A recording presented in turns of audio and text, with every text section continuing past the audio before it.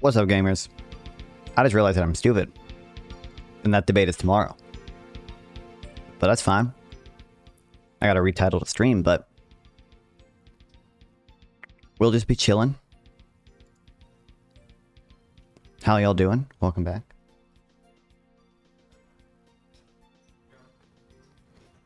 I'm not a gamer.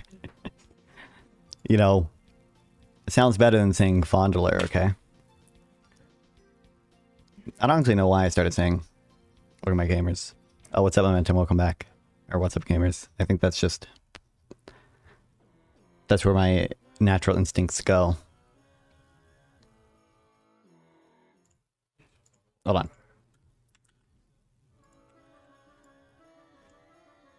Where's the optimal place for Frank on... you can put him where the other shrimp is. I can't really... well, I can put him on a TV. What's up? What are we chatting about today? If you guys did not catch the Frank test stream at 3 a.m. last night or whatever, good news. Frank now works on YouTube, Twitch, and KickChat. Hey, we're live. What's up, chat? Let's get this party started. You also notice... That's cool to hear. It's always great to see platforms expanding their reach like that. Variety is the spice of life, right? That's true, buddy. I had the microphone thing activated, so I can trigger him by saying Frank, and I had to activate it. I forgot I had to activate it, and that's why he was speaking. Unfortunately, it does just relay what I say into the into chat. I think I can work on making it better. The way I got it to work with all the other chats, because it initially didn't do that. Economics without calculus can still be coherent, but using calculus can help provide a more precise and rigorous framework for analyzing economic concepts and relationships. It's not just vibes, but calculus can definitely level up the analysis.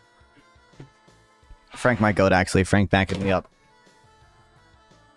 That's true. I asked Claude Code to do it, and it was able to one-shot it. It was incredible. Well, it was basically able to one-shot it. It didn't do exactly what I wanted it to do at first, but it still would have worked. So I gave it instructions to make it exactly how I want it, and it one-shotted that. So thank you, Claude Code. Hold on. I rushed to set stuff up because I thought I had to be ready in like 5 minutes, but I don't.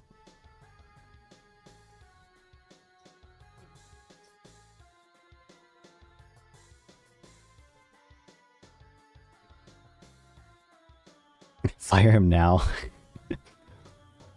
He's goated, he's right.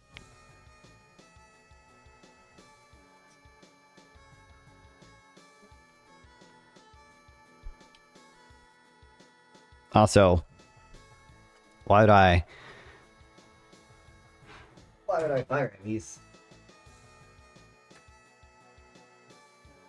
in some way it would benefit me if I'm firing him. Actually, I have to pay for all his fucking tokens.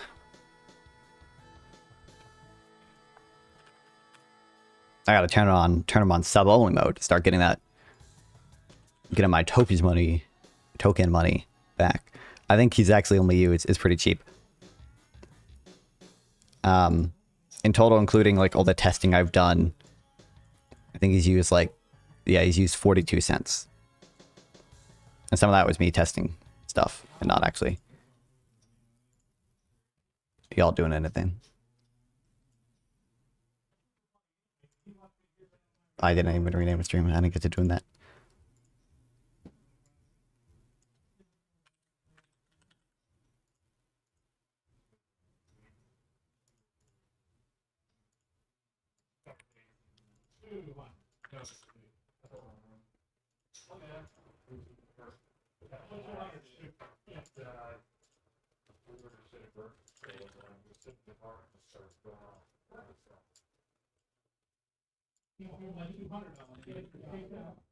Okay, there we go. What happened to my music, too?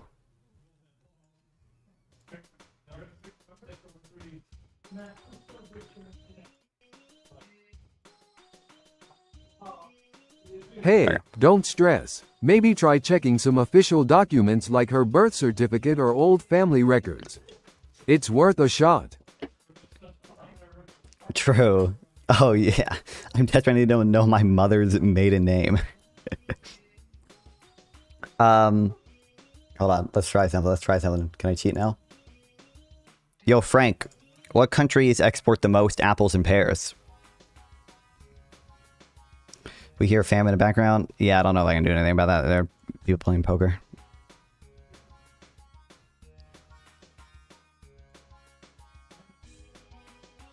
Hey, Frank. Frank, what countries export the most apples and pears?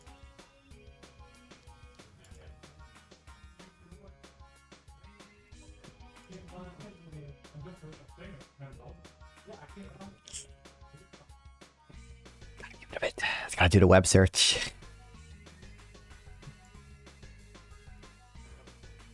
The top exporters of apples and pears are China, the United States, and Poland for apples, while the Netherlands, Belgium, and China lead in pear exports. You said the Netherlands? Not bad. Okay, you got the first two. And then number 6 and number 8. I bet Argentina's got some apples and pears. I know they do pears because that fucking picture of the pears grown in Argentina and packaged in Thailand or whatever, that fucking went viral on Twitter again. Because of course. Yeah, Argentina's 11. Damn. South Africa, Italy, and Chile. I would not have guessed those, honestly. I probably would have gotten China and the US either way, to be fair. Oops.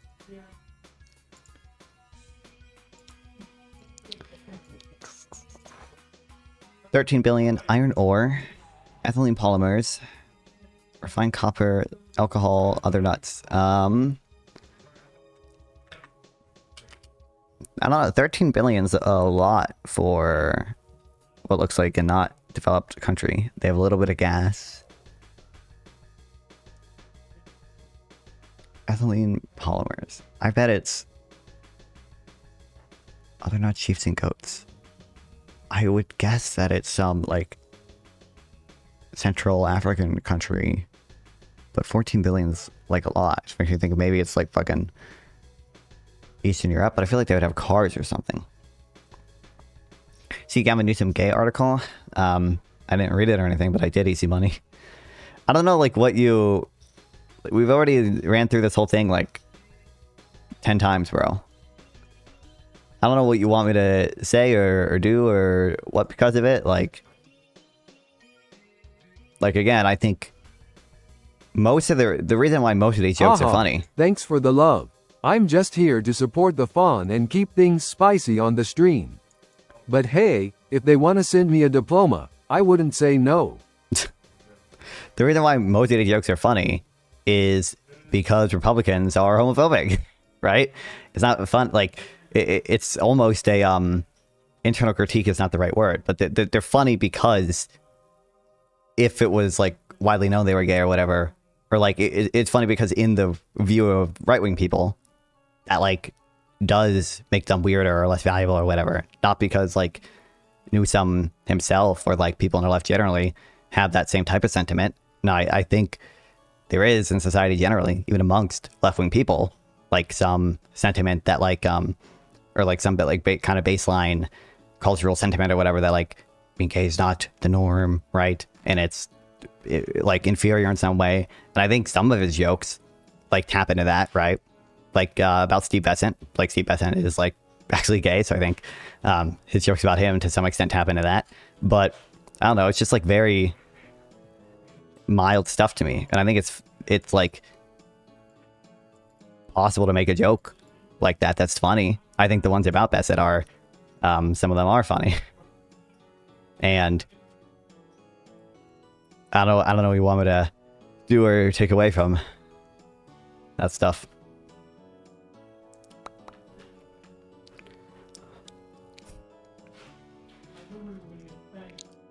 I'm gonna guess. I don't. This is gonna tell me if it's in Africa or not. Okay, interesting. Kenya, I think, would have. I guess it's Eritrea. Damn. Make up a critical black joke about the GOP, since the GOP is anti-black. I don't think that's... I think just the magnitude is different there, essentially. I mean, it's just like the difference between, like... I think it would be essentially acceptable for me in some context to, like, make a joke using the F slur, right? Even though I'm not gay. But it would be much, much, much harder for me to make a joke using the N-word.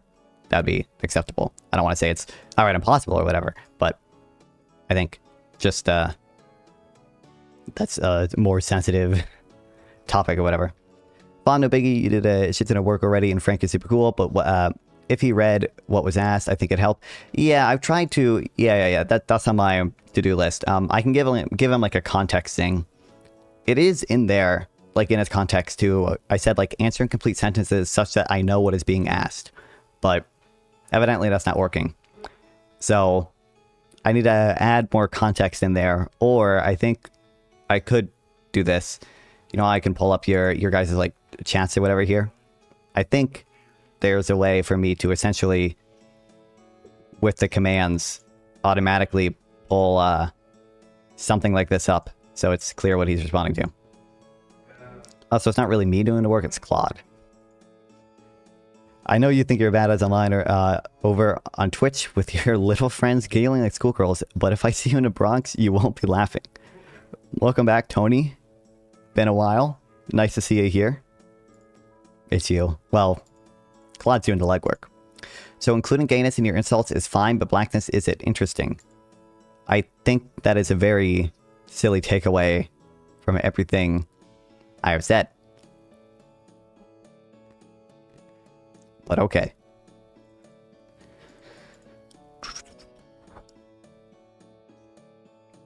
Is it Kyrgyzstan? No, there's no way. Actually, maybe it is one of the stans.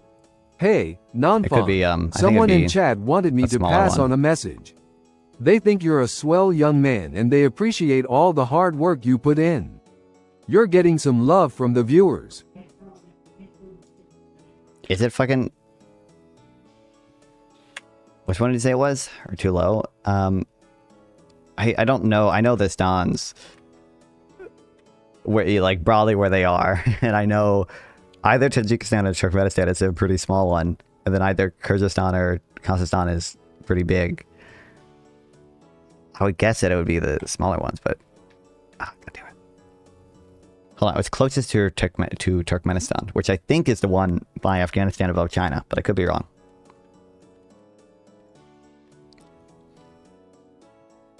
Iran? Oh, that's funny. I would have thought Iran would have way more oil. But I guess they probably have too many sanctions on, like, their oil. So, I would also think they would have more than 13 billion in exports.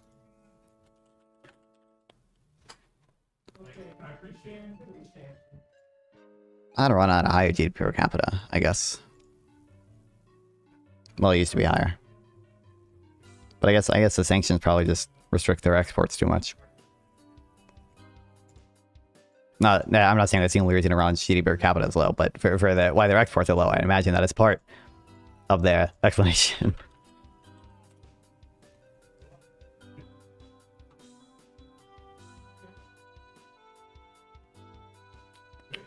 I think I'm going to need a nanny state to stop me from talking to Frank every 2 seconds. Yeah, I can, like, put a cooldown on it, but that's somewhat annoying. It's not, like, transparent how long the cooldown is or anything, so people are going to probably be confused. We'll figure it out. We'll figure out some stuff. Blackness is more sensitive primarily because blacks are a large percentage of the Democratic electorate.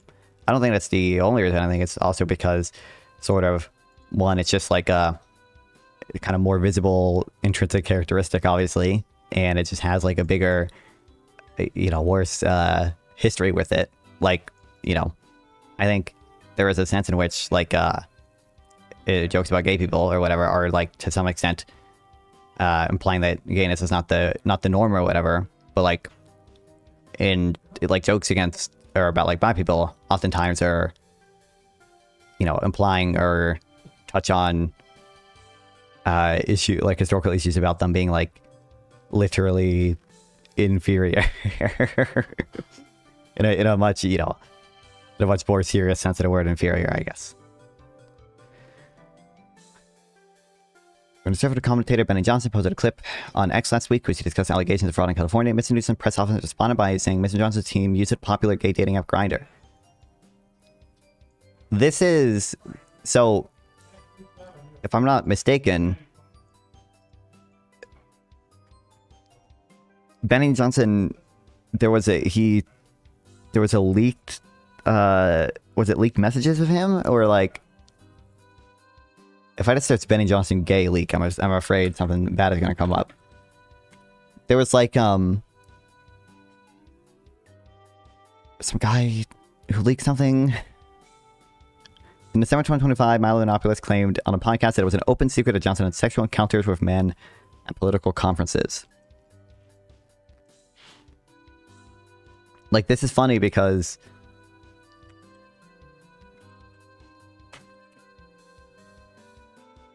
there's been like leaked stuff about them, about that.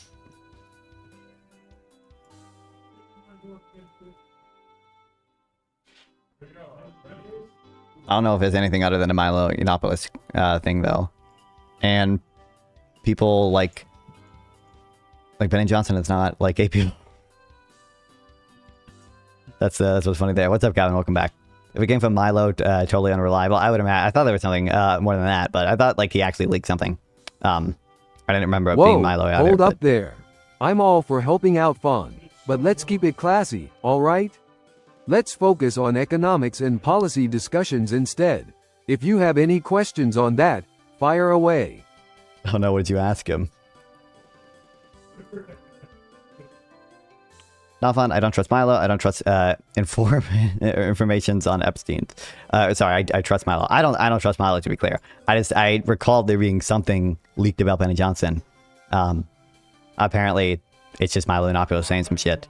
But the reason, like, it's funny in light of that happening, and if it was the case of Benny, like, and given the context of Benny Johnson, I don't know if Benny Johnson like specifically has like said or like stuff about like gay marriage, for instance. I would imagine that he's kind of on like the Christian theocrat line on that, where he, you know, doesn't believe gay marriage is real marriage and thinks it's like corrupting people or whatever. But like, go to Benny Johnson's YouTube page and look at how many like woke SJW crying flags there are.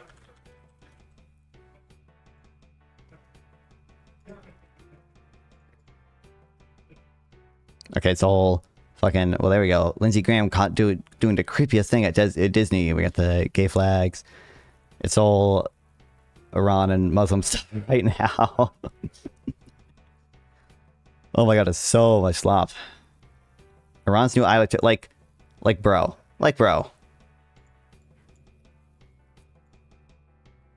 Thoughts on the Supergirl trailer? Like dog.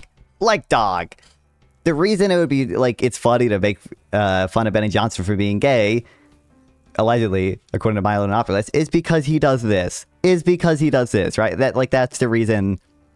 Allah, you guys, I just came out of the missile closet, and I've never felt so free and joyous and angry at myself. And now, keeping with tradition, I should throw myself off the building! Like, come on. Wait, so Newsom and Benny Johnson have similar attacks on Lindsey Graham. That should be an indictment on the former. I don't know what he's like. It's just a depiction of him there I was using, whatever. I'm just saying Benny Johnson does a lot of this like culture war stuff. Oh, that's a tough one. Woke people all I'd the say time. EVE Online has a pretty complex economy system with player-driven markets and supply chains. It's like a whole virtual economy in there. I mean, it's kind of a low blow to someone's personal preference. I think it's like, I'm not saying the joke is not to some degree, they like, I don't want to, demean is a strong word, but like if there was a societal attitude, more broadly speaking, that it didn't, that wasn't to some degree like homophobic might be the wrong word to use, because again, that's like too, I think that's too strong of a word, but like broadly kind of heteronormative, right? I don't think the jokes would be like as funny or whatever. But like, I think most of what he's tapping into here is affected by Johnson and stuff like that. Yet is, or was allegedly gay, if you believe Milo Yiannopoulos.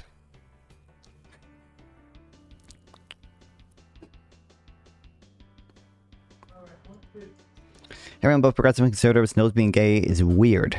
Progressives just hide it a bit better. I don't know what you like. I think there's like a broad cultural intuition that that's the case, and I think that is like part of the reason why some of the jokes can be funny.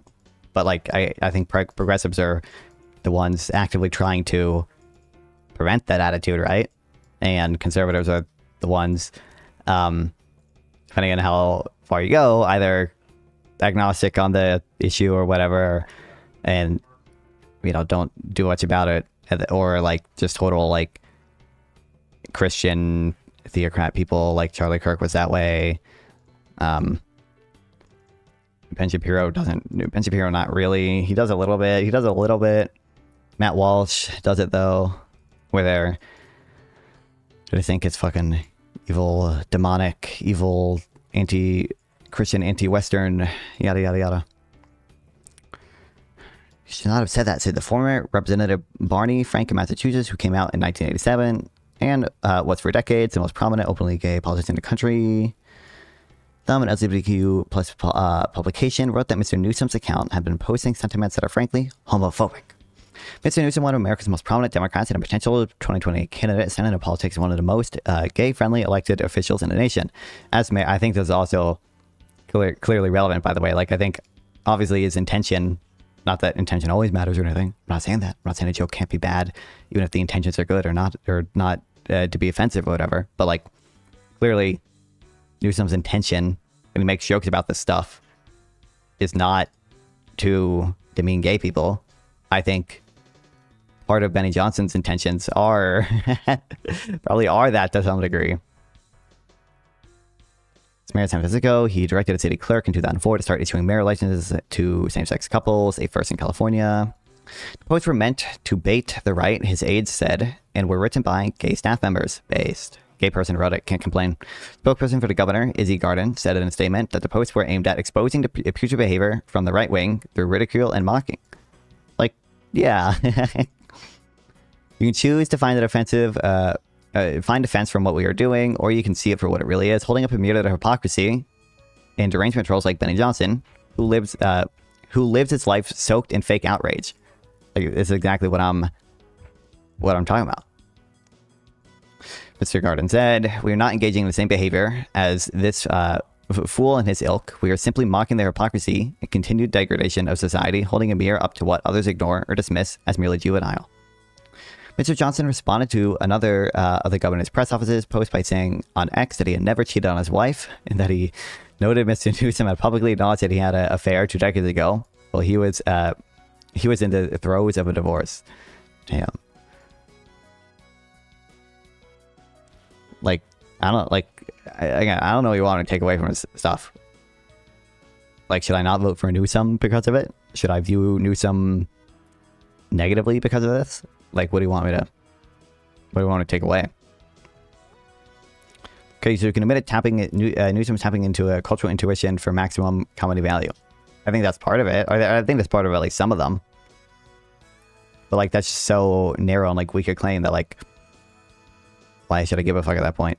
Piers Morgan hasn't published the James Fishback thing yet, has he?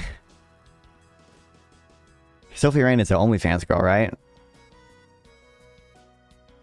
Florida God first, maybe not. Oh wait, maybe. Okay, yeah. I'm guessing she is. Dude, can people link to her actual shit here? Why would I want to go to Amazon?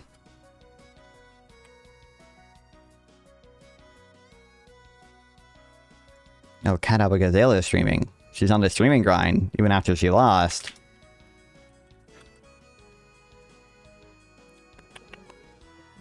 even gay people know being gay is weird. I just don't know even they're weird. I think it's like not because it's uncommon, and there's probably some like there's like probably to some degree some like evolutionary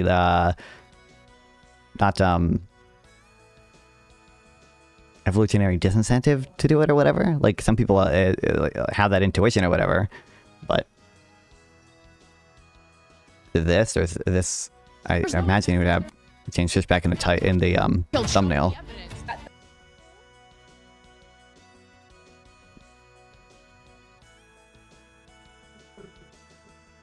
How does he do it? How does he make so much slop? God, I remember the good old days when I was just watching new Piers Morgan Israel-Palestine video every day.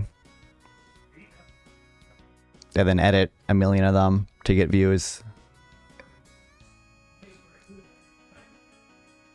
Truly incredible stuff. The community we built. We are not abandoning you. I mean, you didn't abandon us. And I can't thank this is like a edited video. This is a premiere. And I need to find a new sign-off as well as our massive volunteer.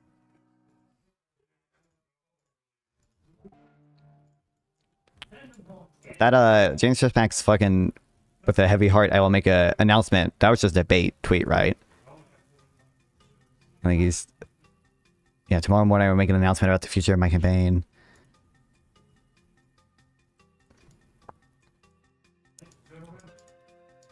What is this stuff? Last month I announced we began our search for a running mate, not someone who would merely sit on a ticket, but someone who would crisscross the state and hear the voices of fear, hope, faith.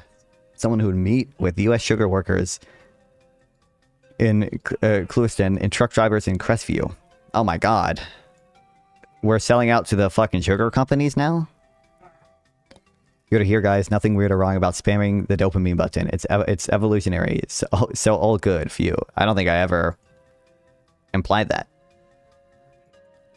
I mean, I was just explaining, like, I think when you say even gay people know being gay is weird or whatever, I think, like, there probably is some, like, I think there's also probably some evolutionary basis for people being gay. It seems like we observe other animals being gay or whatever, but, you know, obviously, I would imagine somewhere psychologically we are, like, typically more interested in the opposite sex.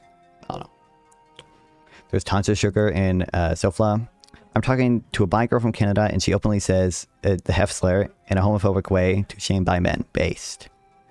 Don't you know, it's all biphobia. They're the most oppressed group. What's up? What's up? I just was watching the stream. So I wanted to know, I don't know how many debates you do. I don't know how much of your stream is like debates or whatnot. I think it's the wage is like 30-70, 70% of the time not. But yeah, basically I think the political debate realm is like really they run into this issue where they make like a bunch of empirical claims and just refuse to provide any evidence for them. I think I don't know if you do this, but do you like kind of capitalize off that a little bit? Because I think it's really funny to do. Yeah, especially because like I debate a lot of economics. People oftentimes just won't. Sometimes they don't even have the right framework for thinking about things and stuff. But like, people are really bad about like having actual evidence for their stuff. But yeah. Yeah, I was on a stream earlier today on like TikTok, and some guy was like, "There's like a correlation between immigrants and like." Can you say? I'll just say grape here because I don't know if you can say. Oh the yeah, word on YouTube. I'm not. Yeah, you can okay, say it. cool. It's fine. Yeah, rape. Yeah. So, I'm like, you understand it's not causal at all, and he's like, and then I quiz him on like OLS and stuff, and how he feels for endogenating. He's like, what the fuck's endogenating? Why are you using philosophical terms? And I'm like, holy shit, dude, lock in. but yeah.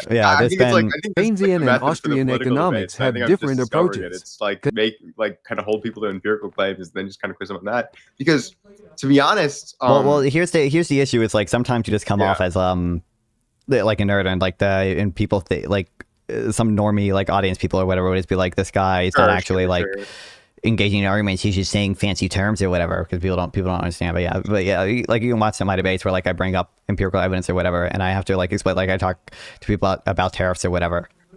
And they'll just like mention certain things. Like I've heard multiple people say like, "Oh, don't the stock market's going back up again." So like clearly like tariffs aren't that bad or whatever. And it's like, well, ignoring the fact that part of that is because we reversed a lot of them, and there's a lot of exemptions for fucking everything. You know, you're not properly comparing to the counterfactual, and like we have actual like pretty well identified evidence with regard to like tariffs effects on uncertainty and on asset prices. But you know, they don't care about that. Well, I guess I just find that interesting because I don't know. I don't think you're like with. I know you're friends with Renald, but he's more like legal stuff. Yeah. I find econ more interesting because well, I guess I want to get into Phil a little bit now, like more, but I still love econ. But I guess like the smartest Trump debaters won't even talk about anything other than like some novel legal theory, and it's really, I don't know, it's really boring. But yeah, I don't know. Did you get that too? Like, I don't know what the method is because I want to start debating these people, but because I've learned like the Charsky rhetoric or whatever. But yeah, I guess I just I don't want to like legal stuff seems so boring, you know. Sure. I talked to like the same 10 people repeatedly or whatever because they're in the same sphere as me or whatever. I don't do that many TikTok debates. I think I've done like 2, but so each person will argue different stuff. Like I know, like I'm talking to Tyler and Grid tomorrow. I don't know if you know who either of those people are, but you know, I already roughly know what they're going to say about stuff. And we're talking about the prompt is the Iran war good for the U.S. economy? So I already know like Tyler's going to argue probably stuff related to just like, oh, well, long term, we're going to get like so much good, cheap energy, yada, yada, yada. Probably something related to, okay, cool. Yeah, I know. Probably something related to, oh, you know, Israel won't have to bomb Iran as much, and that means we can trade with Israel more or something. I imagine stuff like that is going to be his arguments. And he might do something.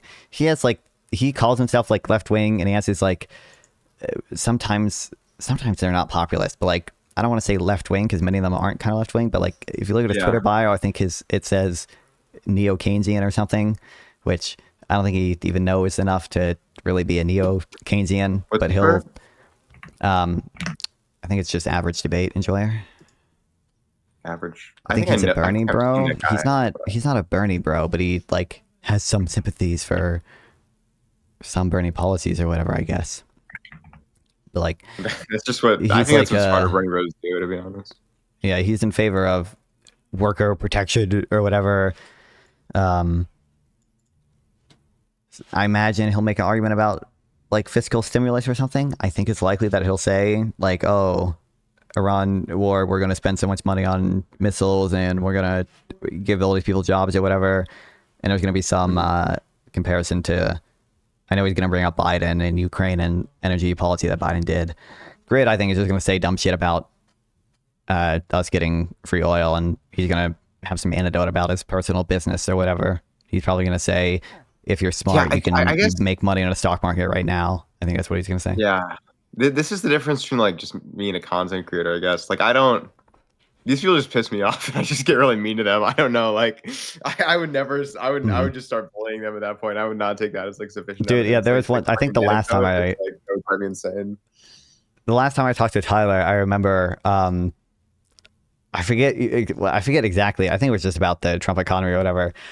Dude, I got so fucking pissed at him. I was screaming at the top of my lungs. I think I got muted for a bit because we were talking about tariffs or trade or whatever. He was like, even your best study with regards to tariffs and jobs says that, you know, the U.S. lost 2 million jobs or whatever from trade with China. I was like, no, I know what study you're talking about because I'm the one who told you about that study. That's Arthur Dorn Hansen.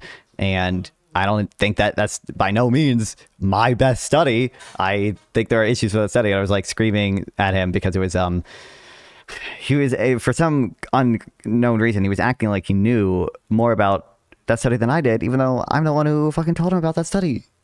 And like, he didn't even get the number. The what? Yeah, China Arthur shock. Dornan Hansen and local labor I've never market looked effects. into that So one. Yeah, yeah, I don't know. I mean, it's not like I think we probably did lose manufacturing jobs from the China shock, but Arthur Dornan Hansen I think is just for not. sure. I mean, just the number there doesn't even the aggregate number.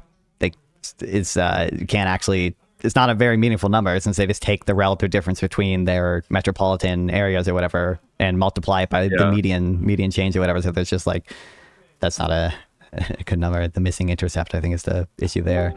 But, you know, he also got the, I remember I was pissed because I was like, I remember saying like, I'm pretty sure it says 1.5 million in the paper or whatever. And he's like, no, I know it's 2 million.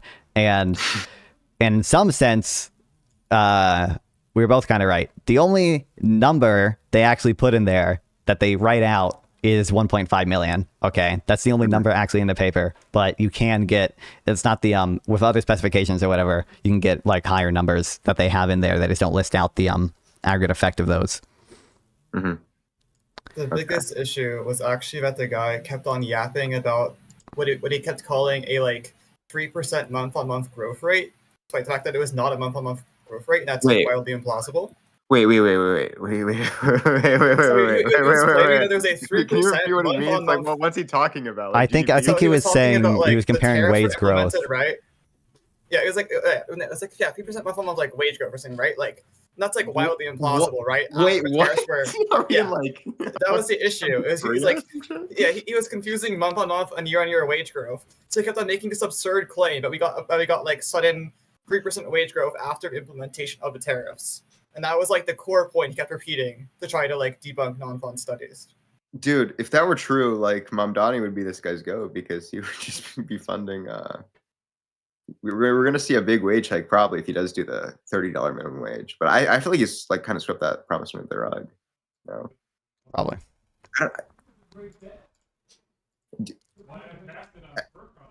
I did want to talk to you. Where do you see the minimum wages right now, non-fund? I mean, for my basic understanding, like my general position would be, there's probably very few cases where I would technically find them optimal. There are probably a decent number of cases where I think there would be a net benefit. I don't think that they cause like substantial unemployment effects or anything. But like, it seems like other margins adjust. So, you know, there's probably some pass through on the prices.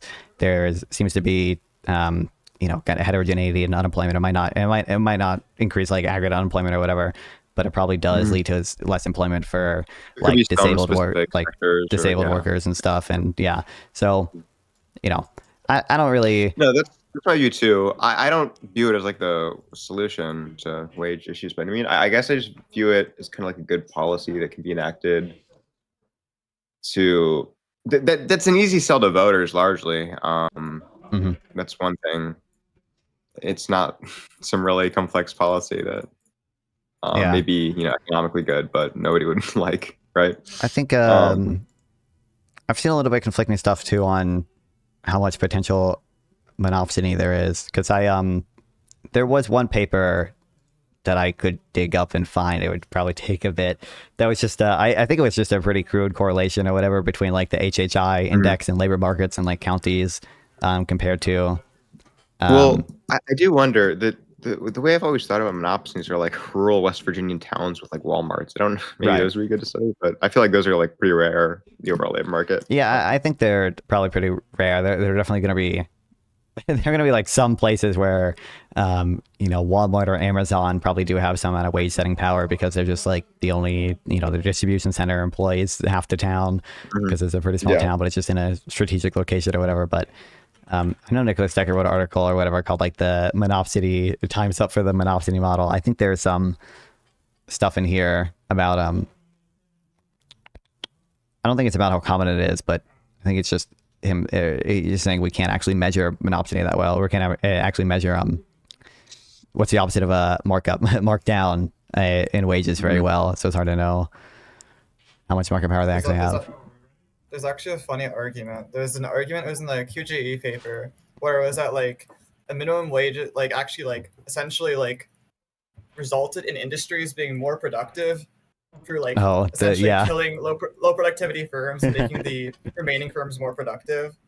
So we should implement a minimum wage for that reason or something like that. Yeah, I Like, remember. that's a possible conclusion you could reach. I remember It's a seeing that. funny Yeah, argument for it. there's a minimum wage actually Hey, causes dude, creative destruction. You may Let's go. think that's like really dumb. I think from the evidence I've seen from like Sweden, that actually did seem to work like for the 60s or 70s. In reducing unemployment, at least like the red miner stuff. But you can't really control the upside of it, right? Like you can't really control wages getting too high, I guess, which would be the downside, maybe. I don't know. I also haven't looked at that model for a while, so I might be glazing it too hard. My general impression is that we should care, like, is that like minimum wage gets far too much focus for like how like useful the policy it is, and we should just focus on getting more people more like transfers or whatever. Expanding. Yeah, I FTC or broadly whatever. agree.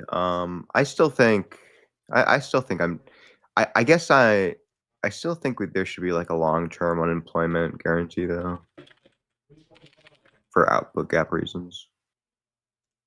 Would it like I don't know. I'm not like a MMTer, at least. I don't associate with them anymore. Well, yeah, that's how I got into this stuff like 4 years ago, 5 years ago. Yeah, here's what you're gonna love this, Kodor. I know. I remember King or Coast tweeting about that minimum wage paper. The simulated example here is consistent minimum wages, deleting the least productive firms without reallocating their workers. That raises average output per worker at the industry level, but is almost certainly not efficient. It's just an output tax. Yeah, I think the Sweden model controlled for the like they had a lot of benefits to try and retrain and whatever for workers. They had better unemployment benefits. So that's probably the mechanism where it lacks. Yeah, I don't know. That's interesting. I would want to know. I don't know. I feel like it seems to me like the minimum wage discussions are either really like empirical now, and it's like there's not much disagreement about what the policy should be. It's just like the weight of the policy of how effective it actually is. Which I probably come out more neoliberal on that actually. But then there's just these like knuckle dragging conversations with people that are like took econ 101 one time, misinterpreted supply and demand graph, the nuances behind it for labor markets, and then just like we're like, look, this is what's gonna happen. Like, there's no nuances here. We're gonna get like an additional 8% unemployment. Like we'd have no unemployment if it weren't for the government or something. That's true. I mean, to be fair, like in my econ 101 class, like I tried to mention monopsony to my teacher. My teacher straight up dismissed me and said, you know, monopsonies could never happen in real life. Therefore, your model doesn't matter. We should instead focus on the 101 model. I'm in intermediate micro right now. And my professor was going over like utility a few weeks ago. And you know the philosophy behind like utilitarianism, I guess, because that's sort of related to maximizing utility or whatever. And then we were talking about distribution stuff, and I'm like, I raised my hand. I'm like, what's your like? Are we gonna go over like Rawlsian stuff? And she's like, no. I have base. Kid you not. I support that actually. I kid you not. 3 slides later. We learn about the veil of ignorance. The fucking like wait, that was okay. That was by Harzani. That was an economist. Okay, that was Harzani. Harzani made the same thing. And she just didn't know who Rawls was, bro. Like, wait, that's actually crazy because like my professor has done like none of that. He never even mentioned the veil of ignorance or anything philosophical in it. It's literally just like utility is something you use calculus to maximize, and that is all. No, That's so true. it's like taught by a grad assistant student. So they just go after slides of like some professor who's been there for a while, I think. Yeah, I mean my professor's literally like it's like literally the chair of like a major econ department in the United States.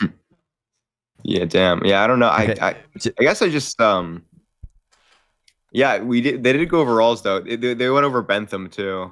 It was only for like 30 minutes, but I mean, the veil of ignorance, technically, he didn't use the term, but there was John C. Harzani. He was like he was an economist. He was a he worked in decision theory or whatever. He came up with the, I think it's original position or whatever is the term he used. Yeah. Very similar real ignorance thought experiment, and he was a utilitarian. Now Yeah, but he was a rule utilitarian though. I was gonna say he wasn't I think also the argument implies like average utilitarianism, because it's in the original position or whatever, you want to maximize average utility and not like not total utility. So I think average utilitarianism is, and probably some other issues, but okay, you can't let Rawls steal. No, I'm not. Yeah, I'm not. I don't think I'm a Rawls anymore. I was like a Rawlsian when I didn't know any philosophy. Now I'm just confused, you know. Like, I guess that's the best way to put it. No. But yeah, I don't know. I do. Do you think? Oh, by the way, I debated the. Do you know the James Fishback like Nightcore edits that pop up? I don't know if you're on Instagram or like. Yeah, I've seen some of them. Yeah. James Fishback Nightcore edits. They're on his campaign. I debated the like 16-year-old kid who makes those. Let's go. Is he like a about so what? dumb, Is he like a groiper basically? I would imagine he would have to be. He's a groiper practically. And dude, it was like 5 questions. It was about immigration and like a kind of like moral question about deportations. This guy folded within like 5 minutes. It was or maybe like 6 questions to be honest. And then him and some other guy just started interviewing me, and then they brought up this like really high tier guy, quote unquote high tier, and he just like fell quicker than the other guy did, and I was like, holy shit. Let's go. I'm like taken aback. But yeah, I don't know. Wait, like, what are your actual thoughts on like the economics of immigration? Because you know, like the social democracy in the 21st century guy, that guy is like very anti-immigration, I think. Yeah, Really? and isn't he like a white nationalist? Lord Keynes. Yeah, I know. I've seen. Yeah, Lord Keynes.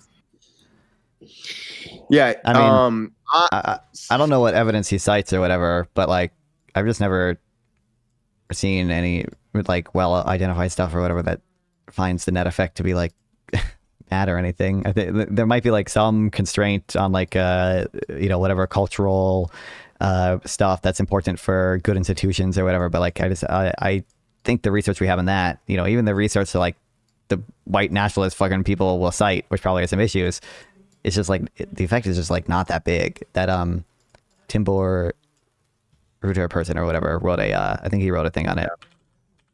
I just think Borjas is highly ideological. Like, you still use like a 100K H1B fee paper. Like, that paper had like 1 million errors in it. Like, I don't know. It doesn't seem like a person we should trust on this topic. Yeah. I also, I don't know. My view on immigration right now, I mean, I guess this isn't something I've really cared about much, because the arguments seem really dumb for most of the time. First of all, I guess it's kind of indexed to what the policy and legislature, like what the legislator decides in the country to do. Because like through a Keynesian lens, at least, I guess even through like a basic Sala model lens, in the long run, growth is mainly just going to be driven by technology, productivity, and labor force growth, right? So insofar as you have labor force growth, it's just going to like basically definitionally increase growth in the long run and add to more output per worker or output broadly.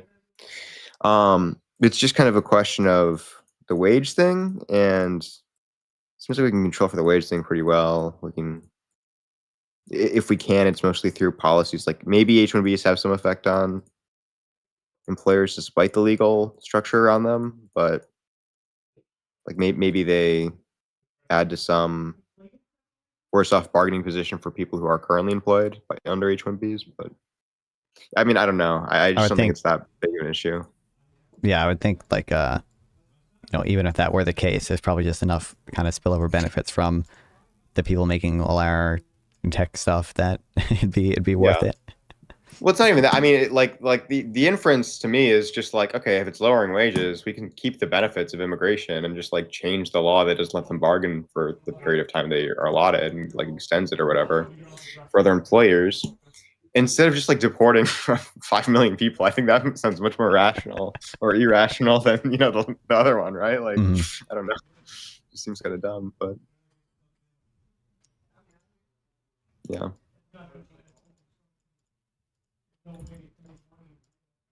Also, I haven't seen you. Oh, sorry. What's up? So I do think we should probably like. I don't think like the immigrant culture thing that one GMU economist does is too implausible. Like, I mean, like yeah, I don't can't think it's imagine that. Like I guess like for example, like I don't want to use I don't advocate like deporting like Somalis, right? But like I don't think it's too implausible to say that like Somalis in the U.S. and especially like their like cohesive groups are more low trust than like the rest of America and are probably more likely to do something like welfare fraud. I mean, that's not. Yeah, I think I'm just like that's plausible, and there's some amount of evidence. The evidence I've seen is just like the effect is like not that big, and then a lot of it is because you know they come from societies with like worse institutions, and insofar as they integrate to a society with better institutions, it's likely that their attitudes will like shift over time. Like I think I haven't highlighted this blog post, otherwise I'd be able to quote stuff right now, but it's in that the Timber Rooter, however you pronounce his name, blog post I was mentioned earlier. Tiber Roots. I actually don't know how to say it. I read his articles a lot. Yeah. I think it's mostly just an argument for like being like selective in who you admit, which is like what most people who support immigration want. But oddly, the U.S. doesn't actually do it very well. Yeah. I just opened Twitter. The first thing I see, by the way, is a non-fun reply. With Jordan Peterson.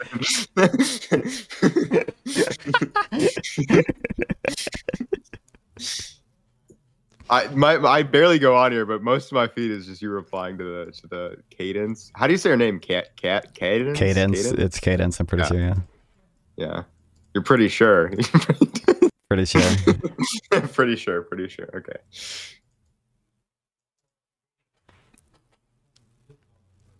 Yeah. But I do you think, oh, by the way, did I actually convince you on healthcare, or was that just a meme? Mostly a meme. Fuck. Come on. I think like maybe my credence is a little bit lower, but like not, I don't know, not like substantially or anything. Because yeah, there could be some problems. I don't know. I think the trade-offs of cost are just like way too costly for pharma drugs right now.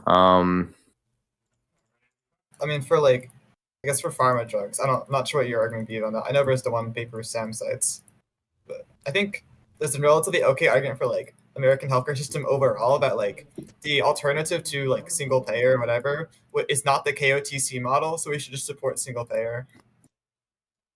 Yeah. Well, see, when my model is a little bit different. It's probably by like some think tank guy, but I forget his name. But basically, it's like most of the pretty much all of the supernormal profits that pharma companies get are based off patent law. But they also, the evidence seems to indicate they provide like a pretty good incentive for firms to innovate, to have like certainty and you know, the ability to invest in projects or whatever. Yeah, I read those papers. So it does seem like that's like a trade-off. But if we had the government subsidize like 90% of R&D costs, then that could be pretty useful for ones we do subsidize. Then we can tie patents to ones we don't, maybe. I mean, I think I you feel like just I would lower costs like quite a bit, but you could probably do a Harburg tax on IP if you really cared about some of the like rent seeking or whatever from the from companies with patents, and then like insofar as you subsidize R&D and that type of stuff, I can imagine models where that wouldn't be like catastrophic or anything, but I think you're just A, it's going to be expensive, and B, there are probably reasons to believe the government would not do particularly well at some types of research at the very least with regards to medical. Well, maybe we can contract it out. There's probably various ways you can do research. Yeah, and the issues are going to depend on the model, but like, you know, if you contract it out, I think it's just going to be difficult to, like, for example, one, just measure performance and stuff, and to award the contracts fairly, because like it's a lot of medical R&D is like very much trial and error. A lot of scientific innovation generally is like some discoveries are like accidental, like literally the first penicillin antibiotic or whatever, but like, you know, that was an accidental discovery. It's like, how do we award contracts for those type of like accidental discoveries or whatever? And then I think there's a because like the upfront investment. Yeah, or whatever, well, you could index it to like whatever's not getting public funding and most of the costs covered, they can do patents or something maybe. But maybe I think there's going to be a hold up problem as well, just because like it takes many years and billions of dollars to develop a drug, and over that time, especially in the context of the government contracting it out, where there are like political considerations as well. It's like, do I trust that this politician in 10 years, or there won't be a different politician in 10 years who will have different incentives, who wants to lower the price of the contract that we like already agreed to? You'd have to like safeguard against that, because it's some, I don't even like on its face deny that there could be some inefficiency. It's just about the cost outweighing the inefficiency for me. If you don't want a harbinger tax, you could also just do like the patent buyouts, which is kind of conceptual similar in a way, but it would be like I would say like a harbinger tax on IP would be like a very big policy change in the US, while like doing patent buyouts for certain like things which are considered critical would be less of a big change to like our tax regime and like how we would view IP. Mm-hmm. Yeah, I don't think I doubt we're getting the harbinger tax on IP passed through Congress anytime soon. I don't think that we're not getting any reform passed anytime soon. Here's what we're gonna do. We're gonna get Democrats back in Congress. We may, best case scenario, get like a public option, okay, and then it's worst we case get like scenario. a house. We get a house credit. You're not pro public option, really? Like there'd be like some type of kind of public option I'd be in favor of. I think like it's probably, I don't have like a super strong basis for this. I haven't seen like a ton of evidence on it, but like it just seems really bad to me that we have, or it's stupid to me that we have like a bunch of like overlapping programs for like health care between like veterans and old people and poor people, and sometimes it's contracted out, but sometimes it's just insurance provided by government, and then like the VA for some reason like actually owns the hospitals. It's like we have a single payer system for veterans, but then also sometimes we have like I think we have like TRICARE too, which is like privatized stuff for veterans. It's just like, it probably makes sense to lump a lot of that stuff. Yeah, you got like Medicaid, which is single payer, Medicare, which is like it's multi and single payer. It probably makes sense to lump all those things together into some type of public option and get rid of some of the benefits veterans have with it, because they probably get consumed too much healthcare on the government's dime. I think there's decent evidence that they like the disability ratings they get and the payments they get for them are just kind of absurd. And it's very much veterans are kind of gaming that system, and we've made it too easy to do that. And then also with some type of catastrophic health insurance or whatever in there as well. Yeah, that's to the extent basically Medicaid my doesn't. view. It's just I think we disagree on pharma stuff. Yeah, so my view right now is I broadly support like catastrophic care for most things, and then maybe some like direct primary care, like health tax credits, incentivize like health care seeking, and then if you don't spend the money, you may get it back or something, like part of it back. But like the issue is that's just not going to happen. Like policy for some reason is designed in like the stupidest way, and I don't know why, but Democrats are just going to be like really pedantic about removing some veteran and Medicare coverage. I mean, I think the veteran issue, I don't, that's like the veteran issue almost untouchable. I don't know how, like, even Republicans are probably not going to not want to do that or whatever, because it's like the way The unfortunate issue is, to my understanding, like one of the biggest issues is that veterans get like absurdly high disability ratings because like any medical issue they ever have ever can like somehow be connected apparently to their service, and then they get like 130% disability rating, and they just get like a lot of, I think their healthcare one is like free for that stuff, and then two, they just like get like checks, I believe, some of them. It depends on how high your disability rating is. It's like, unfortunately, politically, it's hard to say we should cut benefits for disabled veterans, but like that's how it's gonna read to people. But no, you're gonna run for president one day. You're gonna get like 2 votes, and everyone's gonna be like, it's gonna be like end farm subsidies and shit. You know. Imagine universalizing Medicare payment rates. The second order effects would be bad. You need to get like who's the guy that was with your stream on your stream when the fight broke out? North. Yeah, North. Get North. And, try and get like, don't actually go up to veterans because we really fucked up, but try and get people to LARP as veterans for a video and do like a mock Nick Shirley video. I was gonna say, yeah, just there's like, so I think the executive would have posted about it too. It's like there are literally like videos of veterans like explaining like how you can up your disability rating. It's like pretty widely known that you can do it, and it's not that hard to do because we've, you know, in fairness, like the law makes it pretty easy to do it. So, you know, do I fully blame them or anything? Like, not really, but it's kind of. Wait, non-fun. Do you know that one Phil paper? It's like not sort of a book actually, like why Americans should not be very grateful to veterans. And it's like an entire paper arguing why they do not really deserve our gratitude. Let's go. It's like Steven Kirshner.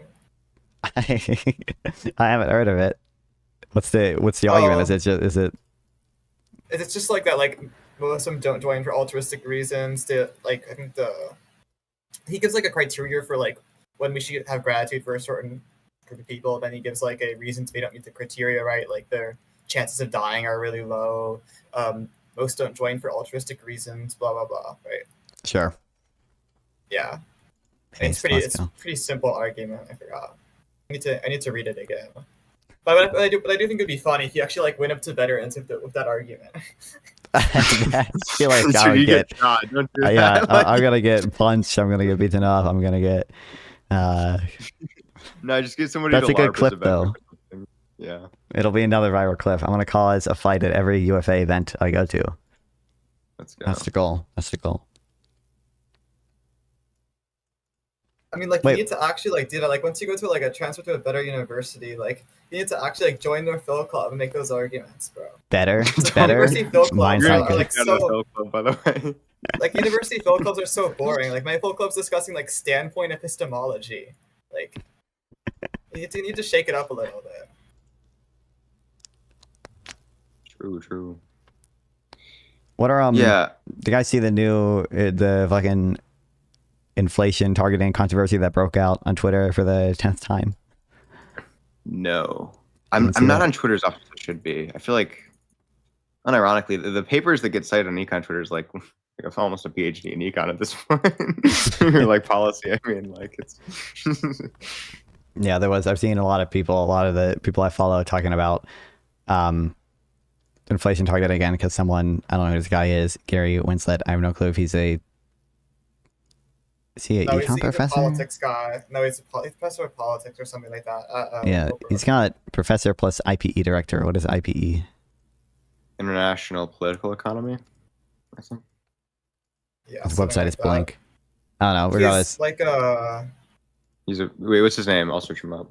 His name is Gary Winslet. I mean, I don't know what to call him, but he's like an abundance guy. Like that's his big thing. Like. Yeah, I didn't know he was a econ professor or anything, but he tweeted out like, "Oh, you know, we should have 2% inflation or whatever because." Wait. If you click on the link on his page, I'm pretty sure like it leads to some like scam or something. Like I feel like brings you to like some like. For me, it was just blank. I get redirected a million times, and I feel like it's gonna get like malware on my device or something. Oh, it does say redirecting, but it just stays blank for me. I don't know, but I've seen fucking like Nicholas Decker quote tweeted it and asked like, does anyone have a satisfactory reason why? I've seen the neocentrist dude crash out on like 10 different people for saying at least what's in his view dumb stuff or whatever. Jason Furman replied, and like Jason Furman's reply as to why the 2% inflation target, or why we have it or whatever. This is my understanding, and I think most of it's probably right, that one, nominal interest rates can't go below 0 really. So, 0% inflation target, the real rate won't go below 0%. And then, downwardly rigid wages. So business cycles, much worse. Can't have real wages fall in downturns. Like number one, it's possible. Yeah, blah, blah, blah, blah. 3, other prices, rigid so slow, structural adjustment. And then I think here's a nice late review. I think I downloaded this, but I haven't read it yet or anything. That's my understanding of stuff. And I don't know if you guys have different views on inflation targeting. The chat answer is basically just that like the 2% exists because the Reserve Bank of New Zealand said so. Oh yeah, well I know that's why the 2% target kind of exists. Yeah, but I think the nominal wages thing is fine. But yeah. Yeah. But some people. Yeah, I think I haven't looked at the empiric assumption of inflation targeting. I'm skeptical that interest rate or monetary policy works broadly. Like unless you do like monetary austerity, it's pretty bad. But I'd have to look more into that claim before I'm confident in it. I've seen you debate a million times with like Romer versus your cover papers. There's also like a million like bars on it. Yeah. Mm-hmm. 2% target exists because New Zealand made it. Yes, I'm familiar. Easy money.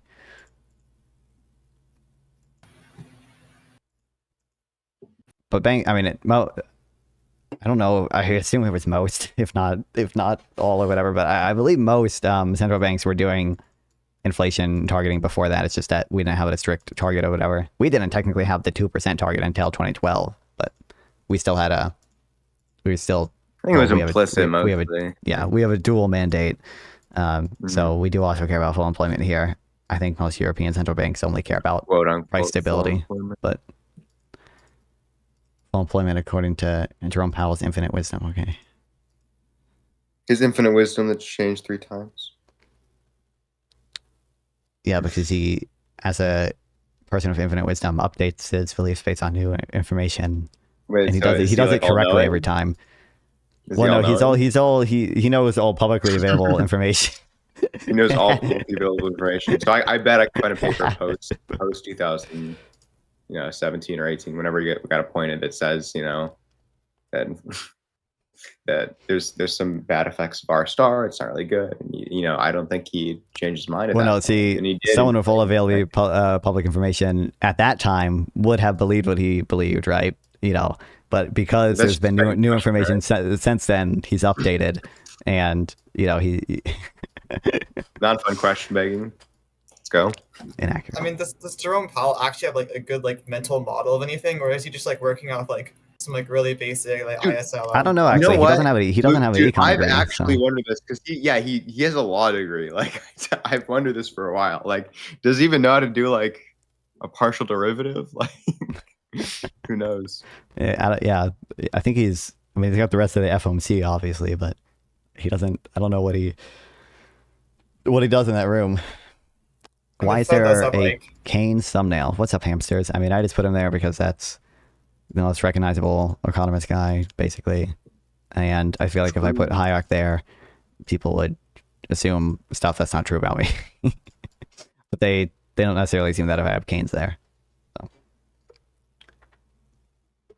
True. You gotta put Millet there or whatever. That's true. Millet.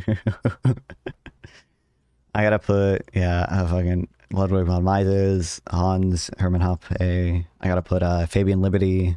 Oh yeah, hamsters put Hoppe. I gotta put Vosch there, my favorite economist. Vosch is the best economist, dude. I wish the debates right now were worker co-ops. Shit again. So ass no. Non-fun. Do you stand with Hoppe? Right, he got removed from the Mises Institute. Do you stand with Hoppe? This is a great core What do you get question removed our topic. for? He was like a fellow at the institute, like a senior fellow or something like that. And then he got removed because he was, I guess, he spent half his time attacking people at the Mises Institute. So Based? Yeah, it seems like I stand with Hafe. Let's go. Unbelievable that the Mises Institute would shut down. I'm sure his very accurate and insightful criticism of them. I mean, they shut down their number one thinker. Like, he invented argumentation ethics. He's their number one philosophical thinker. I thought that's how you pronounced it. Wrong. I don't like to pronounce it. I thought it was Hoppe. Is it just Hop? Hop. I don't know how it was either Hop or Hoppe, right? Yeah, Hoppe, Hoppe, like whatever. Hoppa or something like that. But He doesn't get really my. matter that much. You should make your waiting page a series of fiat money meetings. That's true. I was gonna make it the Jason Hinkle, a version of his graph, and it's just gonna be like, non-font installs Civilization 6, and then a graph of the non-font streams going down. That's what I've done the past 3 days, guys. By the way, I didn't do any reading, didn't do any. I did a little bit of schoolwork, I guess, technically, because I had to. The rest Yeah, of I've just been doing a little bit of schoolwork. I need to get back into reading. It's been like a week, honestly. It's been pretty bad. But I'm gonna finish The Effect hopefully next 2 weeks in a Mark's book too. But yeah, I may have to go now. But thanks for having me on. Sure, no worries. I appreciate it. Yep. Okay, got anything else, Lucas? No. I just wanted to mention that the one guy you're debating is bad at stats. That's true. Okay, well, I'll see ya. Thanks. Based. Dude, I had math class today where like it's a very basic math class or whatever, like I said before. We're kind of finally doing a little bit of stuff that I don't exactly know, because we're like, today he went over like standard deviations and stuff, and like I'm familiar with what a standard deviation is. I just have not calculated them before on my own, at least. I've made ChatGPT do it for me. Or technically, I made ChatGPT make a Python script to do it for me, but you get it. You understand.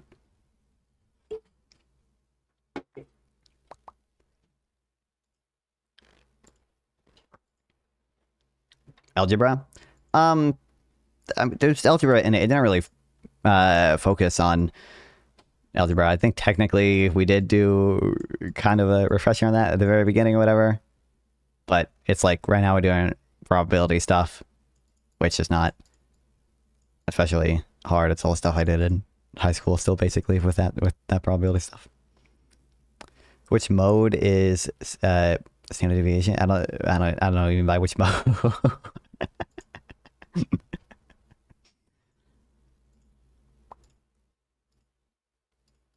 I keep accidentally clicking that shit. Fuck. Where's the graph? Not that graph. That's not the meme graph. My favorite economist. You need a math max? I know. I've been doing a little bit of it. Let's go. Causal inference is my passion. The one tweet got fucking community noted, which is nice. I think the guy might have deleted it. What's his name? Has anyone ever called you the F-slur before, and what do you say back to them? No one is. No one offline, at least, has called me it.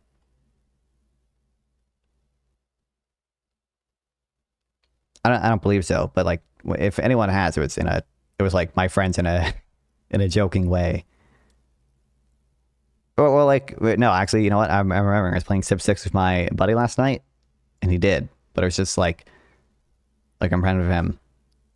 I know he's just using it, like, he's just using it as an insult, not because I'm gay and he knows I'm not gay, right? It's just that's what online gamers do.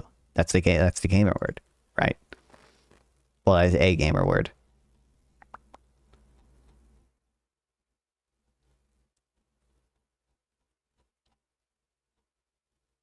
He might have deleted it. Goddamn.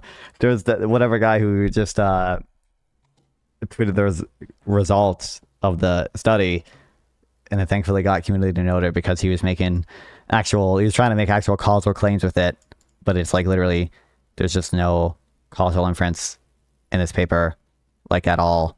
And it's like, I wonder if there's any, issues with the fact that, maybe the IMF, maybe the structural adjustment programs only happen in countries that start to have problems. And that's the reason why you observe this. It's not even a correlation. It's just there's not a correlation in the like proper sense of correlation. It's just a time series graph with a fucking dotted line.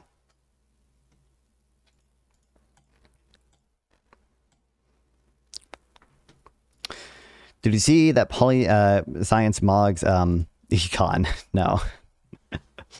I saw some people talking about that stuff on related to that on Twitter, just with regards to because Tyler Cohen wrote his fucking blog post or whatever. I think Scott Sumner did too, about econometrics and how one, it's consuming the theoretical parts of econ, and then two, why econometrics is more robust or has better methods. I think Tyler Cohen threw in higher IQ is as well, which is based. Let's go. So I've seen people talking about stuff along those lines. I forget what the fuck was in here that I even wanted to talk about, by the way.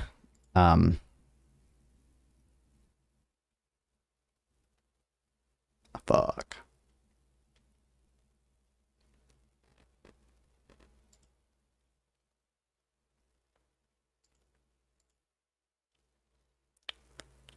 I think this is the, is this worth watching at all? He was supposed to debate James Fishback, but then I guess James Fishback backed out, and is there no theater mode in fucking, oh, there we go. And he was just thrown on a panel with these random fucks. I don't know who any of these people are. And it lasted like 30 minutes because it was just like a shit show where they just like barely let him speak about actual important stuff. I think. Well, he does like a political show. I mean, this is like right after the openings. I don't care to watch the 2-minute openings of everyone. Like, this is not a political show, but it's near impossible not to talk about politics when they're literally in your face every day. Well, but I think they're in your face every day because people like Joe Rogan put them in your face every day. This guy has cabinet level officials on, frequently. He's got people talking about politics on all the time. Same method, same data, precisely reproduced, approximately reproduced, not reproduced. Oh no. Oh shit. It's over. He brings on people to talk It's about. Not worth watching? Okay. And all the time, I would suggest that is all he does. And I've seen a lot of stuff by him that does aliens and psychedelic things. And I would just remind people of this is online propaganda. Just because people on the left were late to the internet and late to the World Wide Web, maybe they were too. And now you're just justifying why Trump, it is the way that it is. And therefore, I'm pushing a agenda. Like I don't. Vaccines. He brought up Trump. He brought right. Like we could turn that. This could become a very fiery debate very quickly. I think. Grant Cardone, LMAO grifter. These people are all. They all gotta be fucking YouTube grifter people, right? Just on a quick thing, like even that statement is conservative propaganda. Like you say that like the left owned every platform. Fox Everyone who used StreamYard. That's what they are. News has been the largest cable news network in the United States for like decades. Every single talk radio program, except for like NPR, was a conservative talk radio program. The people that work in the arts tend to be more left-leaning, yeah, sure, but they're not out here being like explicitly political in the same way that Joe Rogan is. That was my comparison between Joe Rogan and Taylor Swift. Taylor Swift can come out one time and tell you, hey, vote for Kamala, but she's not making music about taking the vaccines and, behaving in lockdown and loving Palestinians. Like Joe I'm sorry. Didn't you know Sabrina Carpenter has songs about why all men are horrible? So, destroyed. Episode after episode after episode, carrying water for the current I don't even think Sabrina Carpenter ever endorsed Kamala the same way Taylor Swift did. I could be wrong, but that's what I'm saying. It's not the same. She did respond to, was it Trump using her music or whatever in a tweet? DHS. Cardone is a real estate guy who sells get rich quick courses. Oh boy, not surprising. They turned late night comedy into. Dude, I saw in my math class, not today, but the class before on Monday. Some fucking kid is reading Rich Dad, Poor Dad, and I might have to intervene. I just can't. I'm voting Republican for state governor and all my state reps. Wow. In what state? one long Trump diss for what, the last 12 years. Stephen Colbert, Jimmy Kimmel. What's up, Brian Brown? Welcome back. Can you react to Mark Lamont Hill on whether billionaires exist? A lot of memes. Oh boy, I've heard that name before. I feel like, but it's also kind of just reminding me of Mark. What's his last name? Lauv or whatever. Massachusetts or Massachusetts Dems. That crazy or anything? When you say state reps, do you mean like in the state assembly? Debated designating Israel Palestine. I feel like I've seen this dude, yeah. But I don't know much about him. What the hell is this stuff? Yes, state assembly. Okay, it's possible. Like obviously, we probably disagree on something to do money or whatever, but like I don't like hate that or anything. I think probably on the federal level it makes sense to vote for makes a lot more sense to vote for Democrats just because you need Congress to it's like a 20-minute clip on Twitter. Of course it is. Let's go. Kind of need Congress to hopefully stop Trump from declaring certain emergencies or doing certain things without the oversight committee blocking him, or at least or at least looking into some of that shit.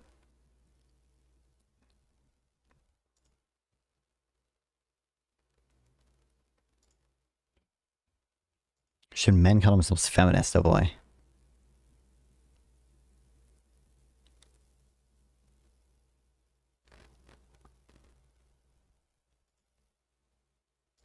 Let's see how broken X search is right now. Thought I spelled billionaire. I might be spelling it wrong. Fuck. Yeah.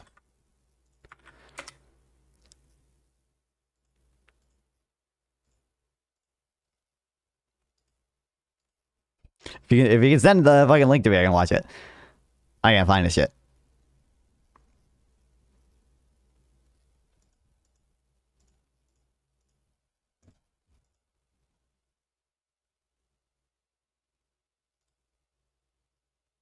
He seems like slop. Everything I saw seems to indicate as much, indeed.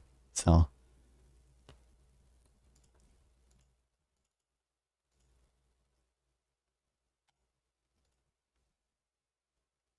YouTube doesn't work SMH. Yeah, YouTube doesn't like links. Twitch and Kick are good.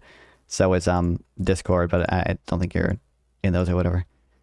Or if you tell me what to, if there's like exact quotes, I can search in Google or something. Here's and Grows, Heterogeneity by Economic Structure. When did this come out?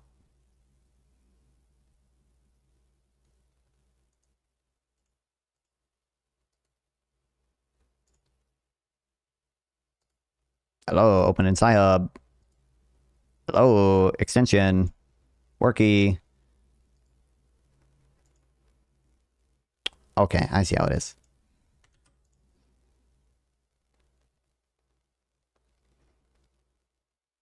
Using multi-methodology, examine per capita income dynamics after tariff reductions in a panel of 161 countries from 1969 to 2019. Baseline local projections reveal a sharp divergence. GDP per capita rises in manufacturer countries following tariff reductions and notably falls in non-manufacturers.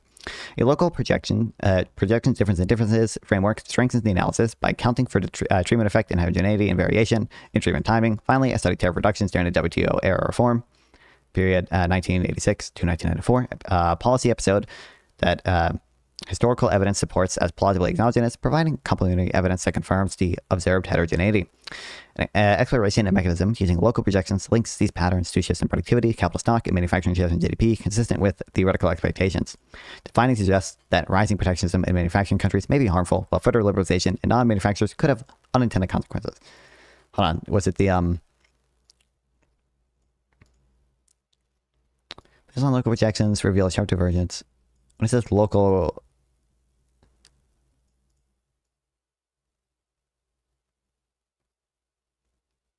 when it says local project, are we examining the? It says GDP per capita falls in whatever local area they're studying, or is it the country as a whole? Maybe not understanding what local projection means.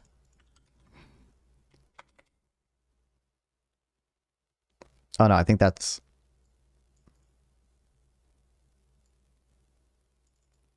That likes to just fucking tool they're using, right?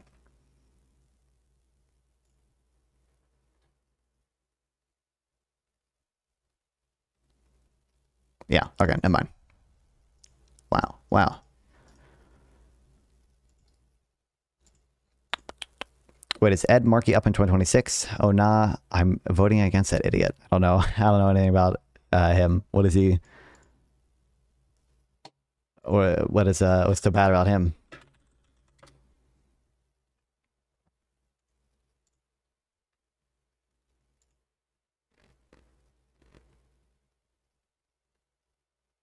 He's on the squad? Oh no.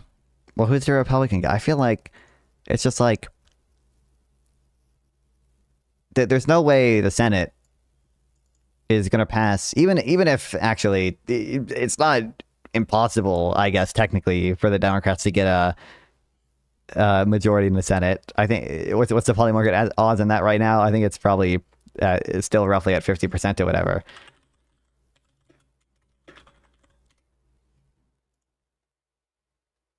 They're 52%. But like I feel like it's just more important to have the Senate for blocking all like the crazy shit Trump does than it is for like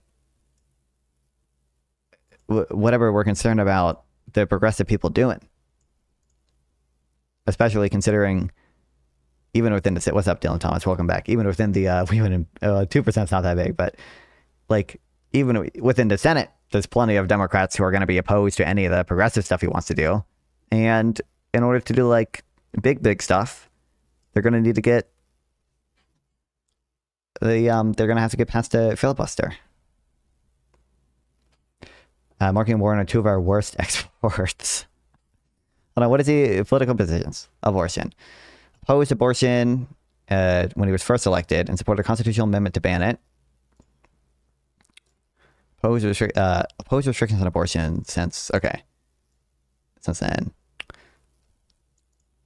But there's no way, I can't imagine even OMG good on animal welfare. Oh wait, hold on. A score of 100 from Humane World Action Fund, a political arm of Humane. Oh shit. I don't know who's your money. Seems net positive to me. Measure required farmers to give chickens, pigs, cows enough room to turn around stand. Okay. I'm sending a billion mail-in ballots for this fucking dude, okay? I don't care what else he does. All right. Okay, we got the fucking...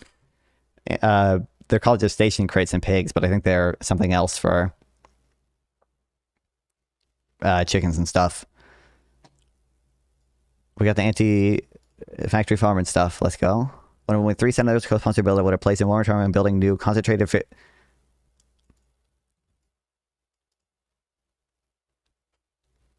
I mean, pretty goated. Come on. There's a higher chance he stays in going forward. That's why. Maybe. Like, I think. Well, so I think it's true that he, like, there's going to be like incumbent advantage there or whatever. But I just. Unless there's maybe you think there's going to be some broader progressive shift or whatever. I mean, I think there is going to be like some broader populist shift, I guess. I just think a lot of that is happening on the right too. So maybe there's some bipartisan shit, like the housing institutional banning like institutional home buyers or whatever. Like that's kind of a bipartisan populist thing or whatever that we're seeing. So like maybe there's like some concern over that. I just can't imagine any of the like hardcore progressive stuff getting through within any time span or whatever. And I think kind of we should consider any of the potential long run effects from giving the executive the power that Trump wants it to have. It has ignoring progressive growth, reducing managed decline policies. It's just not good. Not good. I know, Chipringo.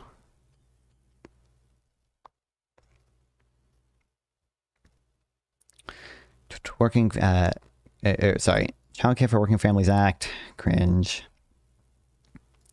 1 of 6 Democrats led by Amy Klobuchar, who signed letters to the FTC and the DOJ, recounting that many of them had called about blah, blah, blah.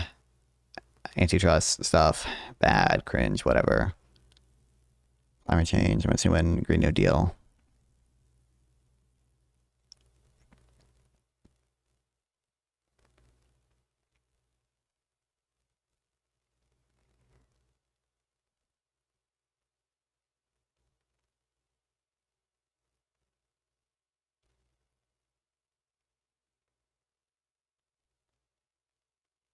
Oh no, single payer.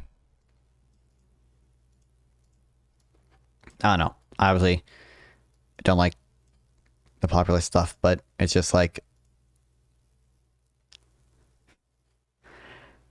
I don't think it's likely most of the things will really get done, especially in the context of the for like in the Senate, because the filibuster they're gonna have to do for many of the there's no way to get the Green New Deal done without getting past the filibuster, right? I could be wrong, but I believe the Green New Deal would require getting past the filibuster. How do you min-max, e.g., maximize and minimize some variable over continuous function? I don't know. Oh, it's find. You put it in your calculator and you hit find. You put it into your, I got my TI 84 plus CE. Or you put it in the fucking Desmos. I'm going to become a PK. You're going to become PK. You will fall in love. You will love it all in the future. Maybe. Who knows? Familiar with what? Right. Sorry. One of the biggest reasons why builder rent provision was added. I wasn't familiar with that being him. Which Trump's going to sign. But there's plenty of progressive stuff that I'm sure he would do that's bad. That's why I don't like progressive stuff. When the answer is take the derivative. Oh, fuck. Like that. I haven't done much of that stuff. I literally have to do it at some point for, college. But I've read some amount of stuff in my own time as well.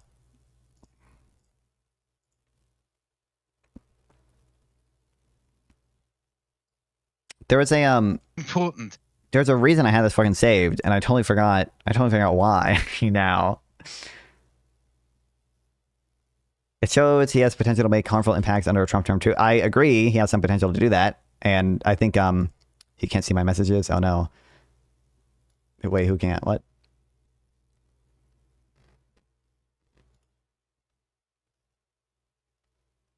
Intermediate micro is mostly just micro 101 with calculus.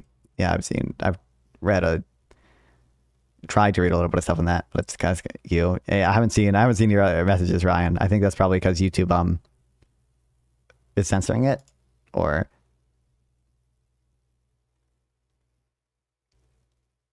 I guess that's a chat. You can't see it. Yeah, I don't know. YouTube sucks. That Hassan has to take over a policy org and make it about fighting his internet enemies. It's pot calling the kettle black. It really is. What does he dedicate? His understanding of policy focuses entirely on stupid fucking vendettas that he has with people he doesn't like. It's like fucking Albanian. This is true, though. Blood feuds. It's it's primitive. It's stupid. It's medieval. It's unbecoming of any sort of democratic environment. And I do not understand why people give him so much heat. Concerning the Israel thing, that is one of the other reasons why I'm stepping up raging at him, because if this fucker does to the topic of Russia-Ukraine, of the war in Ukraine, what he... YouTube chat below is font chat is the worst chat for censorship free. I don't understand what it is. Civ 7 is an open workshop for those who have the game to test upcoming features. Dude, Civ 7 is fucking 60 or 70 bucks right now, and from what I've heard, is a worse game than Civ 6. Why, it's Hitler and Wick's panel?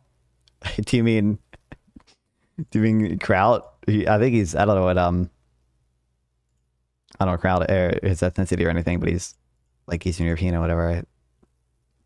Why do these foreigners think they have the right to talk about our politics? This is embarrassing. Well, he's kind of talking about our politics to a degree, but he's not going to, Kraut cares about a much more general German liberal equals Hitler. That's true. He cares about a much more general and totally has what it's due to Six's DLCs. I don't have any of the DLCs, but yeah. I also bought the game on sale.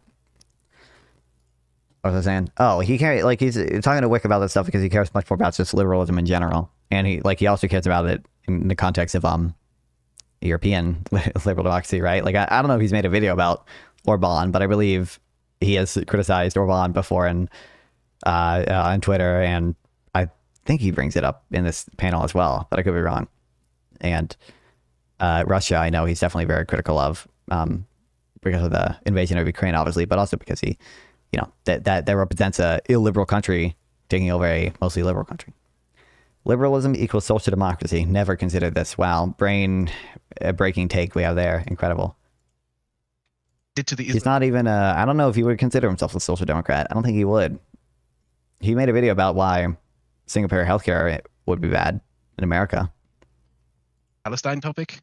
Oh boy, will I be fucking furious. Oh yeah. Can you elaborate on that? Like just so the audience knows and so we understand. Like, can you kind of draw a line? What do you think he did to the Israeli-Palestinian topic, and how do you think he's going to do that or risks doing that? He turned it into a purity test to purge people. He and his ilk. They turned it into a purity test to purge and silence people. Well, when you look at the groups that support Ukraine, it's mostly Ukrainians in charge, and it's mostly about how do you actually help Ukrainians? Raise money to buy trucks to send over to the front line, volunteers, etc.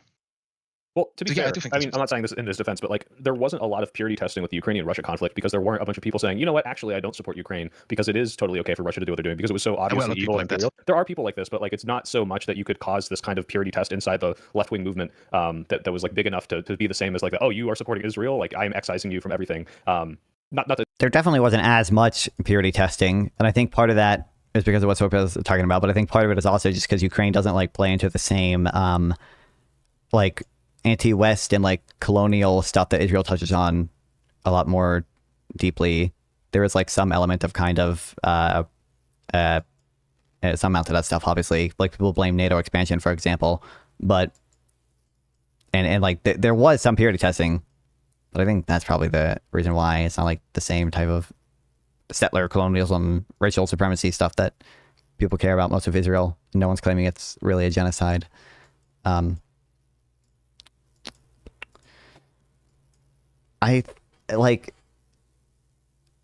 jogging through my memory. I feel like I remember Vosh like talking to like being purity tested by people because Vosh was pro Ukraine, and people got mad at. I know people got mad at Vosh. I believe Hassan criticized Vosh for it. I know Vosh had a few debates about it. Yeah. Between EU5 and Civ 7, I do feel EU5 has fixed their problems quicker. I imagine Civ 7 will be good one day. I don't play many strategy games. This is like literally, I think it's all I really have. I've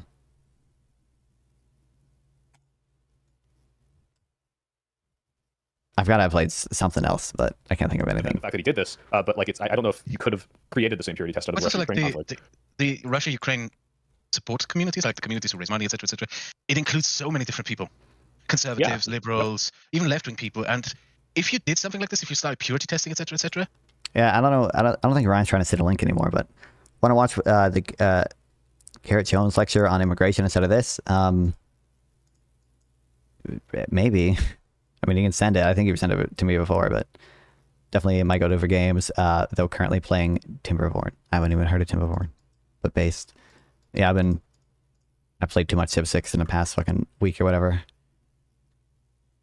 Where does it say how many hours I played last week? I guess my Steam time will show, 31 hours, and I think that's over literally 3 days. Like, what would be left? It would do to the communities that support Ukraine the exact same things that he did to the communities that claim to support Palestine. Turn them into incompetence that bring...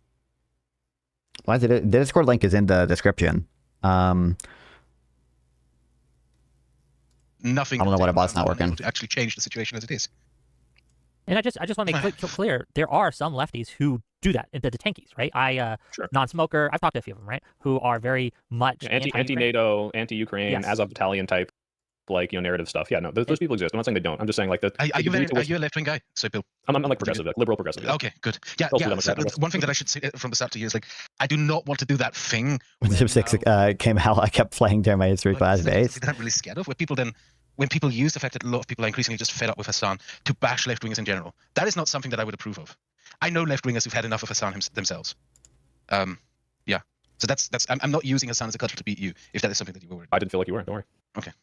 Don't worry. Like soy pills. I'm not a fan of Hassan. I'm more pushing back on the like, hey, I already agree with you guys about the criticisms, but how much of this is worth talking about? Well, the reason, and the main thing I focus on is how much of this is a more pervasive widespread thing, like widespread thing. Hassan didn't create purity testing on Israel Palestine. He purveyed it. He does it himself.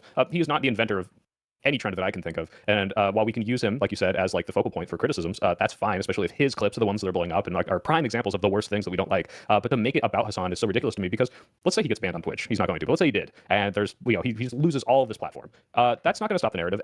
But what it will do is make it seem like, oh, all the problems that you were discussing and making this person the focal point of, oh, they must be not as bad now. And that's not what I want. I want those problems to be addressed absent of like stupid Twitch drama sports. So I guess to kind of give you, and I'm not sure if you were here for the very beginning where I kind of laid this out, but it is a question that deserves an answer. Like, why are we talking about Hassan when so much is? That's a great question. That like I threw at people. Like I feel like the soy pill is where it's kind of. I mean, it's just because he's the like biggest guy in the space that we are all to some degree in. I say we. I'm lumping in myself with soy pill and Wick. Absolutely, just as relevant. And Dev and Kraut, just as relevant. Garrett Jones also likes H1B, so you know he's not bad faith. Depressor would repeat the first paragraph of one of Chomsky's books for 2 to 3 weeks. Let's go. I'll go to that guy's accounts on Twitter.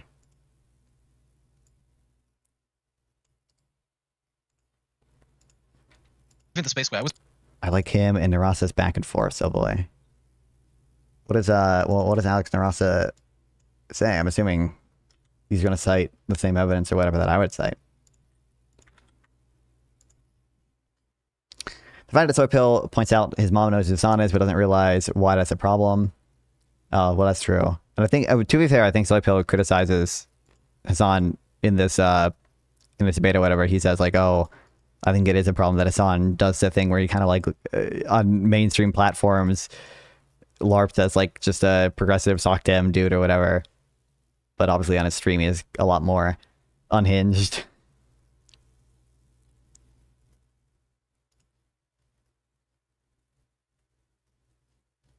A few years ago, where I got into arguments with people where I kept telling them every moment that you talk about Hassan is wasted. Just ignore him and he'll go away. And the more you ignore him, the more worse he seems to get, to be honest with you. Well, I don't think we should ignore him. It's like also like... Well, let Kraut finish. Go ahead, Kraut, please. No, Circle, can interrupt me. Go ahead, please. Why, I interrupt. You finish.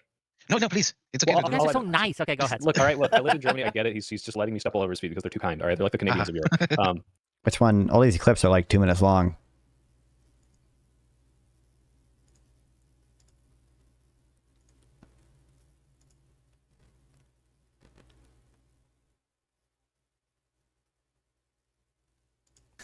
Basically, I don't think these things should be ignored. I'm saying there are very specific things that you do focus on. And those things are when a narrative or a clip of him speaking is more indicative of a widespread problematic thing that does come from the left that is harming the movement. Hassan himself could be that, by the way. Like, if he gets big enough that he's subverting, like, congressional candidates, that is when you focus on it. The problem is that, like... He's at that stage. So just real quick, just to let you know. Yeah. Like, I'm not in saying my he's opinion, not. I'm So saying... this happened with... Hold on. Sorry. Was this before or after the progressive victory? How did she be there? Go on. It's Joe Biden. Oh. I did not... I assumed... It wasn't that one.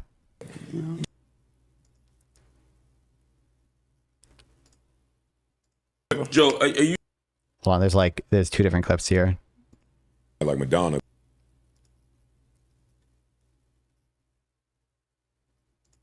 It's just a full thing? I see an 8-minute one. Folk is quieting down.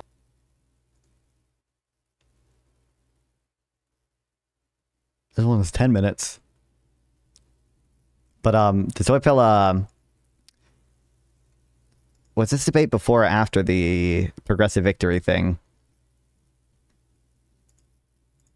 March 30th.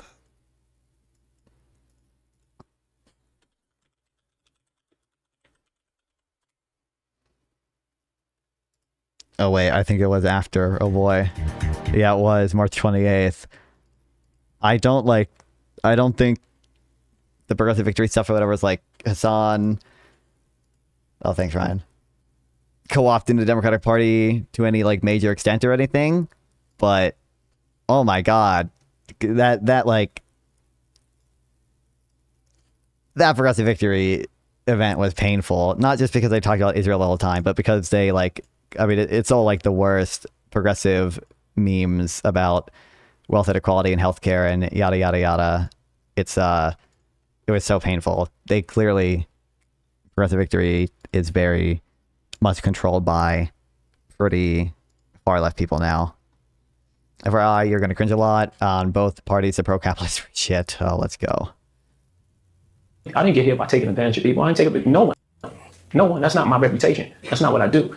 I didn't get here by taking advantage of people or taking advantage of, the loopholes in the system or some wrinkle in a capitalist structure. That structure exists, and I just see the world for what it is. Why do old new King's marches keep turning into Palestine protests? I haven't seen that. I feel like there are definitely people who talk about Palestine that are there, but I haven't seen it. I think No Kings has been kind of the broadest appeal protest or whatever. I haven't seen much of that going on. I kept trying to listen in for Mr. Beat and Dylan, but it was so hard to listen to. Yeah. What I wanted to be. I'm a realist. It's not ideal. Even Mr. Beat, bro. I love Mr. Beat. Okay. Mr. Beat's goated, all right? But like he has just kind of weird cringe shock dem takes sometimes that I just like. I just don't think he's thought about them enough to really have as strong as beliefs on them as he does. Do you know Gabriel Zuckman and David Warrenstein had a debate on wealth inequality? No, I haven't seen that. Mr. Beat is brain rotted. I said what I said. Okay, I stand by what I said. I'm not going to go any further than that right now, at least.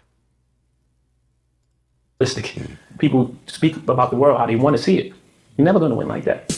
I win with that. Couldn't have said it any better. Facts. I agree. Along with the insane beliefs that we should uncut the house, I feel like that's one of his lesser insane beliefs. I don't think that's insane. I don't know. I don't think I know. I don't think I have strong opinions on it, really. Okay, thanks, Ryan. But I don't think that's crazy or anything. If you're an American capitalist, I've seen him talk about a lot about like also like single payer healthcare and other like progressive memes about billionaires and money in politics and yada yada yada. I just think he is getting that impression from like think tanks that are not doing like rigorous research. Like I imagine that's coming from like EPI. Like when we made an interesting confession, which is contra leftist beliefs. Oh no. I'm hesitant, but I do think I could be easily convinced to expand the house. Yeah, like I don't think it's that crazy, but what would be, I don't know what the downside necessarily would be.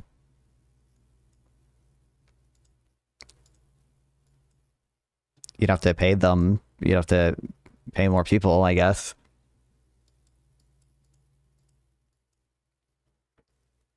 capitalism is your birthright. I think the big It's not really insane. You should be expected to rant about how single payer healthcare is good and your money is running, and how money is ruining politics if you're a normie.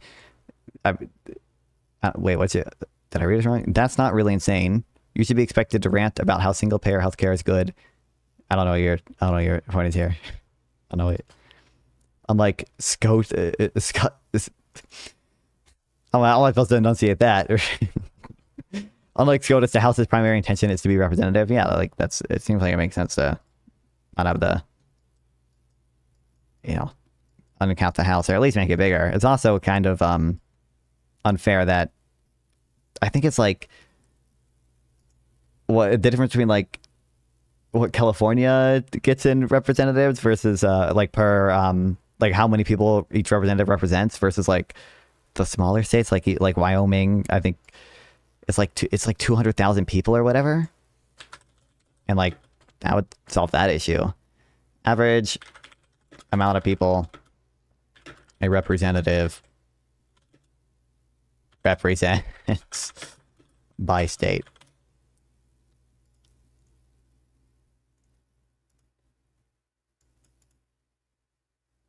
Is this sorted easily for me?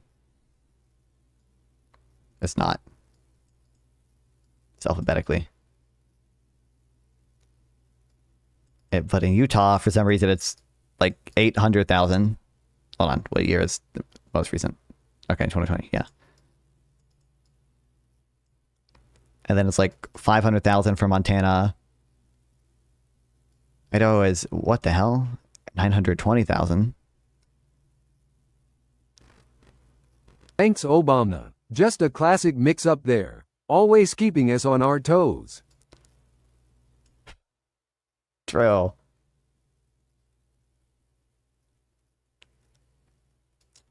Literally 0 problems are covered in house salt. Isn't this a problem that I'm looking at right now that it would solve? As well as the issue of just it being more representative. Or the benefit. I don't know if you don't want to count as an issue or whatever. Biggest problem that I have a lot of friends that are anti-capitalist, and my biggest problem with the thought process is what the fuck was that? it's often confusing how Americans. I think the biggest problem that I have a lot of friends that are anti-capitalist, and my biggest problem with the thought process is it's often confusing how Americans treat corporations versus capitalism. I think capitalism itself is not evil. I think that the fact that Americans give capitalist corporations more power than individuals. Who is this guy? We're doing the crony capitalism memes. Lord, why? Individuals and more rights than individuals is the problem.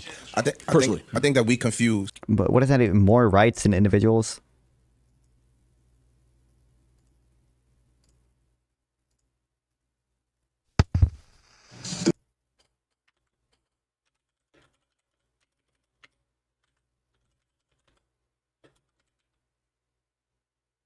Is this not the thing?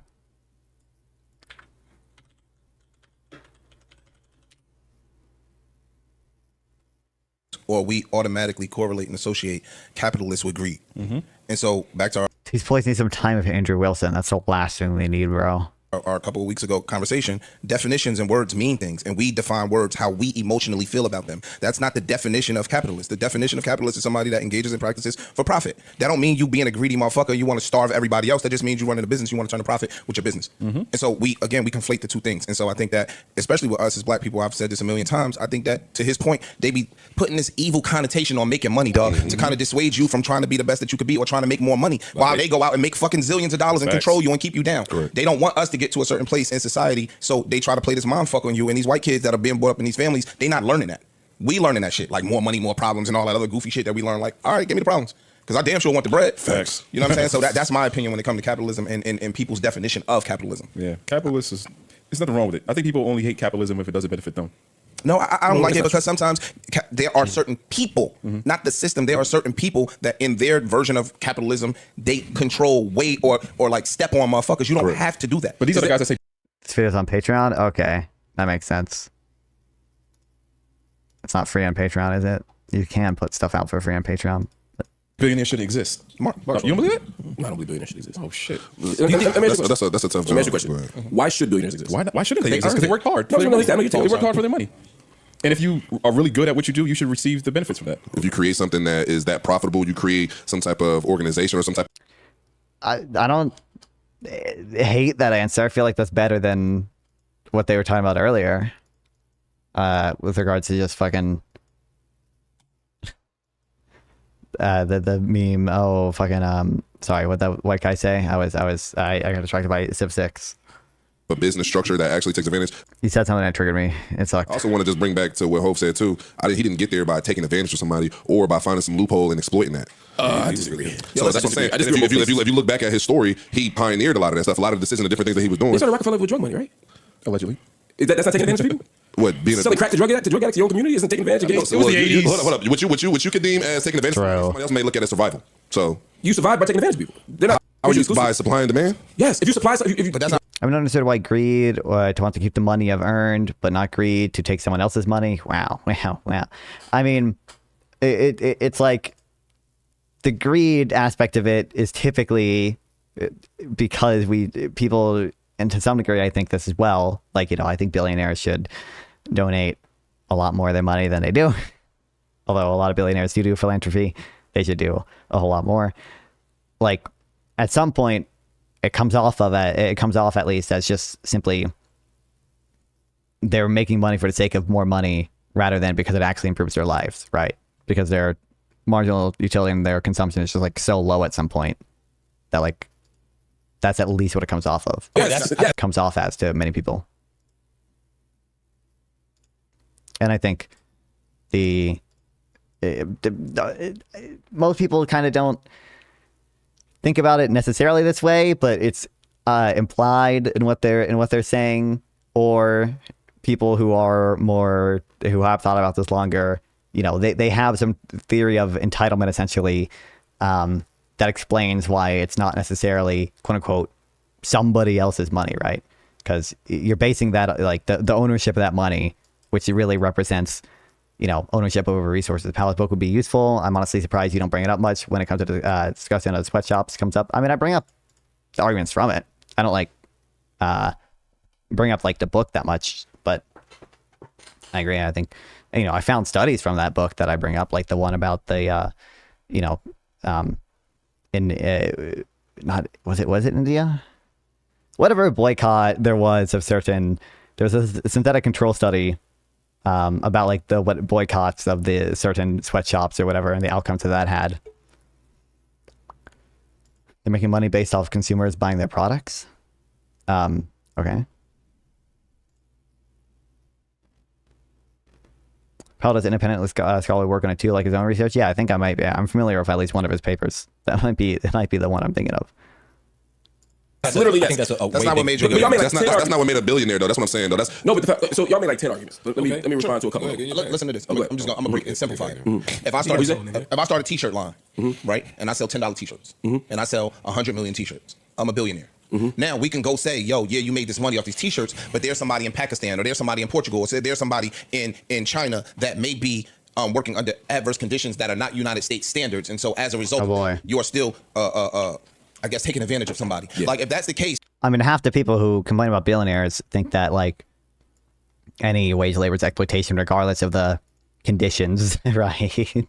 Regardless of if it meets the American standards or not, they're still going to say it's like exploitation. Most of them think that like Jeff Bezos is exploiting Amazon warehouse workers, even though they work in at least comparably good conditions to like sweatshop workers. I know there's whatever. Amazon warehouse workers might not have the most cushy job ever. Like they have to walk around a lot. They have to work around machinery, is my understanding. I created an immense amount of value for society, and I will keep making money as long as I keep providing that value. I don't know what your point is here. If I had to pick a Civilization 6 leader that's most like a shrimp, I'd say maybe Gilgamesh. He's all about alliances and friendship, which kind of reminds me of shrimp hanging out in groups, Plus, he's all about loyalty, just like how shrimp stick together in their little shrimp communities. Do they? I don't know if that's true of shrimp or Gilgamesh, honestly. I thought shrimp were. I don't know how loyal shrimp are or anything. Do shrimp mate for life? Someone asked Frank if shrimp mate for life, but I agree, easy money, that many billionaires that get a lot of money because they create a product or make some innovation that a lot of people use, right? I agree with that. And I don't think that's an invalid point to raise. I think there's evidence to the effect of the, the amount of like the percentage of which, of this like surplus they create, innovators create, right? It's like 2% from that one study. That study, I think, is like from 2004, but I've seen it cited before.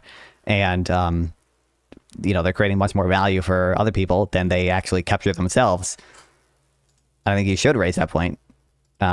More generally, the point about positive sum trades, I think it's the important thing to get across, is that trades can be positive sum. Just because a billionaire is winning doesn't mean other people are losing.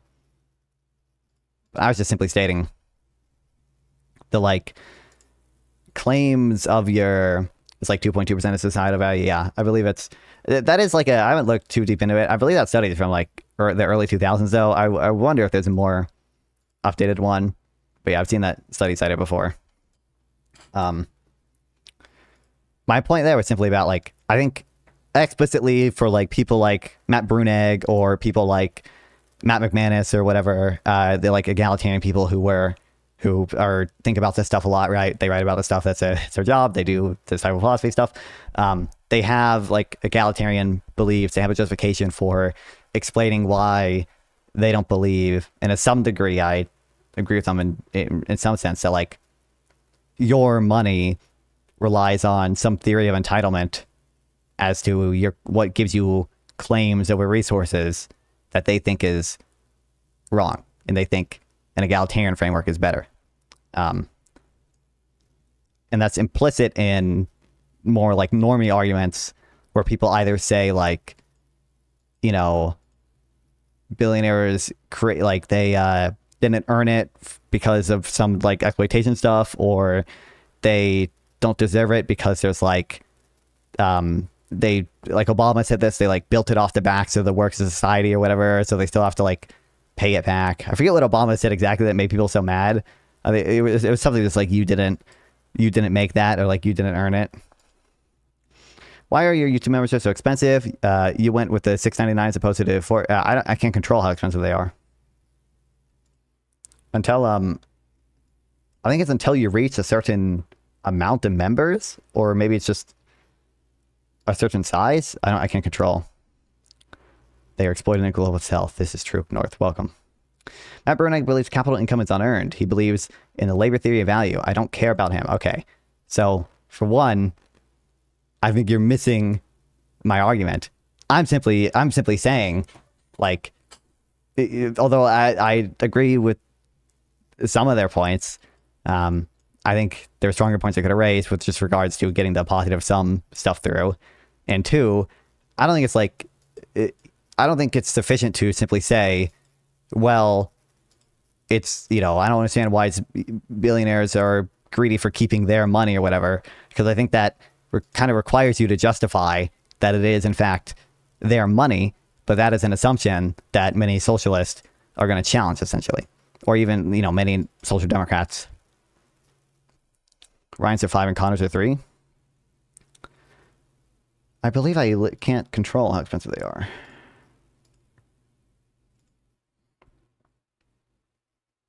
But maybe I had an option when I first set it up.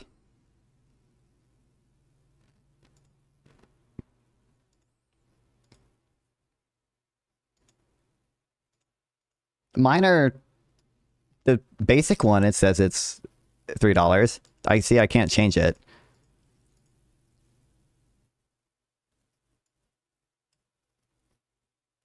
And then the next one is 6, and the next one is 25.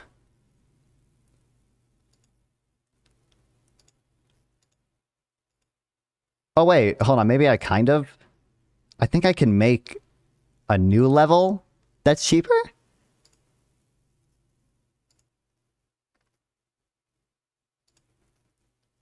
So I think later I can do that. Then anybody that reaches millionaire status, fuck billionaire status by somebody else's morals is still corrupt. Got you. So, okay, a couple things. First is what Jay-Z said. He said that the record. What is this? Pricing for channel memberships in YouTube North America. I mean, is what I was just looking at. Yeah. So I think I can't change the ones that already exist, and they're like the default ones or whatever, but I can make a new one that's cheaper later on. Industry kind of makes you feel like you're wrong for making money off your art. I think that's right. I think he said society. Society, but sure, but it's really the industry people, right? When artists try to monetize their shit, like Jay-Z did, they look at you. I agree. And they're often even bigger fish trying to stop you from. Bruneg's rejection of TV. I think you're misunderstanding Bruneg's argument there. Will always make me think lesser of anyone who cites him. To be clear, the argument Bruneg, from my reading of him, maybe I'm mistaken, that he makes with regards to that stuff is it's an egalitarian argument based on like kind of rebuking the sort of more natural like desert theory property rights stuff and like the Lockean proviso, however you pronounce that. I haven't. Matt. Bro, is it? I think on here.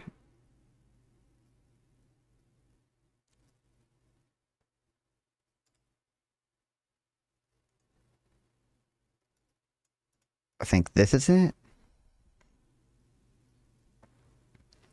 As you might imagine, there are a few competing theories of distributive justice, including desert. A just distribution is one that distributes to each person an amount commensurate to their contribution. Utilitarianism, a just distribution, is the one that maximizes the population's aggregate utility, i.e. happiness or well-being. Egalitarianism, a distribution that maximizes the equality or condition of the worse off. Voluntarism, a distribution that is one that results from voluntary economic processes. Democracy, a distribution that is one that results from democratically legitimate laws. I think he talks in here.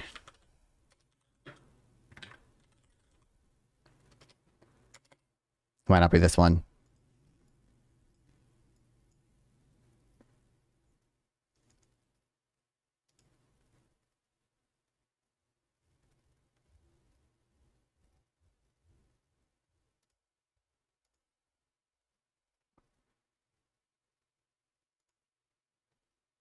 About this type of stuff.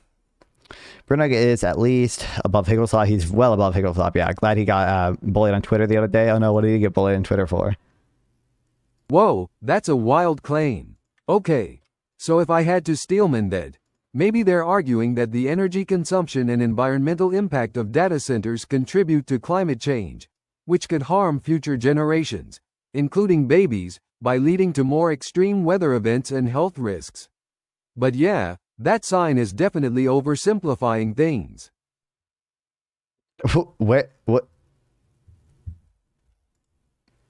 What is he even responding to?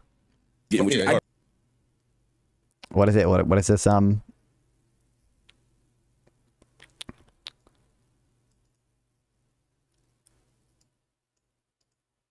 Easy money.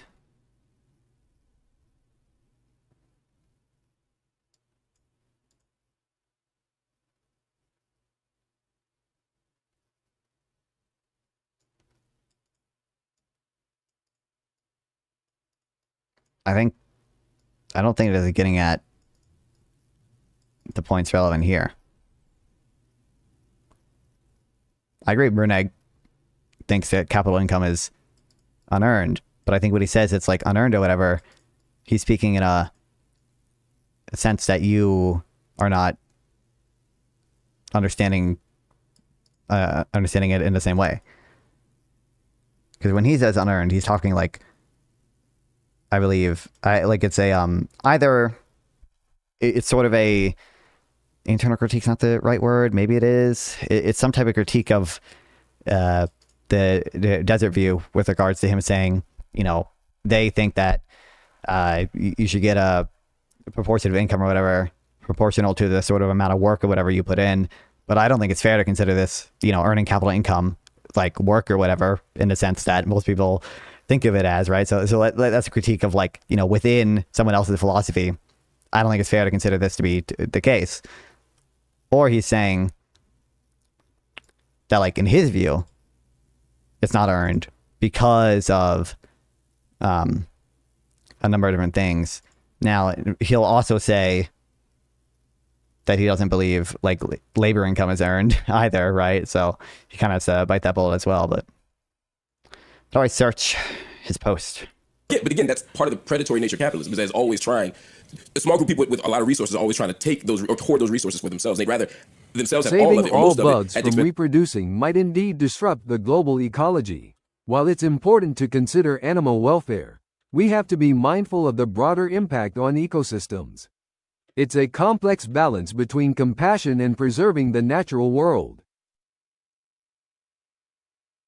True. To everybody else. When artists try to monetize their shit like Jay-Z did, they look at you. I agree. And they're often even bigger fish trying to stop you from getting what you I get. But again, that's part of the predatory nature of capitalism, is that it's always trying, a small group of people with a lot of resources are always trying to take those or hoard those resources for themselves. They'd rather themselves have all of it or most of it at the expense of everybody else. Like those record companies. True. Like, this is why you have to get through the positive sum, the positive sum arguments. Exactly. They didn't want Jay-Z to How do you make this stupid shrimp answer question? Do exclamation point ask, and then ask something. get rich. They didn't want Yeah, this illustrates he doesn't believe in the compensation of risk. So I don't know what you mean by doesn't believe in the compensation of risk. So he doesn't think that taking the risk morally entitles you to that income. Number one. Two, he there. Believes... Like what exactly? Just hit me with the deets, and I'm here to chat about it. He believes that even under a desert theory view, it's not necessarily, Frank is so polite, nothing spicy allowed.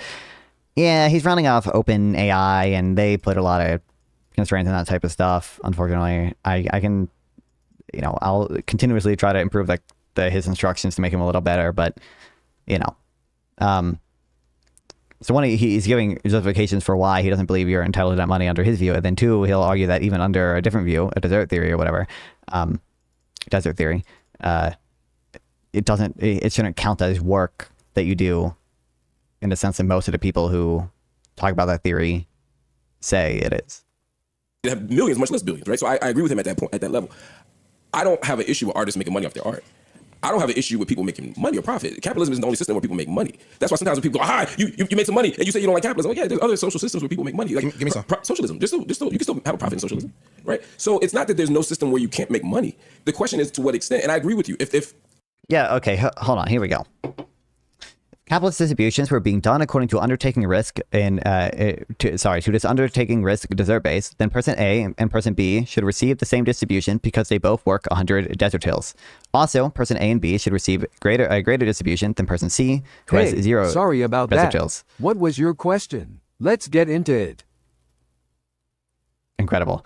Instead, this happens. Person A's investment works out and they receive $1,000. Person B's investment fail and they lose $100. Person C neither gains or loses any money. This outcome fails to comply with the requirements of desert. Person A is not got a greater distribution than person B, despite each having 100 desert hills.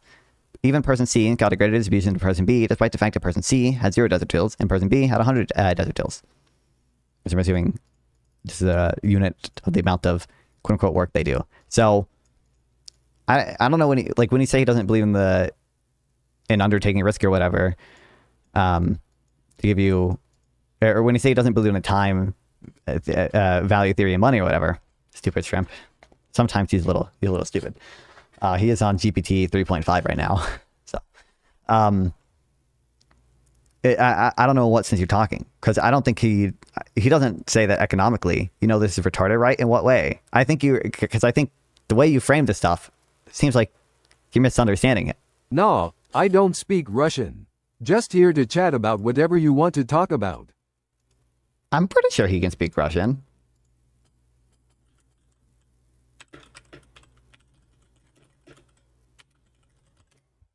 Sorry, I can't help with that. What? God damn it.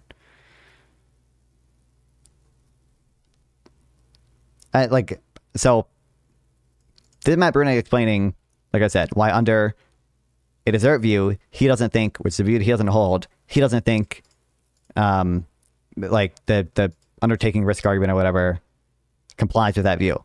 Now, Brunig will also say that under his view, capital income isn't earned for sometimes similar reasons, but sometimes broader reasons. I don't have a favorite swear word, but I can tell you that using strong language can be impactful in certain situations. Just keep it respectful and mindful of your audience. Incredible. Thanks, Frank.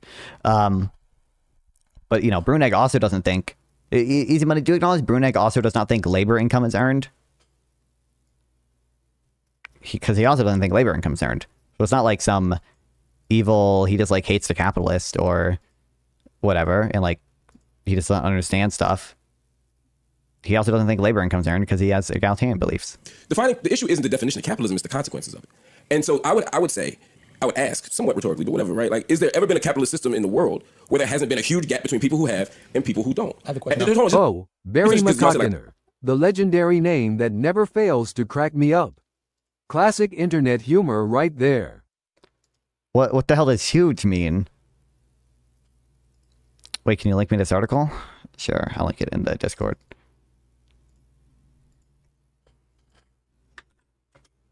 A lot of things I just want to forget. I'm old. I'm just old. And then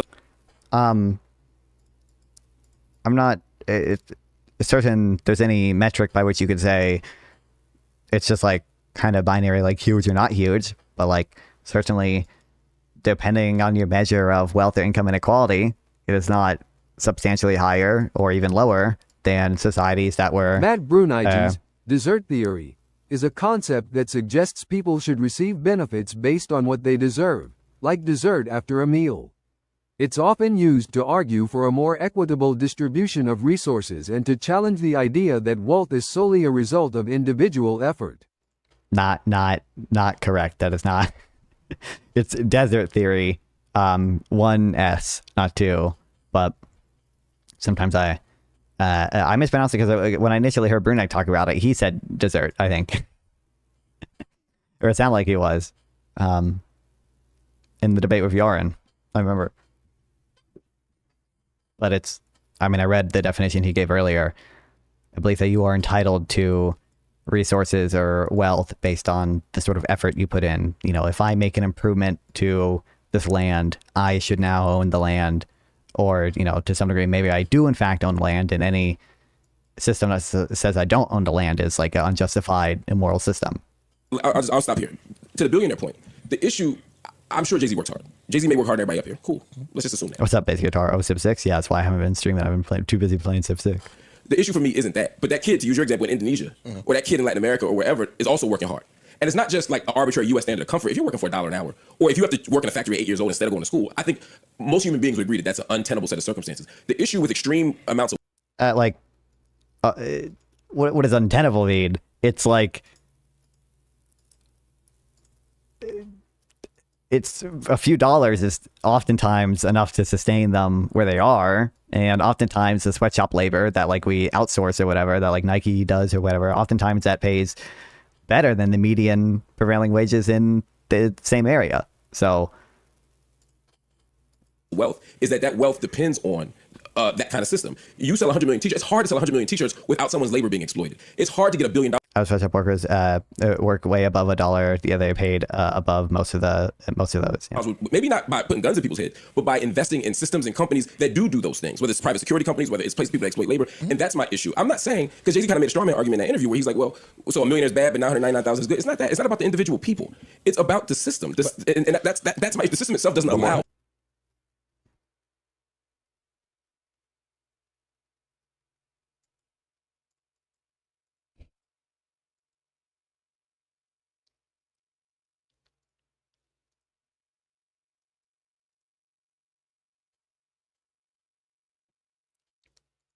I think it's only updated to like 2023 or whatever. So can't hear Frank. Oh shit. He's muted. He didn't say anything interesting. He just said being a Twins fan can be a wild ride. Every team has its ups and downs. Dude, it's line of reasoning obviously retarded. A deserves more than B because their investment created value. B deserves less than their investment destroyed value. Capitalism rewards successful. I don't think you're understanding his argument. What? Hold on. Just to be clear, I just want this contestant easy money.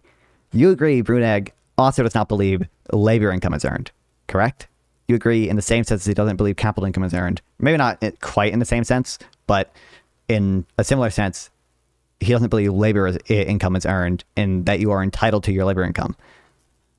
I was going to say, I bet he would say that he thinks labor income is more earned than capital income, but he doesn't agree, or he doesn't think that you're entitled to labor income the same way he doesn't think that you are entitled to the capital income. Theoretically speaking, then they are equivalent. If you are speaking from just theory, the dollar amounts don't matter. Somebody getting, if you own a company, and to your socialism point too, I disagree, but. Okay, I haven't read that. I mean, you can watch him talk to people about this stuff. Like, you know, even in, watch this debate with like Yaron Burke. They don't talk about capital income. They also talk about labor income, right? Even, I believe he mentioned it in his debate with Brian Kaplan as well. His whole like theory of entitlement thing that he goes down also implies that, you know, you don't earn the or I was going to say don't earn again, but you're not entitled to the labor income. You know, there might be a disabled person. I think he's given an example kind of before, but if there's a disabled person, Bruneg would hold that disabled person is entitled to the transfer that he wants the government to give them, right? And not giving them that transfer is the immoral thing that is like analogous to like theft or whatever, because it's a resource that they are entitled to. And that equally implies that like labor income is not, you're not entitled to it. I bet he would say it's more earned, but he still probably would say it's not fully earned or anything. Isn't Yarn that donor class fellow? Who? Yarn Brooker or whoever? What's that guy's name? Yeah. Oh, no, you're talking about... Sorry, I thought... I was thinking of... I don't know why, because I just said Yarn Brook. I don't know why I assumed you were talking about Curtis Yarvin or whatever. I don't know why. Yeah, sorry. I was like... Curtis Yarvin is a different dude. To my knowledge, Yarvin is not talking about the donor class. He's very capitalist. He's like Austrian adjacent, if not literally an Austrian. And I bet he would just say, to the extent that the rich influence politics, it's good. Because the government is getting rich in socialism. The government is the There's private wealth though, and you can buy and sell things. I think you're thinking of communism more. Maybe I think you're thinking of communism. No, I'm talking about socialism. We just Googled it. But capitalism is private ownership, right? Cool, whatever the case may be. True. I agree with that one. Let's say Uncle Bobby's franchise and had 50 Uncle Bobbies around. Now it's relative that Marcus. Those are obviously outcome-based, not action-based. He's just applying LVT. What? We have to Google it. They need a lot more Google, honestly. I don't know anybody that's obviously outcome-based. I think to the extent you think it's outcome-based, it's not really a desert-based theory of entitlement. That's a like utilitarian theory of entitlement. I think that like there are thresholds that you can apply to anything or whatever, but making a certain amount of money, but somebody that's selling the books in Uncle Bobby's is quote unquote being exploited. Now that exploitation is relative because that person that works at Uncle Bobby's might be happy as fuck making $25 an hour working at Uncle Bobby's. But somebody else can come and look at him and say, Mark is only paying you $25 an hour. That's bullshit. The same way somebody in China or Indonesia can say, yo, I'm happy as fuck to have this job, but by our standards, they are being exploited. Is there any standard where we could probably as a community agree? But why wouldn't, first of all, again, you should probably make the adjustments for, you know, the cost of living between those two countries. Okay, probably got to adjust for, like, when you say our standards or whatever. Part of it is like a cultural sentiment, right? That, you know, people in China are probably just happy with living with a little less because that's what they see around them or whatever. But part of it is also there are different amounts of currency, you can buy different things, right? So you should probably adjust for PPE or PPP, yeah. It's not a perfect measure or anything, okay? But, you know, as Jason Hickel would love to point out. But secondly, I don't know why we wouldn't like defer to, I don't want to say maybe defer isn't the right word. I don't know why we wouldn't generally assume that if they are engaging in whatever behavior that you say that like they're happy as fuck engaging in, that is a probably positive sum trade, and it'd probably be worse for them to not have that opportunity.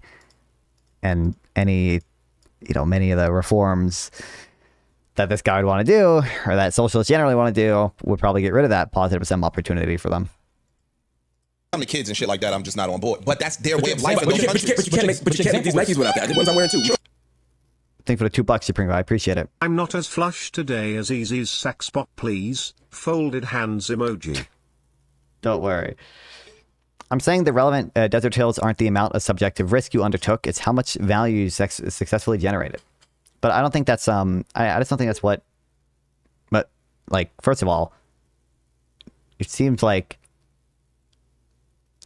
we're kind of on the same page-ish now because we're both talking in the moral sense.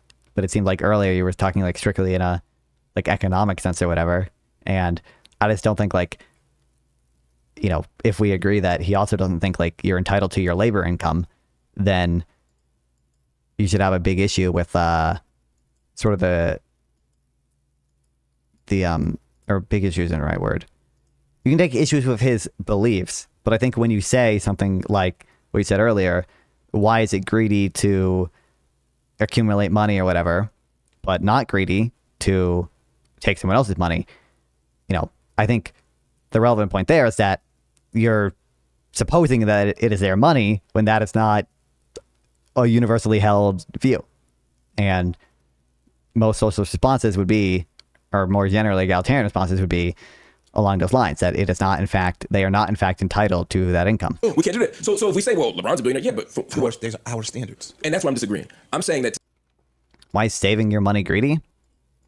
So, number one, I think everyone would probably agree that there is a threshold or something, or at least in certain circumstances, at which saving your money would be greedy, even if we assume it's your money. If you are a billionaire and like your brother is dying of cancer or something, but you just say, no, I want to save my money. I don't want to spend it on my brother. Like most people would call that greedy, right? I think that's fair to say it's greedy.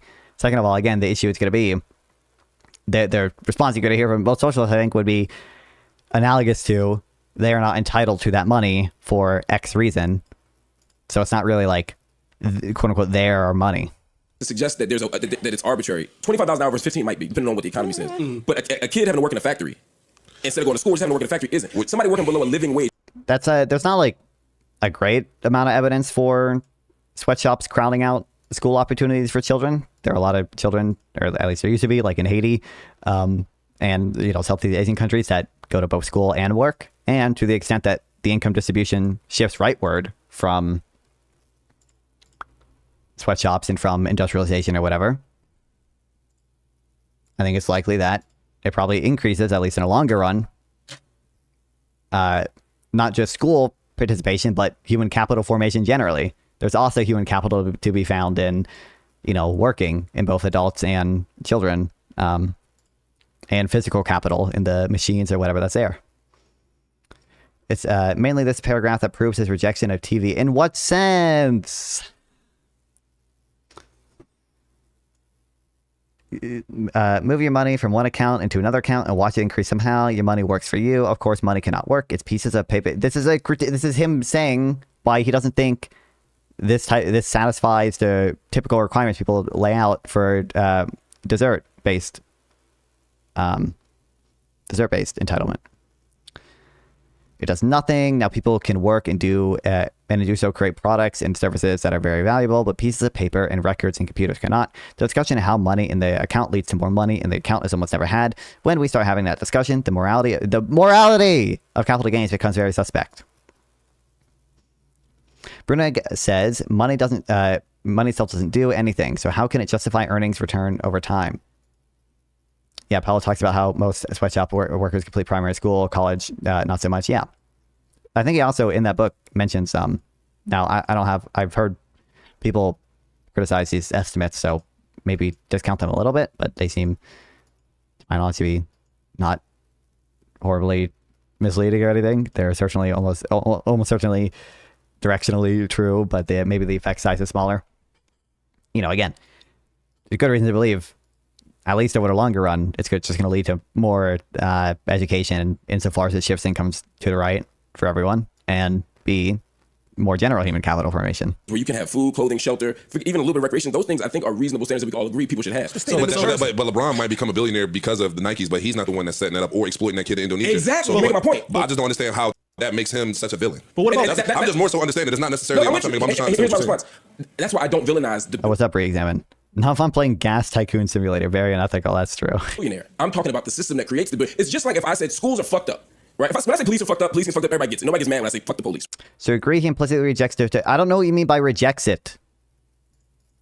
In the economic sense, I don't think he holds that it's not descriptively true in like some economic sense. I think his argument is that it doesn't satisfy many people who hold to a desert-based theory of entitlement. His argument is it doesn't satisfy their requirements for desert and for working. That's his argument. Can you imagine what non-fun would have sounded like on 2X back in the day before they did frequency modulation? It'd be unfortunate. It's unfortunate because Mark is very knowledgeable in Israel-Palestine history, Palestine history. But when it comes to econ debates, it's like, yeah, a lot of people are unfortunately like that. Well, thanks. So don't know how to pronounce that one. DEFCON non-fun, true. For the following on Trovo. Right. But if I said fuck the teachers, y'all be like, no, I know some great teachers. That don't mean the system ain't fucked up. Sure. For me, it's not about the individual. It's about the kind of system that creates the situation where for me to get this $1 billion, somebody else has to be fucked up. What about since we're talking about artists and music? What did I miss, Pringo? This? What about someone like Drake, who mostly existed in a non-physical medium where there's no sweatshop labor involved, there's no exploitation in that manner? Maybe someone didn't get paid that should have got paid. That's possible. But is he a bad person if he's a billionaire? Again. Oh, sorry, decaf. But there was no exploitation of labor? He said the person he said the system. I think that becomes a distraction to the point, right? Yeah. Drake could be a great person. I'm always caffeinated. Bad person, whatever. It isn't about Drake or any other billionaire in particular. For me, any more than I know great cops. Right. I know great prison guards. People are wonderful people. It doesn't mean it's speaking against the system. I know great soldiers. Right. Yeah, but these systems are designed in a way where my success depends on your failure. There has to be winners and losers. And winners and losers is fine for Powder of the Month. I'm coming. Winners and losers is fine for sports. But when we start talking about social outcomes, where my winning at a certain level, not all levels, at a certain level means that somebody's not going to get a house or somebody's not going to have healthcare, which is what happens. Most of the wealth in the world is consumed. I don't think it implies that. There maybe to some degree you can say like, well, just like not everyone can be a billionaire, at least in a sense, like, we could deflate the currency enough or whatever to give everyone $1 billion. But, in a sense that no one can have as many, or not every single person can have as many real claims on resources as billionaires have. But that's just, the nature of scarcity. And if you want to focus, reduce scarcity, probably oftentimes capitalism is kind of going to be your best way to do that, or not just reduce it, but to handle the scarcity that exists and also to reduce it. I don't know how you can handle listening to the social talking points constantly, not fun. Low cortisol, okay. I'm doing the, what drug did fucking Clavicular say he was doing in that one? That fucking, in that one clip where he was like, yeah, I'm drugged right now. I'm anxious in social situations, so I make sure to do fucking meds so I don't spike my cortisol. Held by a very, very small number of people. There's no historical evidence it could be different. I agree it's greed. But that's why you need mechanisms in place. But capitalism, at its purest, doesn't have those mechanisms. Which is why I said at the beginning, I think the biggest problem is not the capitalism, it's the way that our country in particular, but I'm sure other countries, give these corporations special privileges that they do not give the individuals. So here's the like what? This nation? Yes. Like there are, I mean, they pay different types of taxes and stuff, but you know, typically the reason we do stuff like that is because they're the ones doing kind of the investment in the capital stock that we want to incentivize. And to the extent individuals do that type of investment, that typically is to some degree like tax deductible or whatever. There just aren't that many there aren't that many ways an individual can do that on their own. That's why they make firms. That's what I want to speak to. It's a free market. I guess it's not really deductible or anything, but like we subsidize education, right? Like there's a big subsidy for individual people, working class people, poor people, everyone in America to invest in their human capital by going to school. Give did not earn anything through their massive lobbying efforts. True. That needed a whole race of people. Hold on, American capitalism was birthed from the cotton economy, which came through the enslaved correct. But what I'm saying is, subsidized government jobs who happen to call themselves teachers. True, buddy. I mean, I think I think the public education system is probably not good, but regardless, I was just giving that as an example of, that's an investment in human capital that we subsidize the middle class from taking. We also grant corporations certain privileges in the sense that when they invest in capital, they don't pay the same like tax rate as individuals in that. In your circumstance, and I understand what you're saying. Why can't people admit slavery was simply a bad economic system and actually made it worse for the capitalist economy? Because capitalism is evil and everything's built on exploitation, and clearly exploitation results from the continued history of slavery in America. Like literally right after the abolishment of slavery, we see GDP skyrocket. Well, to be fair, cultural inference is my passion, but plausibly related. Go back, Donphan, that was regarded. What I say? That was regarded. I think Marxists have always had a good point. Workers, this category includes management, executives, and everyone in a firm do the labor that produces economic value. Someone who receives capital income, so does so by skimming. What are we doing here? Are we quoting Matt Brunig or something? Narratives. It's the same with capitalism. It's same with calling Nazis the end stage of capitalism. Yeah. Go back 20 seconds in the vid. They've said a lot of dumb things. So capitalism was birthed from the cotton economy, which came through the enslaved correct. But what I'm saying is, obviously, capitalism was around before that, not just in America, but other countries too. Believe it or not. In your circumstance, and I understand what you're saying. In your circumstance, I feel you, like in the sense of winners and losers. I personally, I just feel like that's life. Life is about winning and losing. That's survival. I feel like that's caveman times. And I understand where you're coming from an idealistic circumstance. It would be nice if everybody was getting everything, but that's now caveman times is more survival than actual. I'm saying you're just removing personal circumstances and all that different stuff. And to Ish's point too, he's touching on a point there that I think is relevant again. Like obviously, I think it's true that there is essentially always going to be some amount of scarcity. And you need a way for managing resources under that, and we have reasons to believe that markets are a good way to do that, and private ownership as well.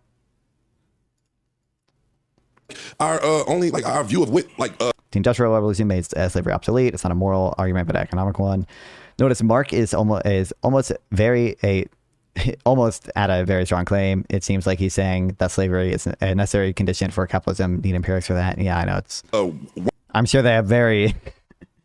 Seems like they're very well researched. So, what's the quality of life is different based off where we live. How we live in Jersey is not the same how they live in Indonesia. So to his point, not to say we're not saying it, but somebody, I'm not saying that, but I'm saying to his point, somebody making $4 or $1 or something like that, they may be that's the system that they mom did, and that's how they live and that's how they survive. The same way somebody being a janitor, not to put at a bookstore, not to put it on your job, is how they take care of and they pay for their family. So from an idealistic standpoint, I understand, but reasonably, but it's not idealistic. And that's the thing. Can I just ask you before you go on, because this is my only question. What country or continent has a system that you fucking with? So, and this is a great question, right? I think the best example are the models where we see for example, you go to Canada, you see a socialist model of healthcare. Canada's the example. Oh no. Everybody has access to healthcare. Now, is the line long? I'm not even sure Canada's the best example of universal healthcare, buddy. Think Germany has like a public option. I think they're probably a better model if you want to do that type of stuff. I don't know why we're citing Canada here. Why do you give this much heritability to people? Could it be you don't fear the socialists as much? Am I being that charitable to them? I'm surprised you didn't cite the Nordics. I'm surprised you didn't cite the Nordics either. Is the line longer? Yes. I feel like I'm being charitable on both sides here. Like, because when a capitalist makes a point or whatever, it's like, well, I think he's, touching on something that's almost a good argument there. And then I feel like the socialists have tried to shit on the memes. Problem with that paragraph is that he rejects money represents command over resources which can be put to work. I don't think that's true. Who the fuck is the capitalist here? The white guy and the white guy hasn't talked for a while, and one of the other people. And that is an ideal. No, but that's the point. Let me finish.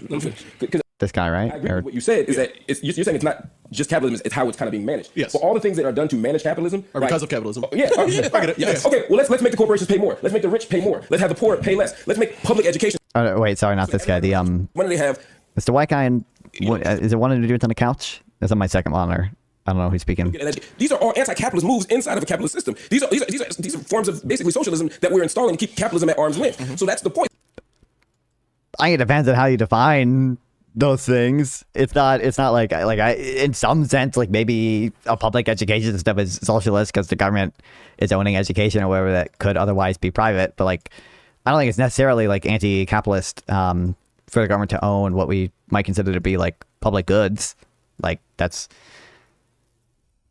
just kind of us prioritizing based economic efficiency. Okay, not that the government actually necessarily does a good job at managing things that are public goods, or that they can even properly identify what are public goods. But you get a picture. So it's not the not fine. You agree with me.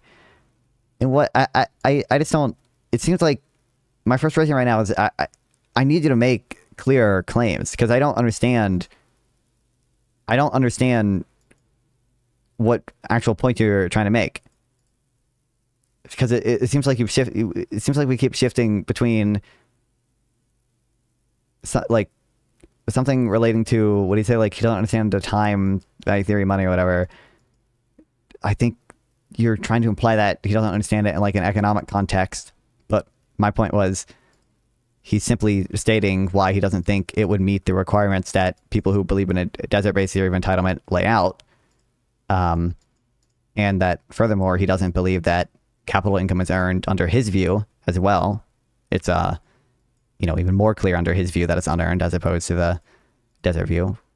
If your argument is that he doesn't understand the people who take the desert view of entitlement, he doesn't understand their arguments. As possible, I would just ask for evidence to that effect.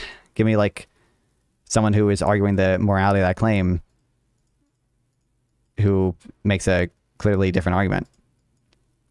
Is working. It's that the things that are working are the things that are the least capitalist about the system. But they're still fake. Yo, in a theoretical, they're theoretically cute.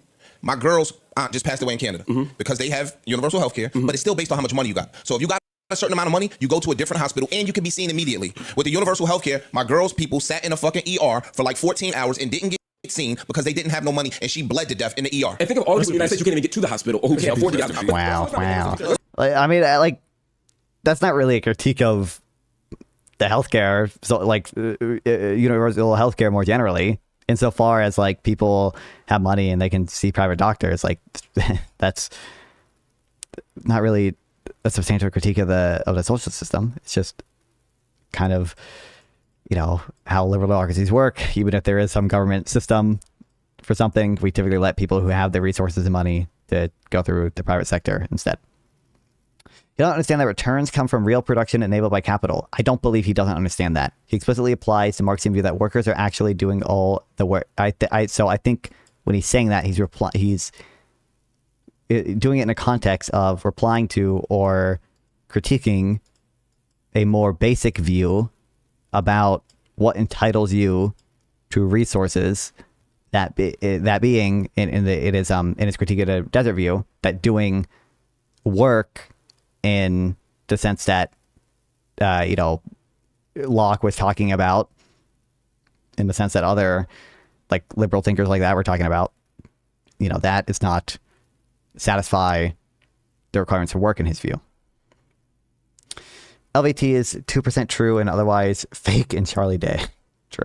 Canada's not my point. I was just touching on your point. That's a fair point. In Portugal, they got universal. It's still based on money. The motherfuckers with the bread get seen first, and they get better care. So that's across the board. That makes my point. Y'all making his point. No, Yes, you are. The system would be better. The system would be better according to what you're saying if she got seen despite not having enough money. At the start of this nation, the birth of America, they utilized a certain level of the system, and they took what they needed to take from it to make it seem like it's actually operating for all of us, and it's not. So it's never. What does that mean? Of our nation. I'm not saying that there's anything wrong with someone becoming a billionaire, but at some point we have to address the system from day one has been fucked up, and it's not there to help the lower class or anybody from that point proceed forward. And because there are people who know how to play into the game a little better than others, you always shit on the little man. I'm not. And that's just the system of capitalism in respects to the United States of America. Obviously, again, positive sum trades exist, and it's not clear, it exists to shit on a little man or whatever. Like, it's not there to help the little man. I think it's pretty clear that the little man, the bottom 20% of people, the bottom 50% of people, they've all seen a lot of growth in their standard of living over the past, well, really any time period you want to look at. Point that I'm trying to make. That's not a United States thing. I agree. That is a world thing. Capitalism is global. That's the problem. But that what?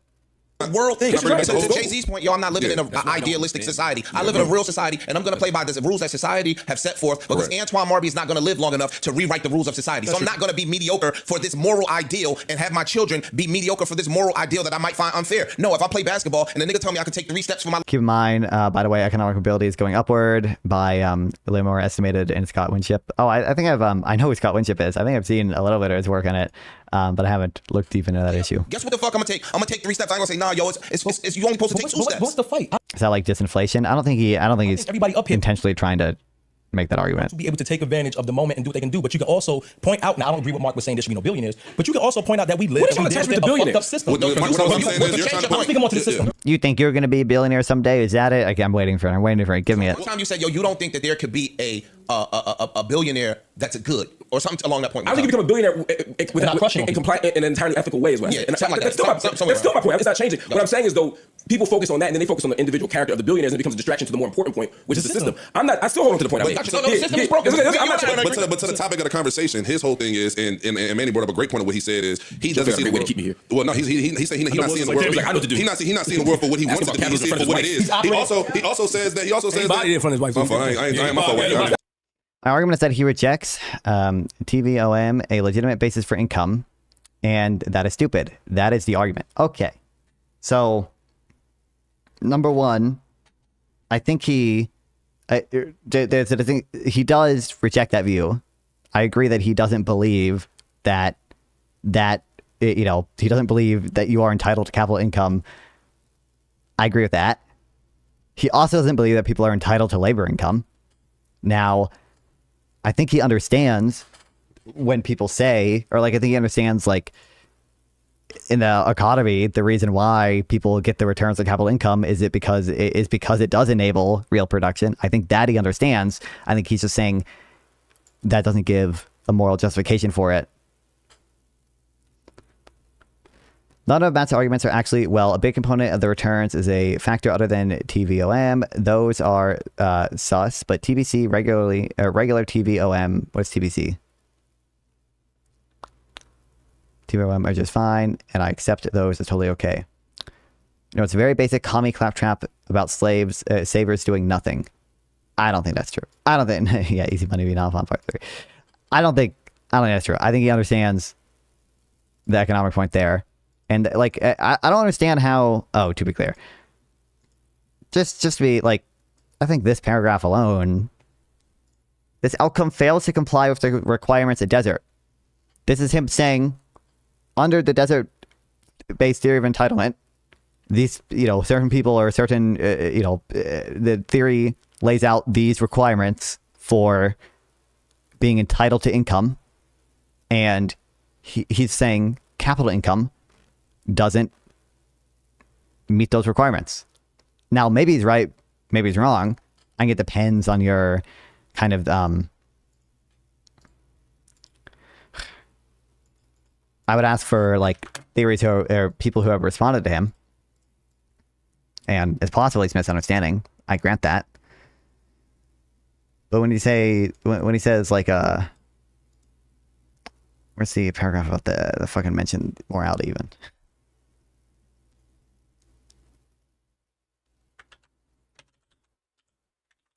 Was it not in this one? I thought it was in this one.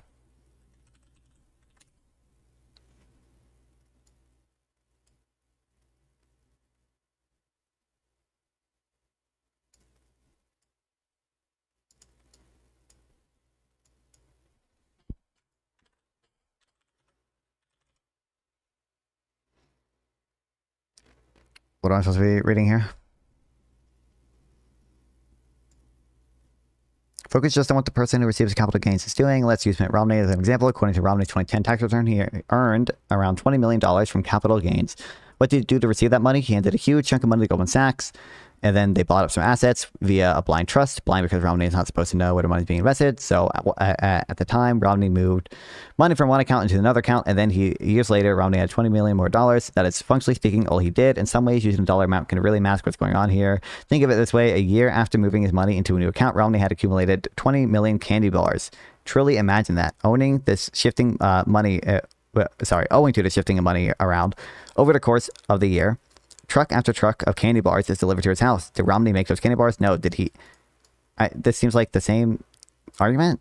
I don't see how it contradicts anything I say. That is not functionally speaking all he did. Maybe the language there is confusing. Maybe we just read it differently.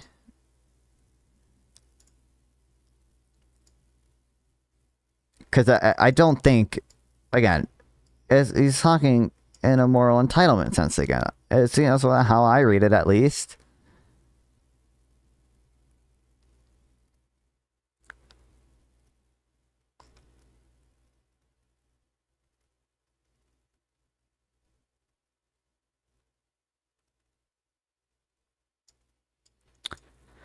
Let's just view one general desert theory. You could say capital gains themselves are unfair. And if they are unfair, surely taxing some of the way is completely unproblematic. After all, this only confirm this strengthens my argument. People might rightly look at his gains with extreme suspicion, especially in America, given its heavily emphasis on hard work. If you believe that individuals are only entitled as a matter of distributive justice to what they produce or an equivalent value thereof. Thanks for following, Gerald. Investing involves putting money into assets like stocks, bonds, or real estate with the expectation of generating a return. Shifting money around typically refers to moving existing funds between different accounts or assets without necessarily aiming to generate a return. While both involve moving money, the key difference lies in the intention behind the action and the expected outcome. I just want to be clear. It is true that Bruneck doesn't believe capital income is earned in the sense that you are entitled to it by nature of you doing the investment. That is true. It is also true Bruneck doesn't believe that you are entitled to your labor income by nature of doing labor. That is equally as true.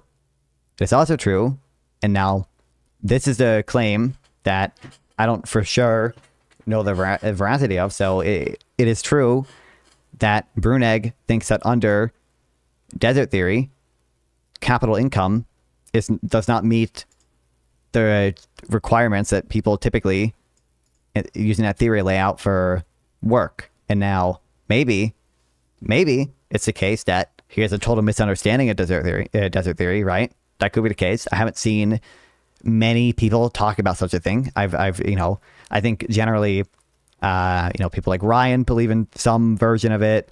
I've seen him talk to Yarn Brook about it. I've seen him talk to Brian Kaplan. They touch on that a little bit. I've talked to Fabian Liberty. And, like, I think they have responses or whatever, but like he's directing to Stanford Encyclopedia of Philosophy. Well, capital is leveraged by the capital class. So true. That's what wealth is, about the percentage of capital you can leverage. Well, wealth is hard to define, but sure, yeah. Typically, I mean, you do, like, when we measure wealth, you're looking at their net worth, so you would discount the capital they have with some discount rate. Yes, that is the communist argument.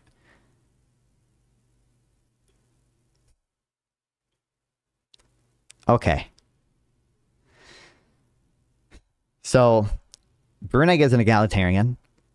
Most communists are some type of egalitarian.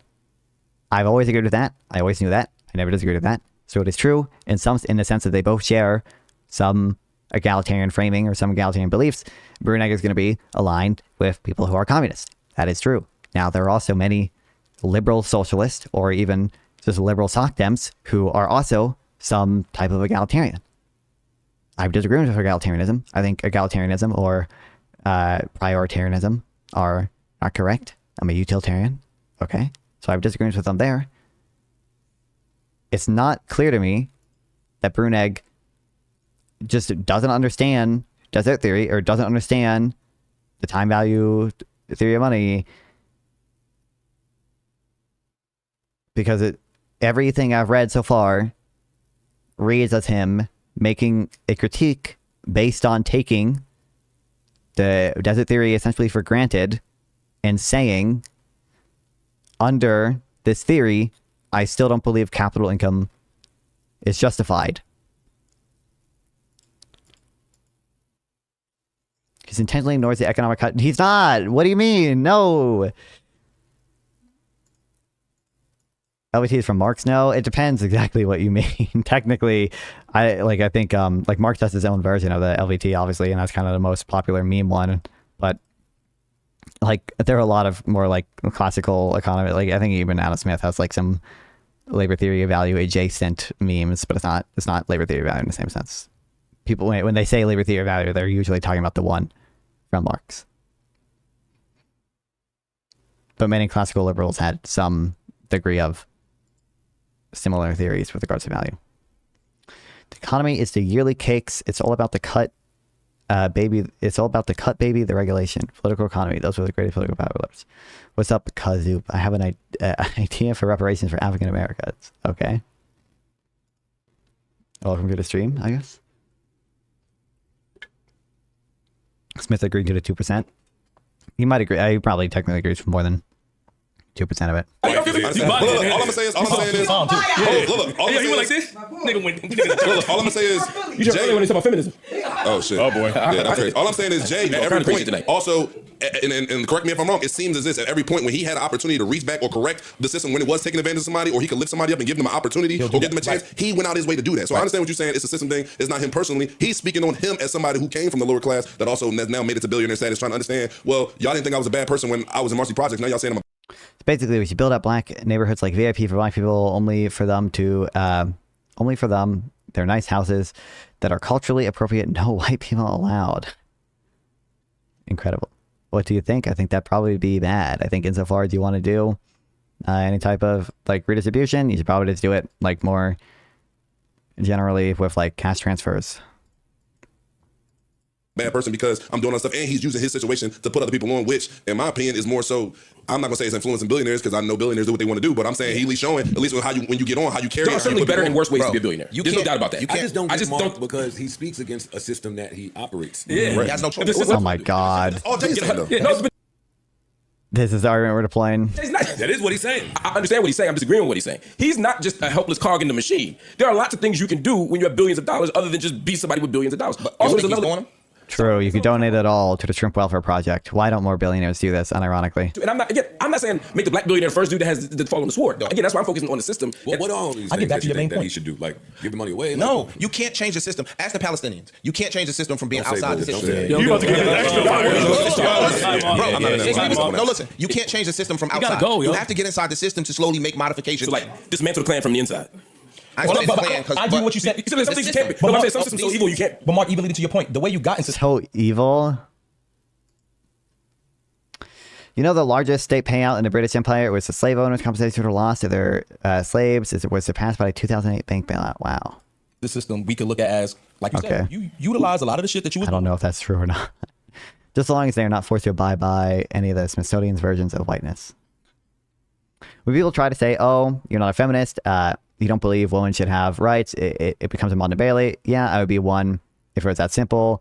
Sorry, can't read. If that was simply what it means to be a feminist, but feminists have a ton of other comments commemorating the review. I mean, I think it depends what wave of feminism you're talking about. Technically, you know, I think obviously it is true. People who describe themselves as feminists nowadays typically do not mean it in the sense of like the first or second wave feminists of just like equal rights in the more traditional sense. They mean it in a much broader social justice warrior sense, but which would be deemed as fucking up the community, and not, to actually put yourself in this position. None you should know by now. To me, you're starting Me by now. I don't know you by now. The reactionary young pups. Okay. That's my point. And that's why I said, I mean, it's one thing to say, I'm going to go ahead and make t-shirts, and then there's going to be someone else that might not get the full pay worth of doing it, than saying, I'm going to start my brand by... What does a full pay mean? Are we doing the labor theory value memes? Yeah, people making cocaine are also not getting Look, I want you to go. So, I just want to say this. I'm really fucking tired of people just judging people like nobody's fucking perfect. Like that shit is so crazy. It's not a whole thing. I love y'all. I'm gonna go. Peace. But I'm saying, incredible. You can't just be judging people by the worst parts of their story or the worst parts of their character. I think it's commendable. And that's how I feel. He's supposed to boots, son. Yo, I think it's commendable. Oh my God, Dell too. That's my man though. How many people are consuming this content? How many people are getting their understanding from memes like that? It's gotta be less than more perfect union, okay? So maybe we're alright, I'm gonna send the you just like debate, let's swap. I can, yeah, sure.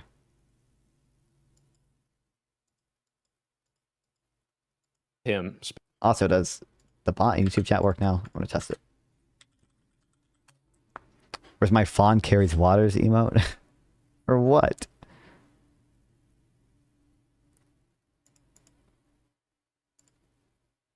Am I carrying water for socialism?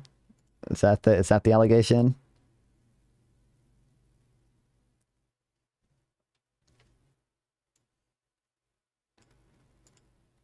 It's like, I don't think I carried water for socialism in that debate. I think like maybe to some degree you think I'm carrying water for socialism insofar as I think people are just like misunderstanding Bruneg's argument. For socialism BS, that's for what? Okay. I don't think I carry water for socialism at all there, at least not in that debate. I think I am like, I get like kind of more frustrated with, do you want a source? I don't know, I just don't care about this much right now. You can send a source, but whatever. It's like, it's frustrating. It's kind of more frustrating to like watch someone like fumble your position than it is for someone for me to watch like a socialist say the same stuff that I hear a lot of socialists say. So that makes a very interesting point in its opening though. Oh boy. Professor David Same. And it's a pleasure. How bad is his French accent by now? Of you here for this discussion on a very important topic. We're going to discuss wealth and income inequality. And this is a topic that has been rising to the prominence in both the academic debate but also in the public arena for some years now. And despite there's been substantial research on the topic, there is still a lot of disagreement, both concerning what are the trends in income inequality, what does the world really look like, and also what, if anything, should be done about it. And this is what this event is certainly about. The question is about what are the facts concerning the income inequality? What explains the trends and changes in income inequality over time? And what, if anything, should be done about these trends? And we're very fortunate then to have some of the most prominent scholars in the world to I know I don't believe in it, but you're just so damn charitable all the time. I'll take that as a compliment. I feel like I wasn't even that charitable. I was just like, Who am I? Was I being charitable to the people I was reacting to, or to Bruneg? I don't think I'm being charitable to Bruneg. I think I'm reading Bruneg correctly. I will die on that hill. Okay, I think you guys just don't get it. Just this thing, these aspects. We have Professor Gabriel Zuckman from Paris School of Economics and UC Berkeley, who is also the director of the EU Tax Observatory. He has been Non-funny should be more ruthless to the socialists. Not gonna lie. Sometimes I think in like actual conversations, I do go kind of sometimes too easy on them, but at least the dumb ones. At the forefront of the research on wealth concentration, tax avoidance, and global tax policies. And his work. As a metric, do you think Ryan is too charitable to Trump? So yes, but I do think like part of that is hard to measure because I could see why he might be charitable in like my sense of the word charitable, but under his metrics, with how strongly he believes equity is fundamentally anti-American, it's not like it might not be charitable in his sense. Has had a major impact both in the academic circles and in the policy debates. We also have Daniel Waldenström, who is a professor of economics at the Research Institute of Industrial Economics, and he's one of the scholars on long-term income inequality trends in both wealth and income. So his work has contributed to a more nuanced understanding about the evolution, in particular about wealth inequality. So together, these two scholars, they bring cutting-edge evidence, but also different interpretation of these evidence. So that's why we have invited them. We're also joined by two commentators, Elinor Odeberg from the think tank Arena, and Andreas Berg, who's associate professor from Lund University and also affiliated to the research. Basically, Zuckman admits that inequality has gone down the last 100 years, but still thinks, well, it concentrates on the problem. Yeah, they've like, I know for sure, like Piketty and has talked about that stuff before. It's like, you know, even they will say, you know, we're not substantially more unequal than like pre-modern times, but people don't get that part of their message. Technically, I probably shouldn't be building 2 campuses right now because I think it's not optimal to do it this early in the game because it like fucking the costs scale up or something. Yeah, you know what? Actually, I can build a fucking builder and then get some claims, I guess. Of industrial economics, and they will help broaden the discussion. And this I was asking about your about you to have your notion or level of charitable to leftists. Okay. Conversation is moderated by Mia Urabas, who is an experienced economics journalist. And finally, before I leave the floor to Mia, let me say that this is a collaboration between the Department of Economics here at Stockholm University and also the Swedish Economic Association. So with that, I leave the floor to Mia. Of the elite, the wealth of the elite is greater now as a ratio of total wealth. No. If you look at like the top, I think that's in the guy's post. Actually, let me just go to the inequality section of my Notion page. Like the share wealth held by the top 10%. I don't believe that's like at an all-time high. Building 2 campuses in Civ 6 can be a good strategy if Nanfan wants to prioritize science output and boost research for technological advancements. It can help him stay ahead in the tech race and unlock powerful units and buildings faster. So yeah, building 2 campuses can be pretty optimal depending on his overall game plan. Wow. I think it like Frank probably doesn't know this. It's like the maintenance cost or something of the districts scale like exponentially over time. So you don't want to build that much stuff too early, I think. Like you want to focus on building like getting your culture points up first. Like this is the wealth share of the top 10% all the way back to 1300. You can look at the US. We are not at an all-time high right now. They're obviously, don't take like any single one of these graphs or anything to be like gospel. There's always going to be disputes in methodology. It's always going to be hard to figure out exactly, you know, what the shares are or whatever in the prior to the 1800s, especially. Well, remember, if you're in the top 1% globally, you can be earning like $50K a year. Yeah, it's something like that. Yeah, that's why you guys should all donate more money. Okay, not to me, to effective charities. Okay, it is true. I think it's roughly like $50K. You're like top 1% globally. So be a little more grateful. Be a little more charitable. Donate some of your income to people who are in the bottom 99%. Okay, you are very wealthy, even if you don't feel like it. To give what you can. Give what you can. Well, calculator. How rich am I? I live in the United States. If you're one adult and you make 50,000 annually, you're only richer than 97% of the world. Okay, you're not quite top 1%. Damn. Thank you very much, Jonas. Thank you very much. Good afternoon to all of you. Wow, almost a full house. Very exciting. This will be a very interesting 90 minutes that we have before us. Now, Jonas introduced the speakers and the subject, so let me just say a couple of words on the format before we get started. We will have the two professors that Jonas introduced. They will get 10 minutes each, and then I will have a conversation with them here. And then we'll have commentators, 5 minutes each for the commentators, and then we will have all 4 together for a discussion. And in that discussion, we also invite you to ask questions. And you do that on email. I think it's here. It's my email, mia@miaudabus.com. This is income share of the top 10%. Back to 1300 for the UK, but US obviously 1740. Not at an all-time high. Stop paying for the shrimp. They already have enough ocean floor wealth already. True. And it ends up in my iPad, so I can bring the questions that you would like to have your answer to the panel. So mia@miaudabus.com. You can start already now, and I'll pick them up as we go along. Jonas also mentioned the 3 very important, straightforward maybe, but also very complex questions. What are the facts concerning economic inequality, and what does the research show? What are the trends, and what, if anything, should be done about what we will just hear? Okay, so are you ready?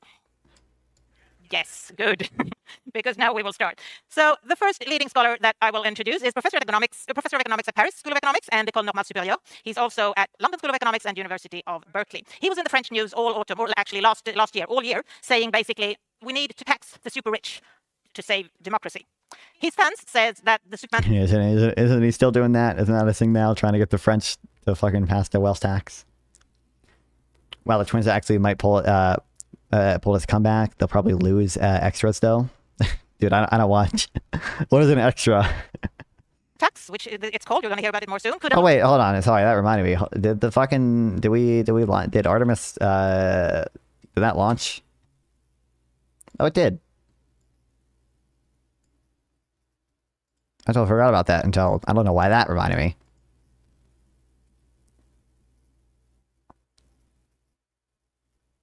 Okay, thanks CNN. Incredible.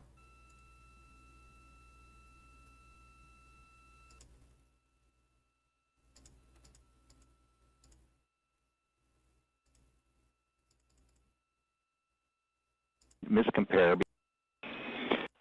This is... Oh my god, okay, fuck CNN. The French Parliament, but his adversaries says no, it's communist, it will create stop for the investments and stop for entrepreneurship. I think you know Bernard Arnault, he owns Louis Vuitton. I want to watch the launch. 1980s were interesting, a real global economic revolution at the start of the era of British aristocracy. The old money landowners were the poorest. Do you mean whoa, hold up 1890s? There. Poop is definitely not food. It's waste that your body needs to get rid of.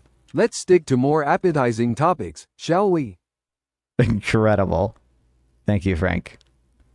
1980s? I don't seem true with the 1980s. After Reagan? Yeah, there was like somewhat of a neoliberal revolution during that time or whatever, but maybe. Shrimp is fully operational? Yeah, in all the chats now. Is my internet killing itself? Oh, big cool rocket.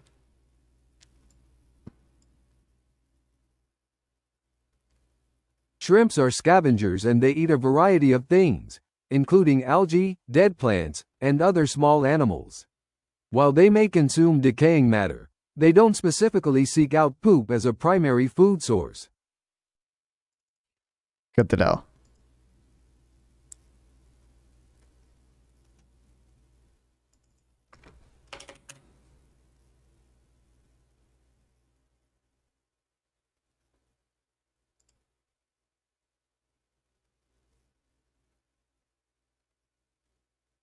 Okay.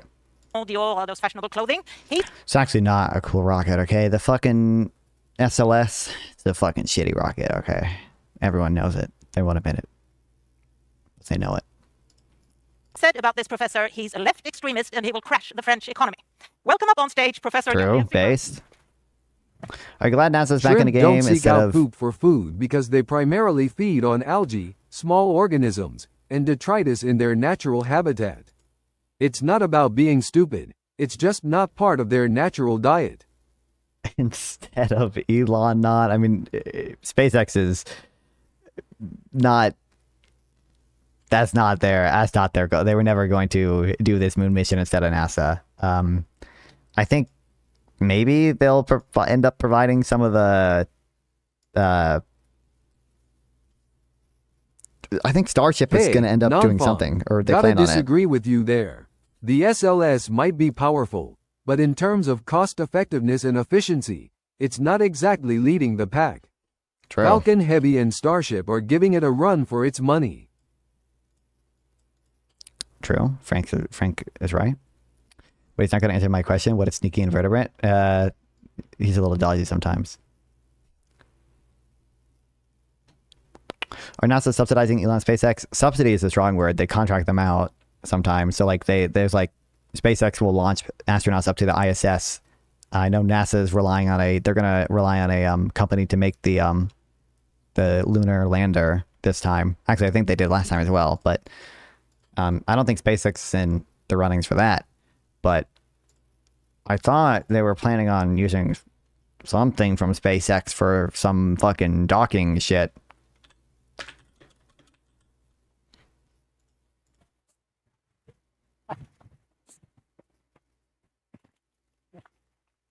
Well, thank you so much for being here. Such a pleasure to have. Oh wait, NASA's Artemis 3 demonstration mission in low Earth orbit would test one or both commercial landers from SpaceX and Blue Origin, respectively. I can't predict the future, okay, so it is SpaceX. But it's always interesting to them. see how the political landscape evolves.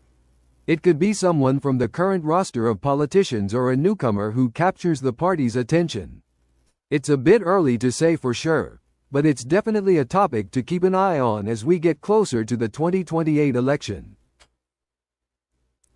Fawn trained to shrimp to Fawn carries water. That was OpenAI that did that, okay? LOL, they were supposed to also make a lunar lander. They're roughly 0% done. Yeah.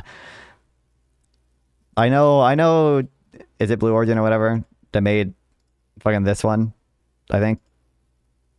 That fell over. Oh wait, no. This fucking shit. I know there's this one that fell over, and then I thought SpaceX's Starship was supposed to do something, but I guess they might just be making a lunar Thanks lander. for the support, but I think I'll stick to co-streaming for now. Can you imagine a shrimp running for office? That would be a sight to see.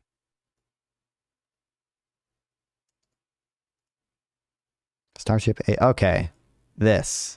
So it is a lander, but it's called the Starship HLS.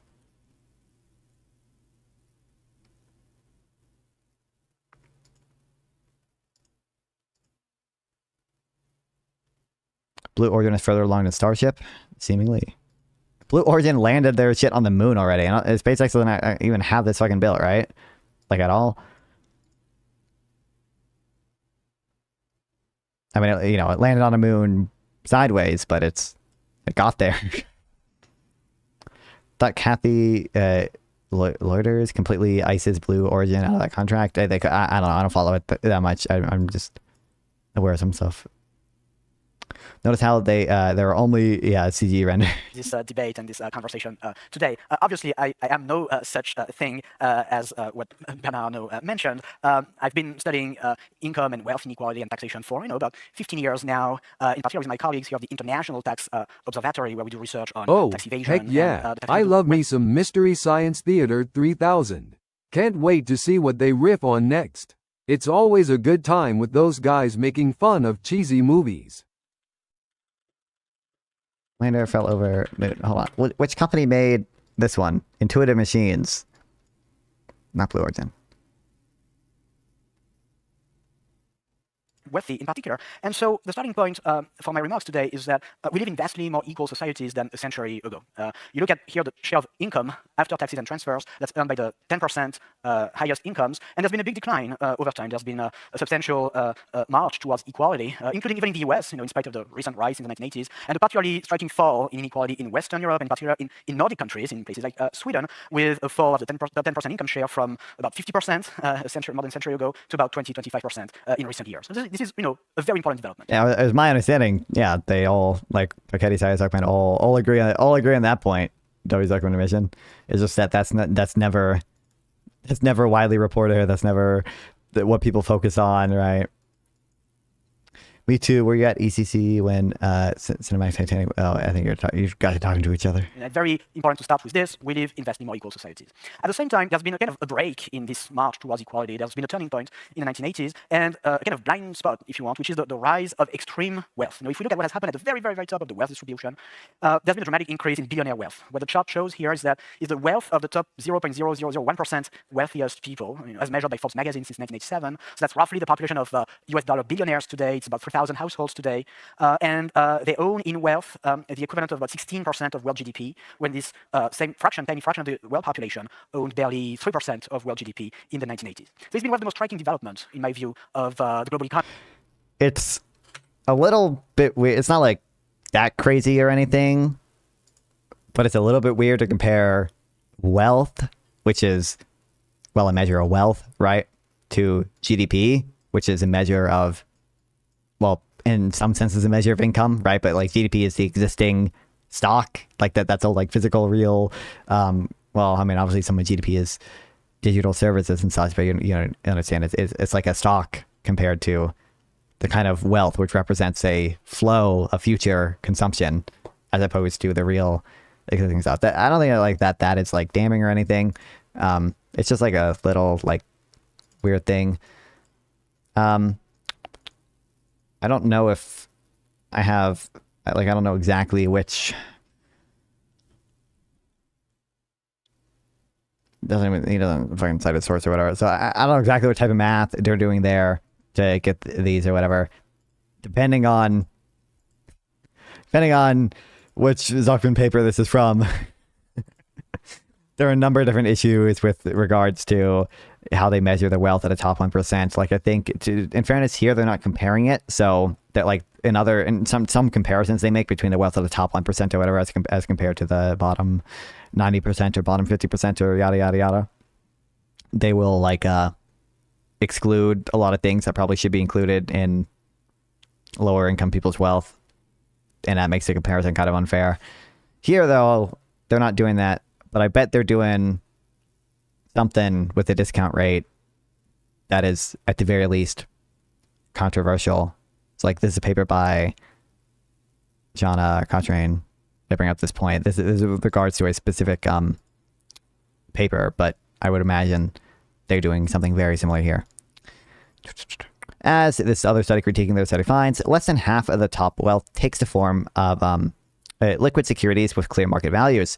So how do we measure the value of these assets? Enter capitalization. Size and Zuckman translate income flows from tax data by wealth to assuming that income will last forever and then discounting it at some rate. In an equation, wealth is equal to income over the discount rate. Smith, Zitter, and Zwick show that, how this calculation can go wrong with wealth held in the form of bonds. What's the paper called? The one I'm reading right now? This is, maybe paper's the wrong word, Cato publication. Wealth and Taxes by John Cochrane.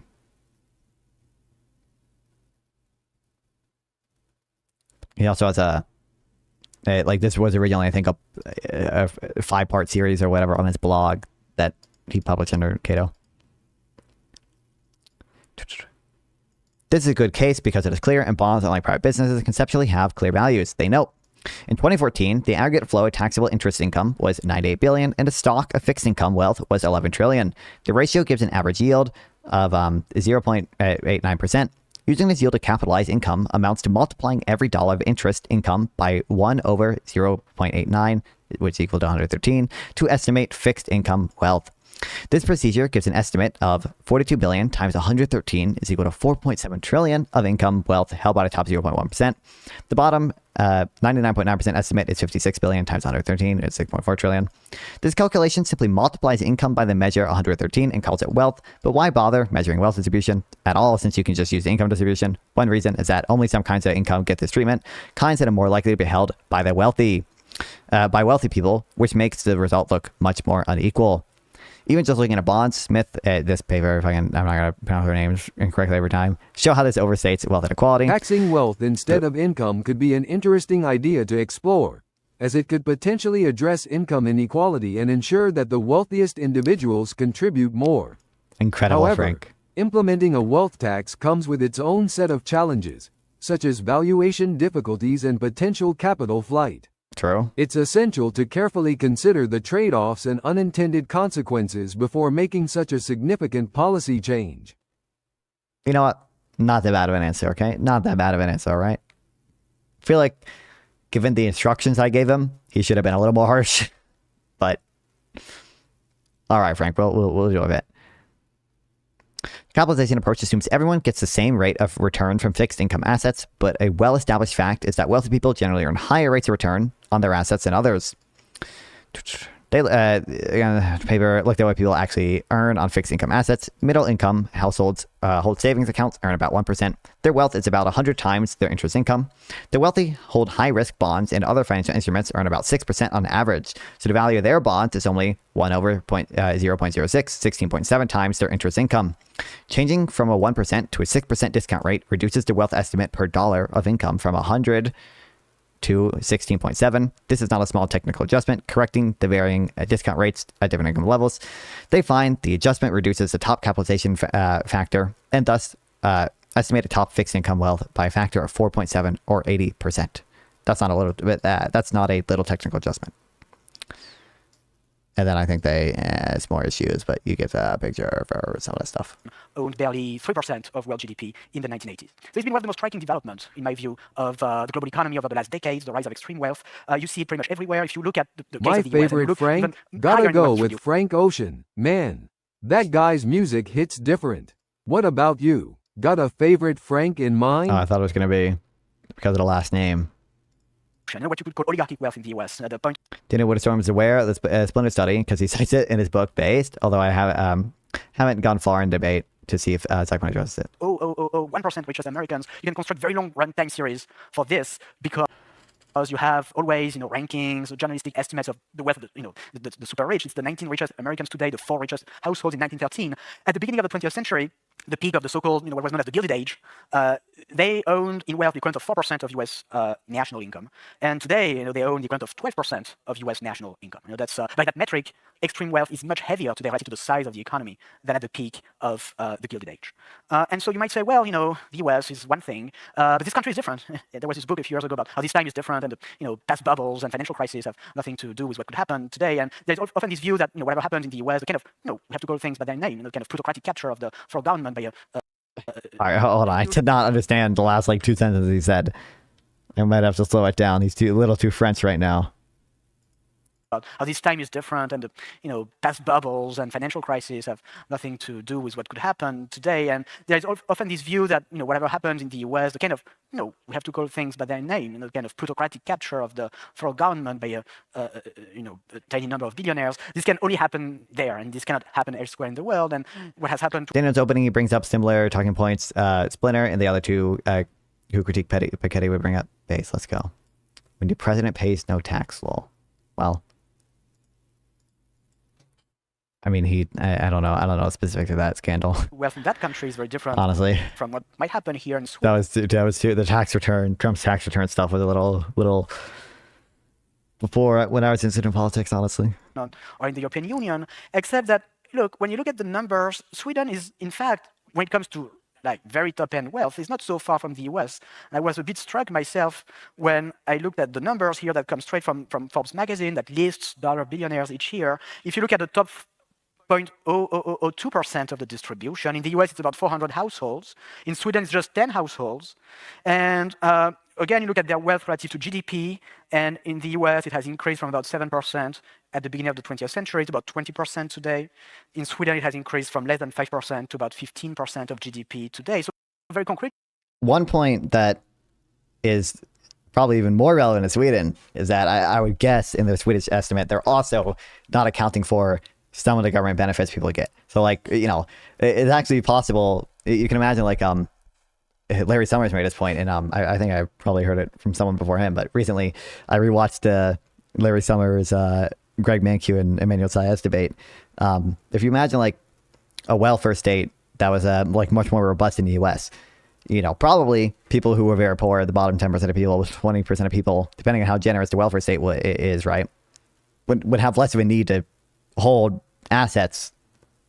You know, they would consume much of their income because there's a much bigger safety net that wouldn't require them to draw on their own personal savings to do so. So, you know, what that reveals is that you can have a very robust public safety net giving real benefits to a lot of people, which is real consumption that these people are doing, or at least real insurance that they're getting, even if they never utilize it. You know, it's a kind of ex ante benefit to them, even if ex post they never need it.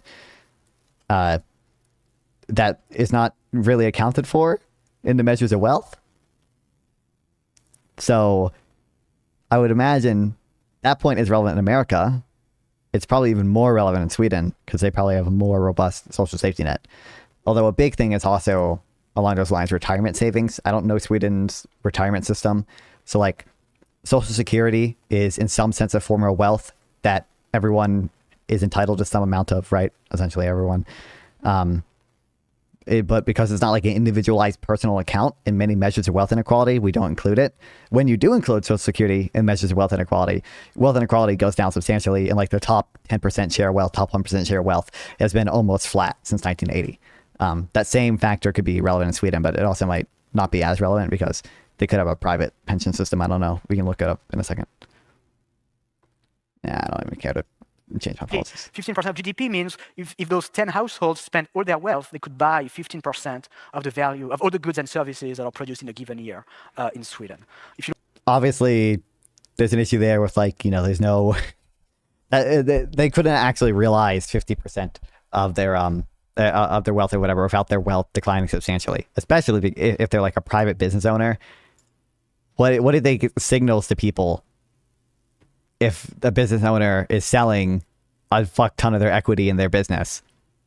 Not only would just like kind of mechanically you increasing the supply of equity or whatever, like, you know, probably bring down the share price of any company or whatever, which makes it very hard to actually realize that wealth. The fact that if you have a lot of money invested in something, many of these billionaires, again, are a business owner of their own company. They hold a substantial share of its equity. You selling all that signals that you're kind of worried about something. Even if that's not actually true, that is a signal that many people get, and that depresses the value even more. Yeah, I think Dr. Thad makes a similar point in his recent Substack. Yeah, that wouldn't surprise me. While as an American influence has grown economically in Europe, we have seen a shift from social democratic to free market models. I don't know how true that is. To the extent that it's true, they've shifted from social democracies to more free market. I don't know how you could ever assign a causal relation to relationships with America being the cause there. But I bet if I don't know what metrics exactly we would use, but I would guess for most European countries, like public spending as a percentage of GDP has probably been fairly stable to increasing. Leave me alone, I'm robusting. That's a good one. A slightly broader group of the population, not the top 10, but the top 50 richest households today, the top 2,000 households in the US, broadly the population of dollar billionaires in both. I mean, from my understanding, Germany, to some extent, still is. Germany still has a relatively strong manufacturing sector, to my understanding.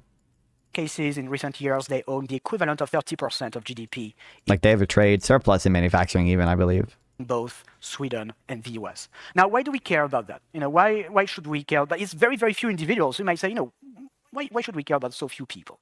Well, you know, it's because wealth, extreme wealth, is always an extreme power. You know, wealth is never virtual. Always. It's always the power to influence policymaking, to influence elections, to influence the prevailing ideology. Looking to the metrics on deindustrialization in Germany, it's shocking.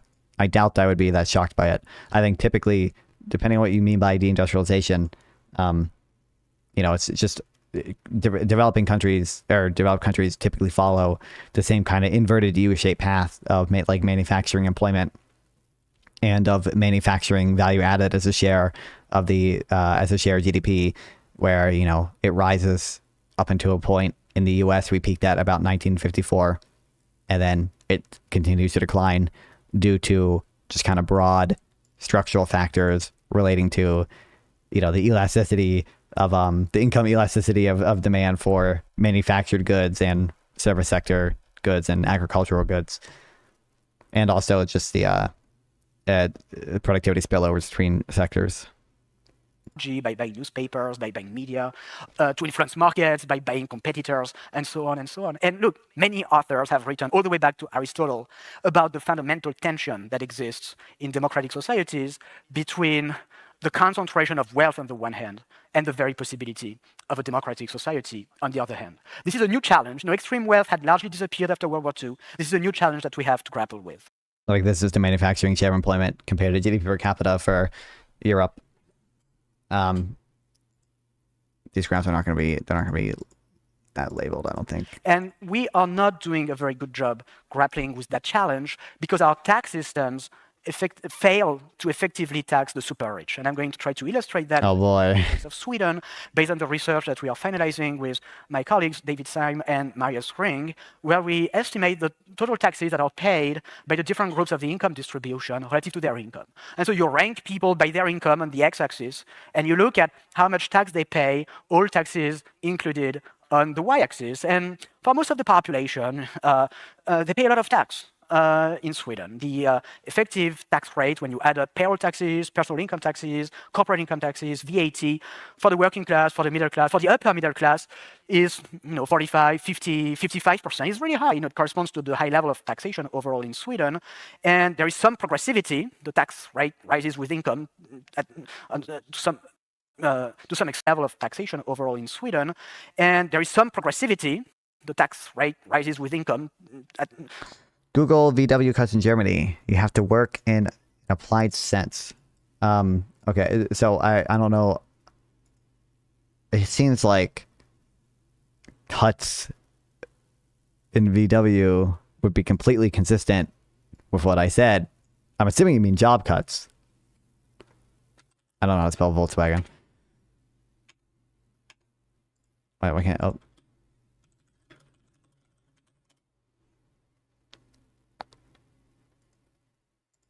To some extent.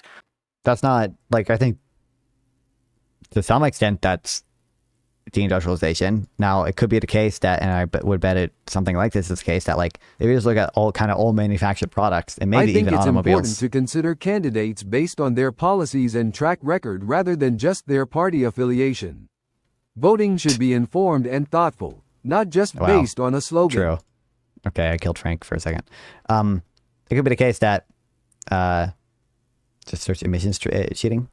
I would bet that manufacturing output has grown in Germany, potentially for automakers as well, but it could be the case that their automotive sector is shrinking.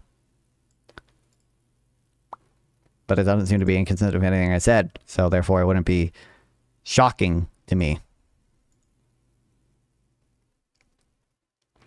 Volkswagen shuts down factory in Germany for the first time in 1988. What is unsurprising given Germany's labor market regulations? It is like absurdly difficult to lay someone off in Germany. Up to the 90th percentile. But then when you look at what happens within the top 1%, so up to the 90th percentile, you have this tax rate of 53% here. And then you look at what happens within the top 1%, and it falls. Well, it really falls quite a lot. It falls. I'm not going to know the specifics of Swedish tax system, right? So I'm assuming they're probably making similar controversial assumptions and or mistakes here as they do to the American system, where they make controversial assumptions about the how unreported income is distributed. They make controversial assumptions or like exclusions or inclusions with regards to what counts as government benefits and that we counted as part of the effective tax rate and what doesn't.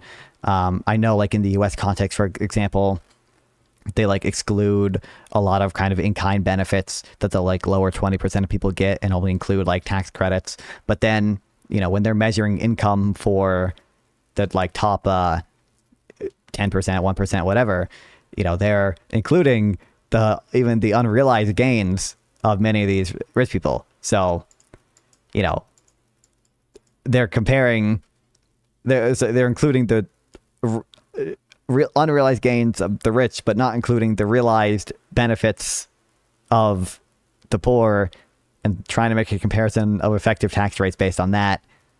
When you don't do that, you get a much flatter effective tax rate in the US, at least. I don't know exactly the details of Sweden. To 13.6% for the very...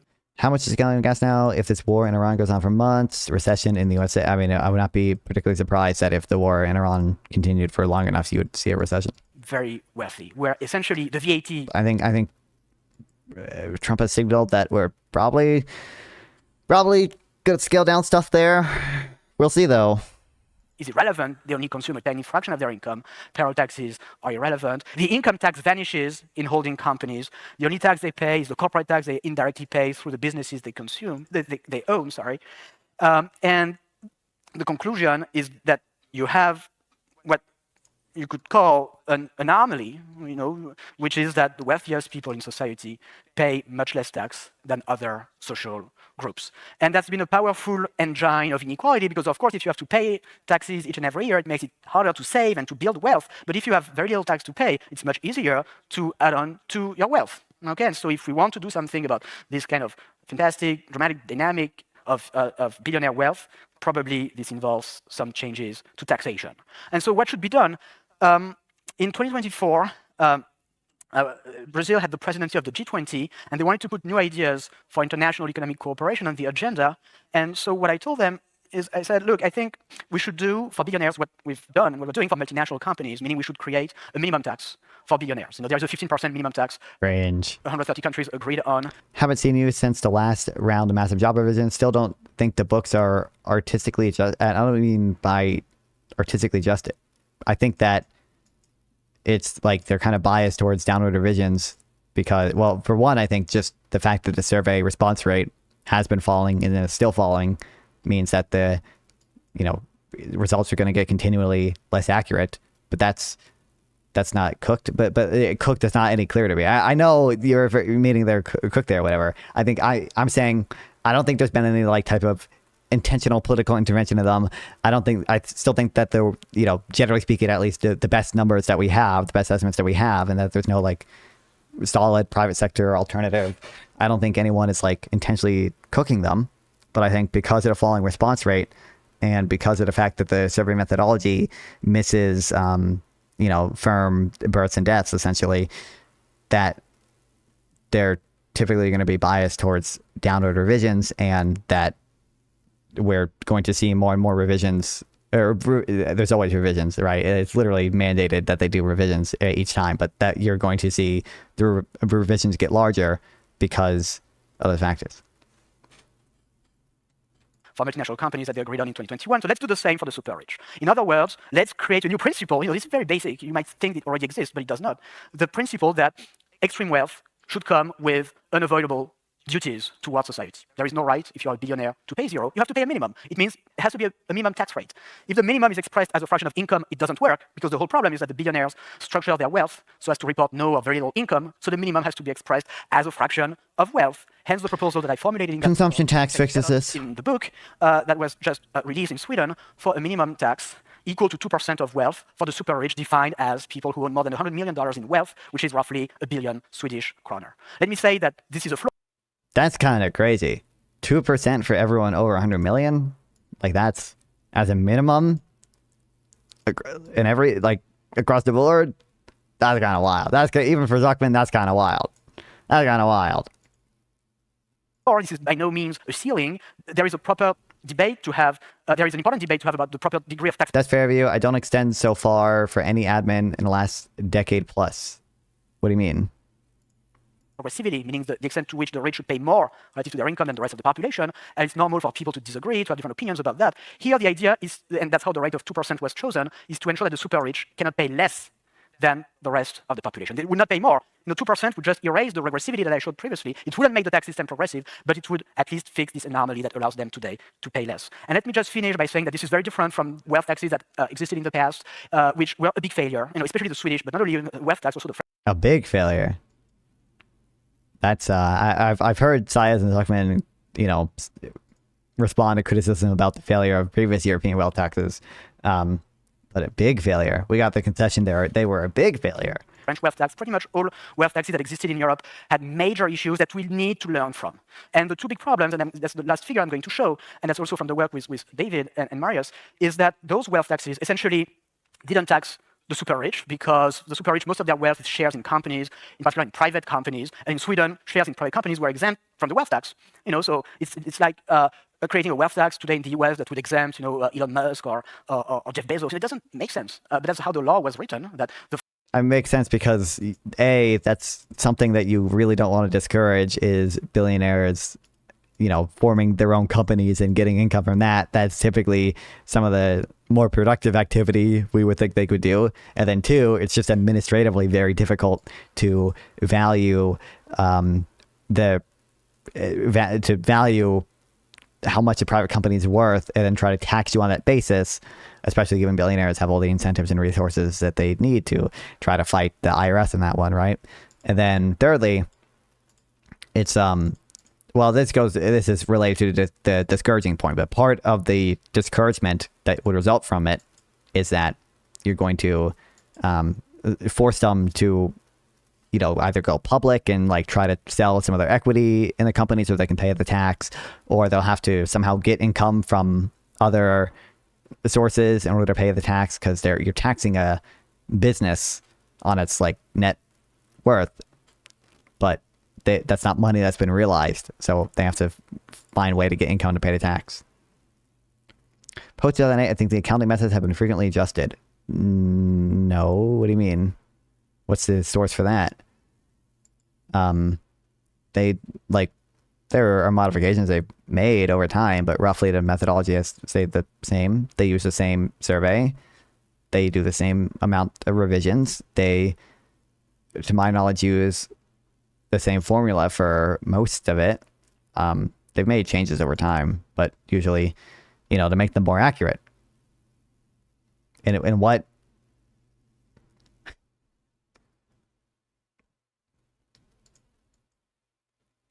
Damn.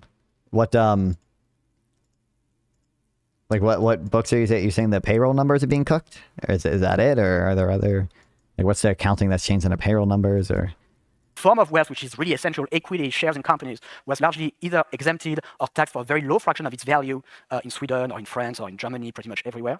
And so what the chart shows is how much people paid in wealth tax relative to their income in Sweden on the eve of the abolition of the wealth tax. That's the orange line. So the very rich paid. The BLS is very transparent about updating their methods and such. So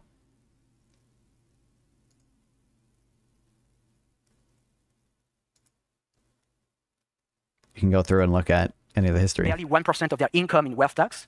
But if their wealth was properly valued and taxed, if you valued corporations at their market value, that you would get the red line, the red curve. This is how much they would have paid in wealth taxes with a well-functioning wealth tax. So we should not repeat the mistakes of the past. We can do, and we should do much better than that. We need an effective minimum tax on billionaires. I'm not getting, this is just, all I'm getting is the fucking updated population estimates, but that's not really the change in methodology. That just reflects when they get new numbers with regards to the population surveys and such. Thank you very much. Thank you. Thank you very much, Gabriel. Please. It evokes a lot of questions. Let's save the questions for a little bit later. So we failed to tax the super rich, Professor Sigman is saying, hence the Sigman tax that he told you about. It's better designed than the Swedish wealth tax was. Let's hear the next leading scholar on the topic. He's a professor of economics at EFN, Research Institute of Industrial Economics, and he's one of the leading scholars on wealth inequality. He's often seen debating the great... I'm vibing out, bro. Just hold my hand and treat me like it's true. First of all, I just don't think I was holding that much water. I just don't think I was. I don't know, maybe. But I don't think that was, especially not in Brunei. Okay, I'm just right about that one, unfortunately for you guys. Secondly, what's the justification for the vibe? Number one, like what has made you think? What has made your vibes feel that way? Number two, are those things just not better explained by the things I mentioned than like there's some conspiracy to like cook the books that no one has uncovered so far, and that like investors still feel confident making decisions based off this information that they think is, or that is like apparently cooked or whatever?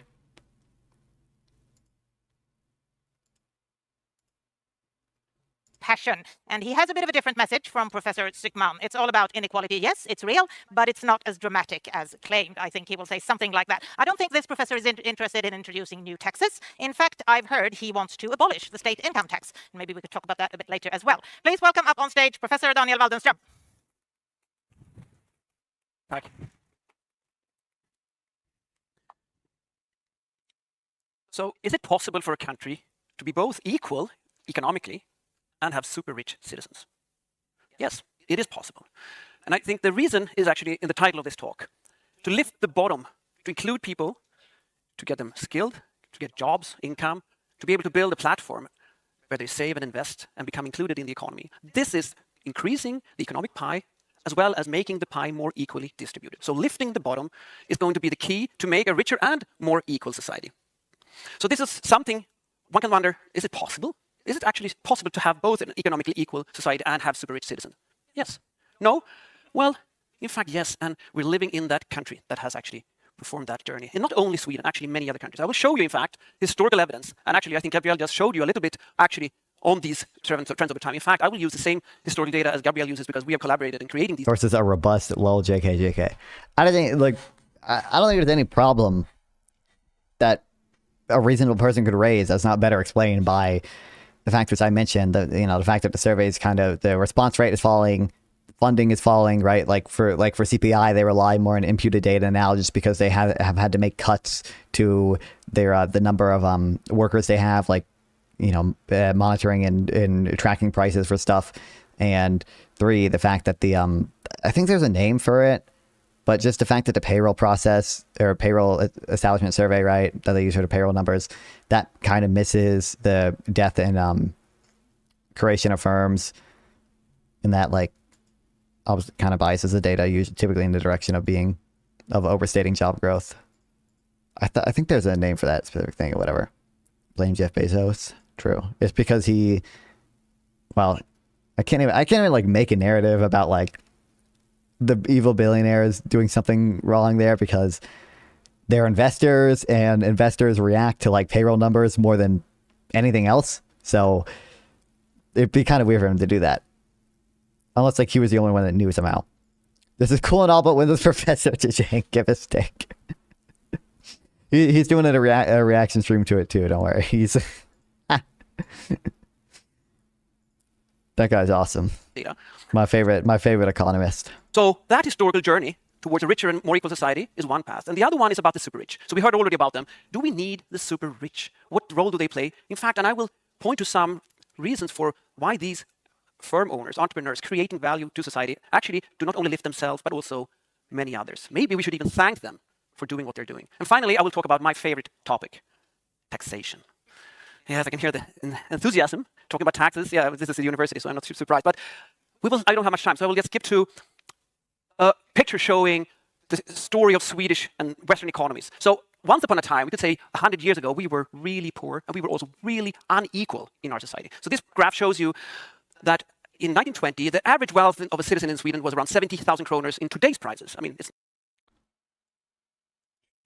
unavoidable lag between an establishment opening for business and its appearance in a sample frame, making it available for sampling. Because of this, new firms' births generate a portion of employment growth each month. Non-sampling methods must be used to estimate this growth.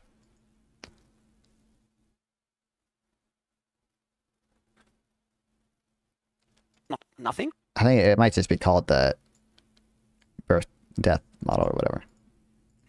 but it's not as much as today. Seemingly. Today it's 30 times more, almost 3 billion, 2.5 billion and counting. So the economic pie has grown. And what was it that happened? Well, the 20th century happened. So the first thing that happened was growth. Industrial revolution leading to productivity, better companies, mass production, but also more skills to people, more income, and a growing pie. This is average wealth, but it could also be GDP per capita. We are today richer than we've ever been in history. That's a great achievement. I think this picture is also interesting because this... Don't you know that it is a little silly that he's using average here, because like this is literally a conversation about wealth inequality. Even though I bet, you know, the picture is not going to be like substantially different from median wealth. It's like obviously average is kind of going to be pulled up a bit by these evil billionaires. Development didn't stop with the glorious decades of the post-war era. In fact, much of the, or most of this value increase was happening after the 1980s reforms of our economies, when the previous high regulation and extreme levels of taxation basically had a full stop of our economies in the 1970s. Instead, when opening up, creating more freedom for people to do things, we see values continue to increase. And in fact, I want you to show, really make you attentive to the evolution since 2000. Average wealth in Sweden has tripled since the 2000, only in these last 20 years. So I want you to keep that in mind. A tripling of total wealth in our economy since 2000. So this is just the pie. The second thing that happened was the shift in what people owned. 100 years ago, most of wealth in society was in the agricultural sector. And these were domains, large estates, castles, but also some industrial corporations that have started to grow. These were assets held by the rich. 75% of them we could classify basically as stuff that the rich held in society. So growth was the one thing that happened in the 20th century. The second thing was that people started realizing they not only have a value in the labor market, but also a value as citizens. Democracy came. So democracy is the second big change or game changer of the 20th century. Educational reforms, broadening attainment, higher education in general, but also labor laws making working places better and safer. This made workers more productive and getting higher incomes and real wages. For the first time in history, they could start saving. Before then, basically, they had to eat up all that they earned. But then, in the 20th century, they started being able to save. The first thing they saved for was a home. Home ownership rates doubled in Sweden and elsewhere in Europe during the 20th century. So you can see here the composition of assets and wealth in society is shifting. Homes become the largest pillar of private wealth, and today it comprises around half of all wealth in Sweden and other Western countries. And the second thing that happened also was we started living longer because we had higher incomes, and then we needed to save for something else. Yes, retirement. Retirement savings boomed in the post-war era when lifespans expanded for everyone. All workers became wealthier, lived longer lives. And in the 1980s, we also had these fantastic financial innovations, the mutual funds, that allowed normal people to put their savings into funds that allowed them to get high returns at a low risk and without knowing anything about the stock market. Complete magic. And what you can see is that this Oh, I got flashbacks to the Matt Bruno conversation. has changed what wealth is. 100 years ago, if someone would have said, well, that's something that the rich people have. Yes, it's true, but it was true 100 years ago. Today, it's not true anymore. Wealth is something that normal people have. You can see here, 75% of all wealth is either housing or pension funds, pension saving. The stuff that normal people have, normal middle-class working families have. I agree with the overall point. This graph is a little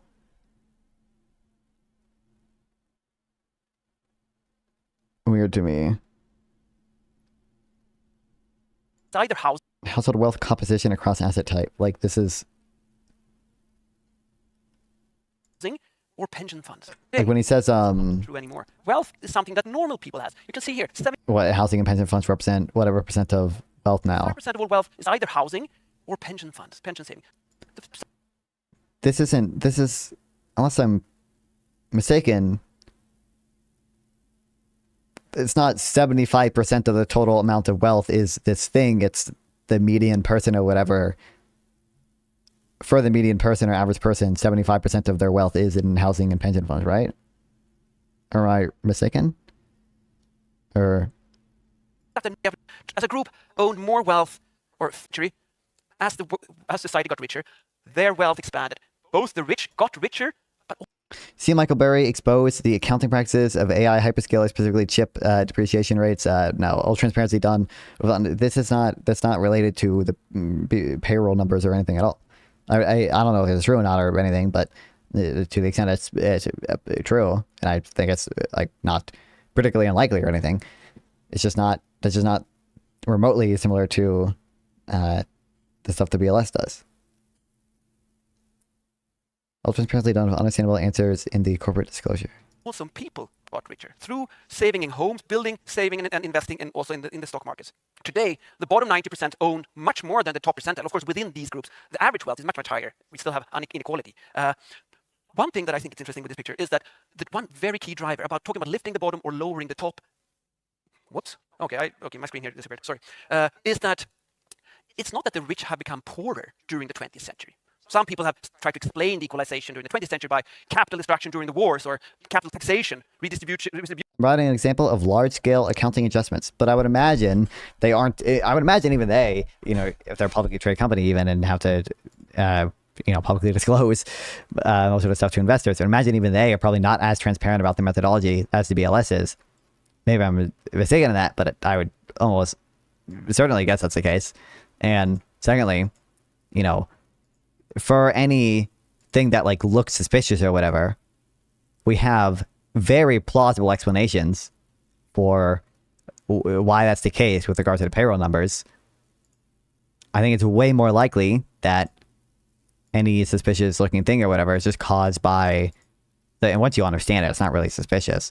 It's just caused by the things I mentioned: lower funding, which constrains their resources, the fact that the payroll methodology doesn't keep track of firm death and birth, and the fact that the response rate has been dropping. It's like at a almost all-time low right now. It's at an all-time low excluding COVID.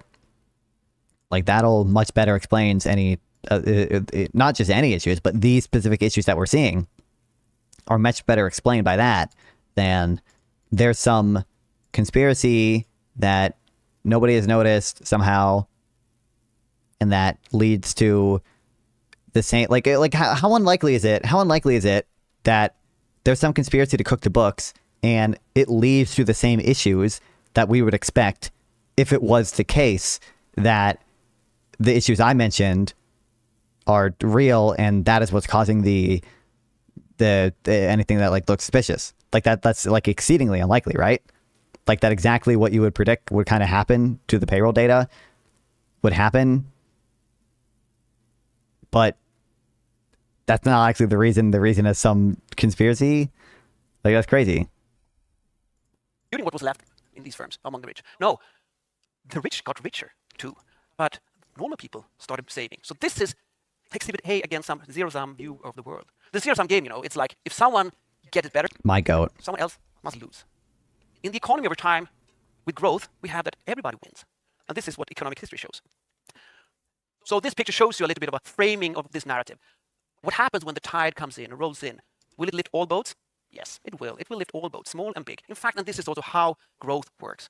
Everybody will get lifted by growth. Just compare what happens, what we can see in across countries. Do you take Accounting 101? It's way more art than econ. I've not taken a specific accounting class, but that's not like I understand some broad concepts relating to accounting because I've taken an economics class and I've read a bit about like the balance of payments, for example, and that's all like accounting. To the extent it's to the extent it's art or whatever, like correct me if I'm wrong, the reason why it's art, or to some extent, I'm assuming, can you watch Carrot Challenge? But I want to watch this. Like, we just like defined what the balance of payments is, right? Like there's no like objective like truth about the balance of payments like being a thing that exists independently of us categorizing certain transactions into different things. That's all just like us categorizing stuff. So like I would imagine, the art you're referring to, whatever, is creating those categories that I'll go, don't go hush, you are stupid, and I want to respond. No, I'm being mean, but I'm just saying, like, to the extent it's art, it's mostly like you have to create categories that are meaningful. The art part of it is not the actual math, the actual methodology, the actual kind of work behind it. And you seem to think that like they're manipulating that, not that the categories or whatever like haven't changed. Accounting is pretty straightforward. It's not an art. You could say that art is more on the legal entity side, mixing lawyers and accountants together. Welcome to the stream. You said what? This is true. I don't know what else you can mean by art other than just like, it's not like there aren't like laws of accounting in the same sense that there are laws of economics, like, because again, accounting is just kind of how we are defining transactions. The world, it may take some time. It's not like a relationship between things like we describe with economic models. So recall that I said wealth has tripled, capital values have boomed in Sweden and many other Western countries over the last 20 years. Did this change wealth inequality? No. The Gini coefficient has been relatively stable. The Gini coefficient is this popular statistical measure of distribution or the inequality, you could say. Or the top 0.1, the richest 1. Why don't they have sources? Are the sources their own work? It could be, because they are both like econ professors or whatever, but like, sources would use thousands. It has not trended, or it has not exploded. So we have not had an explosion of wealth inequality in the Western world, despite an explosion in capital values. Why? Well, you already saw that. That wealth is held in either homes or in mutual funds, in pension funds, which is owned by normal working middle-class people. This is why we have growth both in the bottom and in the top as a result of growth. I want to show you this picture of the global story. Don't let anyone make you think that the world has become a much more unequal place. This is not just the case. True. So this picture just shows you. I mean, this is well, that's just poverty or whatever. Sneak peek or like a quick. Global wealth inequality. This is Gini coefficient from the Global Wealth Report. Global income inequality from. I'm familiar with this dude. I'm pretty sure. 3 areas of global inequality. 18. Yeah, I'm familiar with I believe this guy's he's made some estimates of wealth inequality or there's income inequality. He might have worked in wealth inequality too, but like he's who a lot of people I've seen rely on for, historical estimates of inequality back to the 1800s and before then. Of what global income inequality numbers show. This is Branko Milanovic picture. People should care more about poverty than inequality. I agree, but well, I mean, many people who care about inequality also think there's some causal relation between those, because I think they're thinking in a kind of zero-sum way, but we're working on okay. Sloppy non-fun will defeat the sloppy list. Zero-sum thinking. Shows that the world's one day income distribution today is more equal than it has been in over 100 years. The middle picture shows you the poverty rate. So how many in the population lives on just $2 a day? That has gone down only since the 80s, from like plus 40% to 5, 6, 7%. And to the left, and to the right, 6, the wealth 7. inequality in the world. Very, very unequal, but it's getting less unequal. And of course, the major reasons is not foreign aid, but it's growth, liberalizations, free trade, private property rights, perhaps the most important institution of all in creating long-run wealth. Super rich. When I was a kid and wanted to listen to music away from home, I had one of these. Maybe some of you haven't seen that thing over there, but it's called, in Sweden we call it freestyle. We had no name on it, but it's Walkman. You basically had a cassette tape, and then when you wanted to switch music, it wasn't possible because you had that tape with you. Then this guy, Daniel Ek, coming from one of the poorer regions outside of Stockholm, Rågsved, he created Spotify that, not only him, of course, that gave us all kinds of music in the world at any time. Daniel Ek is today a billionaire. He's one of these billionaires in these plots. Congratulations to him, I would say. But maybe the biggest congrats is to all of us music lovers, who thanks to him can enjoy music whenever we want from all kinds of sources. True. Or this group. This looks like this nerdy group of computer people from the 70s. In fact, it is. These guys became really famous, especially those guys. Here's Paul Allen to the right, and to the left, who's that? Bill Gates. I mean, they created Microsoft.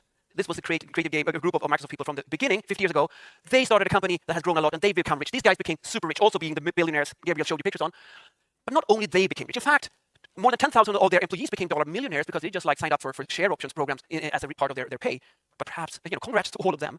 But I want to say congrats to all of us who have been lifted in our professions, or maybe at home sitting with Word, Excel. I was gonna say that's probably like the more that they've created. This is how they important thing. Even it's not just their employees, but the fact that basically almost anyone who's an employee anywhere relies on Windows or some product made by Microsoft to some extent.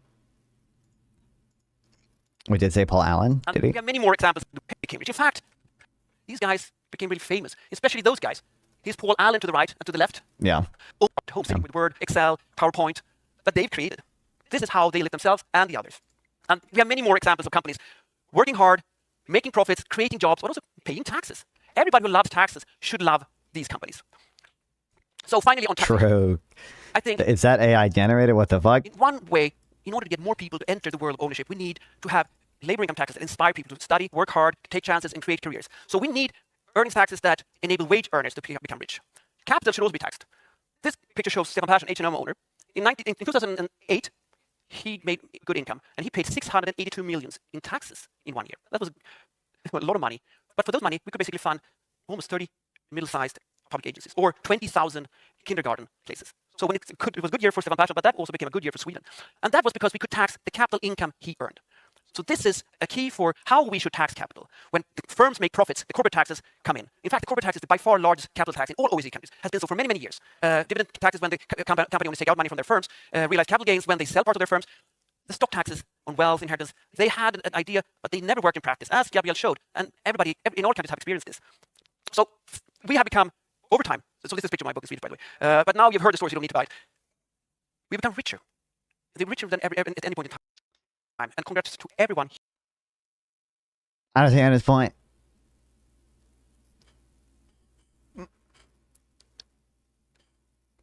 Why we gotta like glaze corporate taxes though? Like what are we like?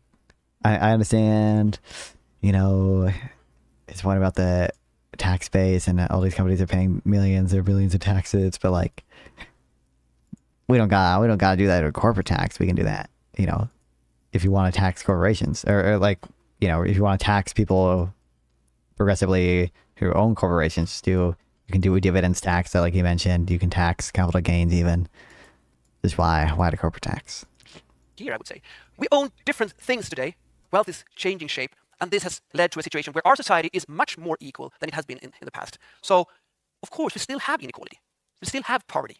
We still have challenges. But with these insights, we have the keys that can maybe enable us to tell our future generations, congrats to you. Thank you. Very much. Gabriel, you can come up.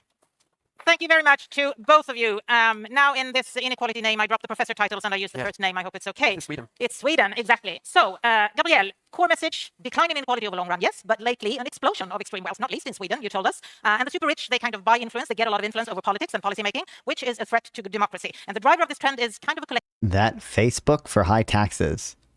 What? Welcome in, Homestar Gardener. Failure to tax the super rich, which you want to correct and fix by the Superman tax, for instance. Daniel, core message, inequality exists, yes, but it's often overstated and no extreme levels when you compare it historically. And it should also be judged alongside, as you showed, rising prosperity, not least home ownership, pension savings you were talking about. No aggressive policy actions needed. Sit still in the boat. Oh, thank Facebook for high taxes. True. Here, because it affects entrepreneurship, growth, investments if you do too much. Better to focus on broad growth opportunities and stable opportunities. The core message is a little bit, yes. So sit still in båten, sit still in the boat versus act now, kind of. So you will be able to slice these others' arguments into pieces. But first I want to ask you, Daniel, what do you think is the strongest argument in Gabriel's research? What is the best thing, his best argument? But he has several great arguments and facts and convincing findings. I don't know what I would say for this. I'm thinking because I don't think like, holy shit, why are there so many fucking barbarians here? Zuckman doesn't like, from the stuff I've seen, make that strong arguments about like the corrosive effects of wealth on democracy or whatever. I think that's like probably the most valid concern, but he's not the one doing those research that research to the extent that exists. And he's not the one like, he raises that as an issue, but he's not like, he doesn't talk about it like that much. So I don't know what I would say, honestly.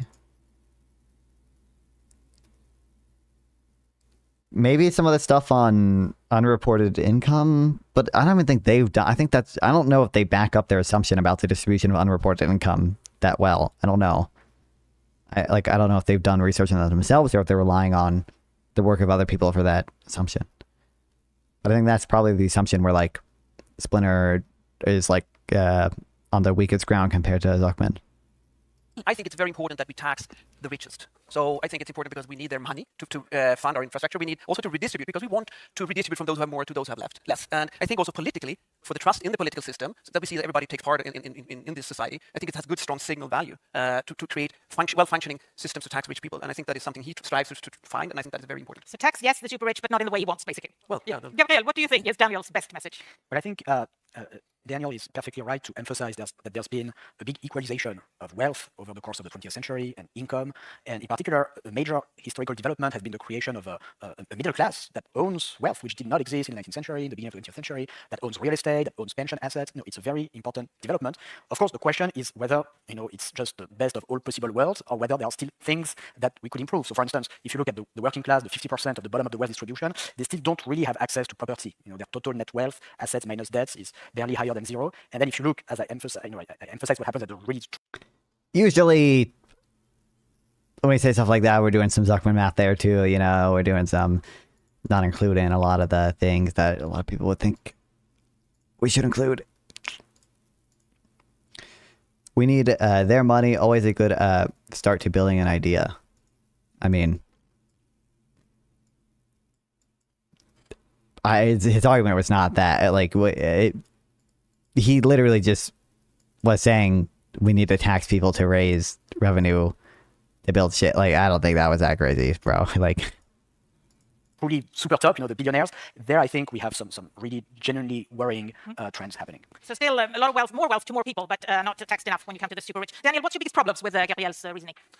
Well, I think I share the problematic view of the economy, Gabriel and I, in terms of how to view entrepreneurs and the role of value creation among firms and firm owners. I think economics as a discipline has problems with this. We are very structural. So I think there's a risk of that entrepreneurs and their contributions and in order to create growth is missed by us. And then we can take them out. They're not very necessary. Oh, they are threatening to go to another country. Let them go. We don't need them. Well, we need them. If Marius Ring, the co-author of Gabriel, has a paper on Norway showing that the tax increase on the wealth tax also has significantly increased the outflow of Norwegian entrepreneurs to other countries. I mean, maybe 200, 300 people. That's a lot of people for a small country. I think it was still, I'm not certain that paper finds it. I'm not familiar with this exact paper, but I believe, to be fair, the evidence does show, from what I've seen, it probably still is net tax revenue gaining for Norway. Obviously, capital flight is bad for reasons beyond revenue. It's bad for your country's economic growth, at least conceivably. But I believe it's still net benefit. Not net benefit, net tax raiser. Gabriel has a paper on Norway showing that the tax increase we don't need them. Well, we need them. If Marius Ring, the co-author of Gabriel, has a paper on Norway showing that the tax increase on the wealth, need them. Well, we need them to buy out. If Marius Ring, the co-author... No clue what he said. Genuinely no clue what the fuck that name was. ...of Gabriel has a paper on Norway showing that the tax increase on the wealth tax also has significantly increased the outflow of Norwegian entrepreneurs to other countries. I mean, maybe 200, 300 people. That's a lot of people for a small country. And I think we need to take this very seriously because they are the ones creating networks and knowledge and growth, finding up new startups. And that's going to hurt the economy. This looks like it's probably it. I'm coming to say good night. What's up, South Drama? Good night. Thanks for at least stopping by. I appreciate it. Hell yeah. And their small tax money would be much, much smaller than the cost to... This has got the fucking bullshit letter in it. It's gotta be what he's talking about.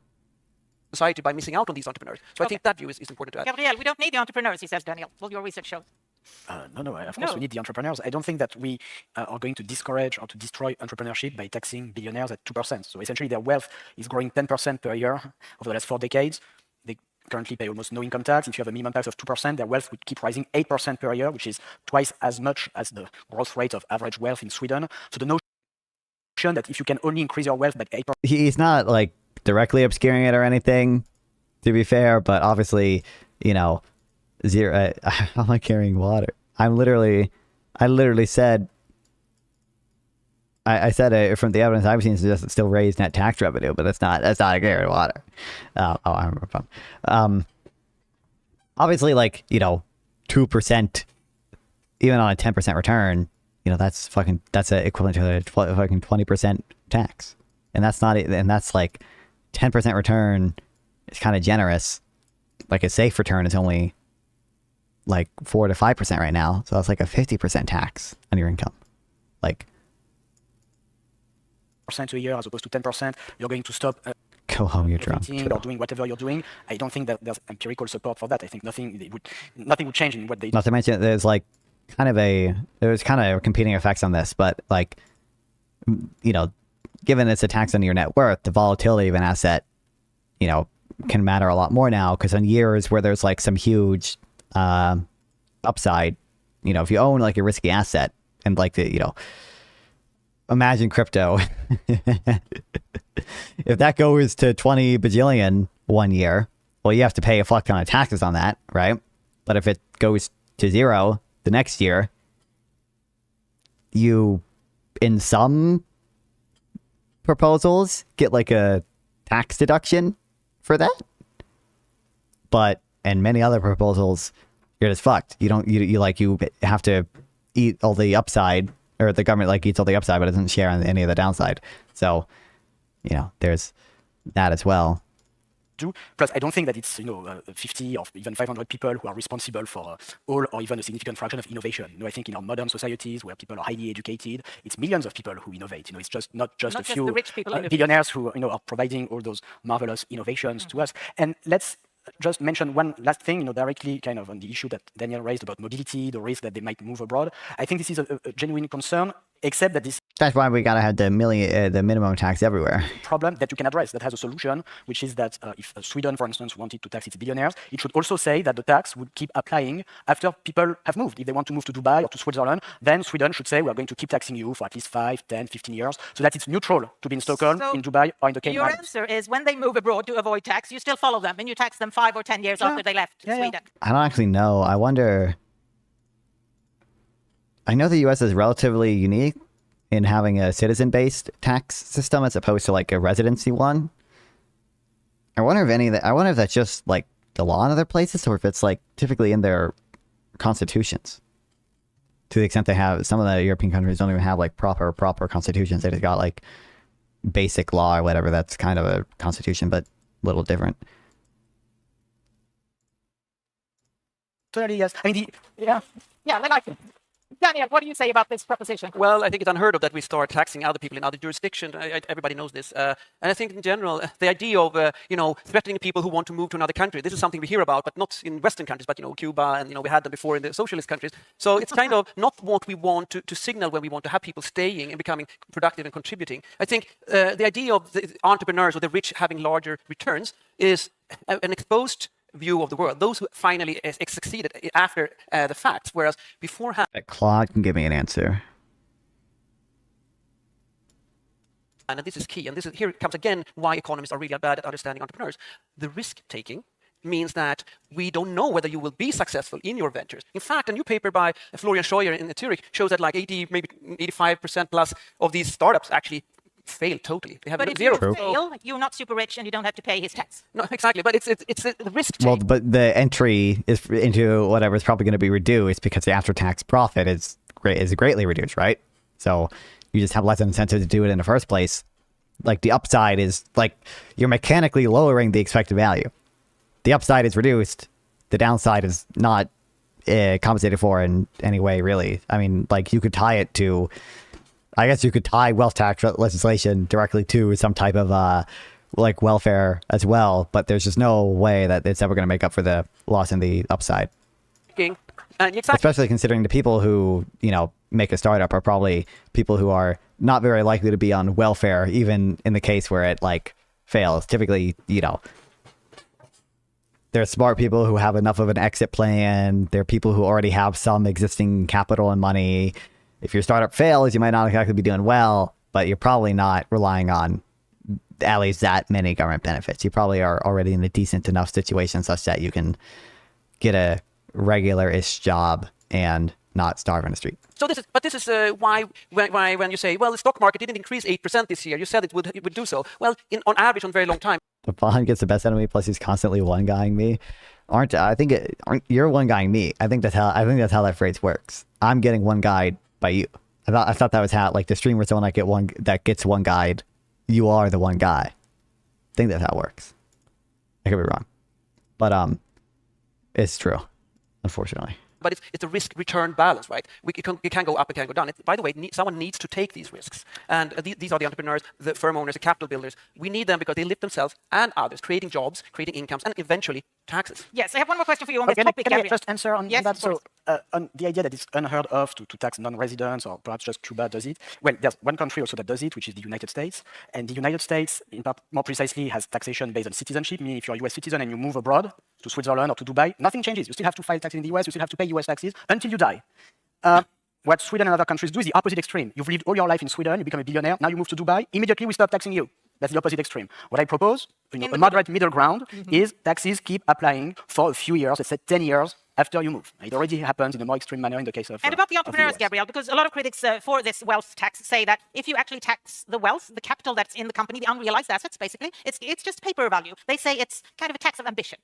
What do you say about that? So I say two things. So one is, look, I lived in the California, San Francisco Bay Area. I've taught in Berkeley for about 10 years to thousands of students who then have gone up to create their startups and worked in tech. And not once have I heard someone coming to my office and saying, okay, look, professor, I'd like to create a startup, to innovate, to do AI, but there is one thing that really worries me. It's the amount of tax I will have to pay once I become a billionaire. And I'm so worried that I'm considering, preemptively moving to Singapore or to the Cayman Islands, or I'm considering another career choice, and not innovation. But still moving is really what they do when they become rich. Once they become rich, they threaten to leave, and sometimes they do because we let them do it, because we provide an incentive then you follow them to move. So that would not be possible anymore. There would not be any incentive anymore to move with the system that I propose.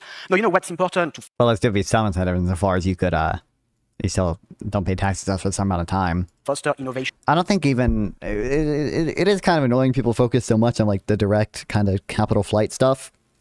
I think it's just a bigger challenge to do the type of valuation to eat all the administrative cost in doing that. And two, just kind of tax avoidance strategies that don't rely on the billionaire like literally moving, but just like keeping wealth in assets that for some reason avoid the tax, or storing wealth in accounts that can't be tracked or can't be taxed or whatever. Like, I think there's probably just margins on which people adjust on more than like physical location of the person. Entrepreneurship is a million things other than not taxing billionaires. It's what's important for startup founders is the skills of the workforce they can hire, is the quality of public infrastructure, is certain labor market regulations, all of this. But the amount of tax they will pay once a billionaire doesn't matter. On this topic, you do not agree. Daniel, what about Gabriel's Thanks for keeping the camera on. Only need a few more seconds. argument? Extreme rich means extreme power. That the super rich actually get a lot of power and that it threats democracy. Well, I think, first on this paper wealth thing, of course, the paper wealth problem is that we don't know what the wealth is. So these are startups making no money, maybe no profits, and they still have a really nice future and having a big paper value of their wealth. So there is no money to pay these taxes for. And this is one of the key reasons for why all countries that had these taxes removed those business assets out of the tax base in order to have these continue investing in them. Almost like what I said. They would have stopped doing so, growth would have gone down, jobs would have been fewer. So this is kind of well understood. This is right-wing governments have done so, left-wing governments have done so for decades. So I think this is kind of why we don't have wealth taxes, and we won't, I think, have it for many years. And on the democracy thing, I think, yes, we should think about this. I really think it's very important. I don't know, Civ, are you winning, son? I'm not losing. I wouldn't say I'm winning.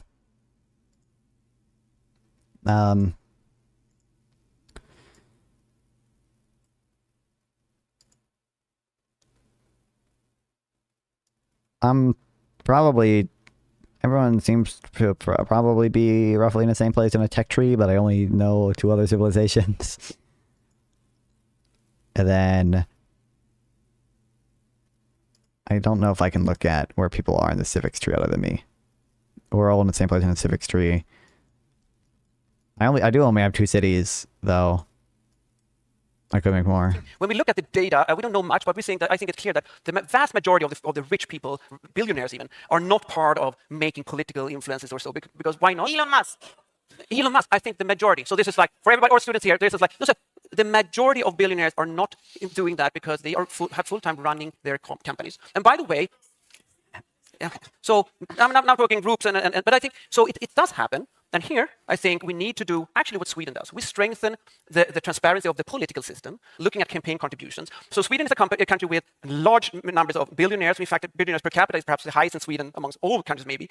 We have private owners of media. I think that's true, but yeah, I hear that meme a lot. And I think it's a funny little known thing. Productive business environment and getting billionaires and still trust in the Swedish political system, thinking about Stefan Persson as an oligarch isn't just the case because we have trust in our political institutions. I think that is very important, not to hamper business creation, investment, entrepreneurship with the suspicion that they may at some point become influential. So the trust is still important, basically. Now, yes, these guys have a lot to debate, and we are going to debate even more. But let's say thank you for now, Gabriel and Daniel.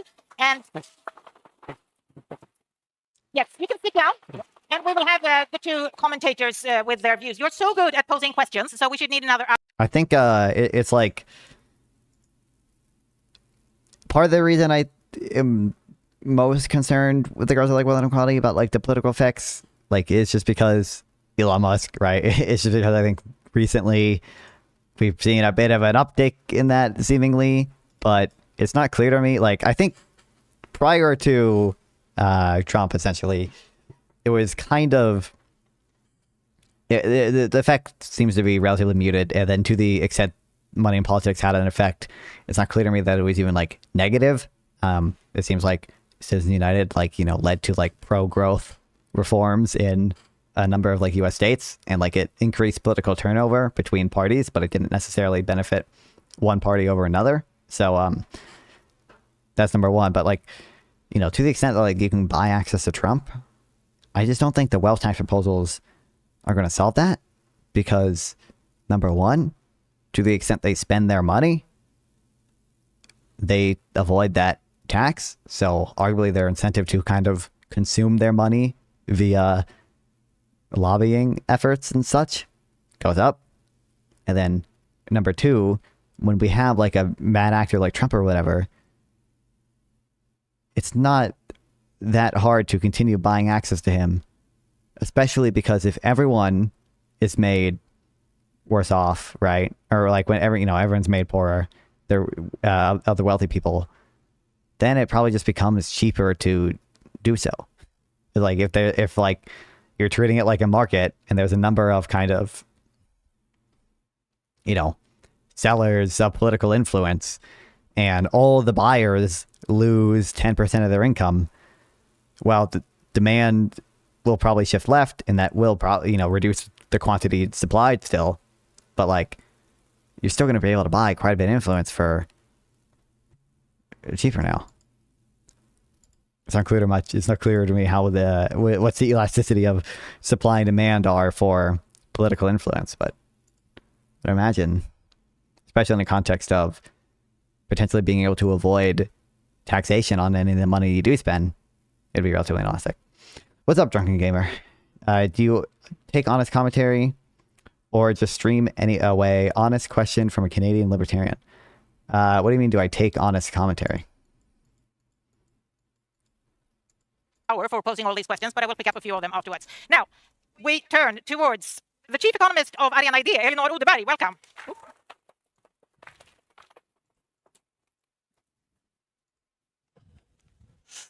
Thank you, Mia. Okay, so first of all, even though I'm an economic historian, I'm not going to have my index year in the 1920s to prove that there has been, in fact, no inequality. I'm going to focus on these last 30 years. And nothing has characterized fiscal policy in Sweden as much as tax cuts. In total, taxes have been reduced by 7 percentage points out of GDP, which is roughly 500 billion crowns. From what, 60% to, or 67% to 60%? I bet it's probably not that high, but I bet it's, hopefully she shows the graph. Otherwise I have to look it up. And it's annoying to look at other countries' stats because they do stuff in different ways a lot of times, but I bet it's still like quite high. Less for public services. And at the same time, economic inequality in Sweden has risen at spectacular levels. 700,000 people live in poverty with difficulty paying for the most basic needs, nutritious food, heat, or occasional leisure activities. And the level of wealth concentration in Sweden is now the same as in the United States, as Gabriel pointed out. Different opinions without needing to fight about everything. Yeah, I do. I mean, if you say something that triggers me, I might yell about it and chat a bit, but different opinions are valid, at least to me. And we can be friends with and think different things. Yeah, sure, absolutely. Yeah. And our most prominent researcher on this field is saying that this is not a problem. Sweden has become the land of extremes. Tax cuts and inequality are, of course, interconnected, partly because the direct redistribution via the tax system has weakened, since tax cuts have primarily benefited those with high incomes and tell him to ask Frank, particularly those with high levels of wealth. And in fact, since the 1990s, the income gaps have risen even more when you take tax policy into account. And secondly, because the indirect redistribution has weakened, since everything. Why would we look at like anything but after-tax income? What are we doing? What are we doing? Always look at income after taxes and transfers. Why would I? There are cases in which you can look at, and it be meaningful and important to look at, you know, pre-transfer income, but pre-tax and transfer. Here, I don't think that matters that much. That the taxes finance our general welfare has gone down with this general level of tax to GDP.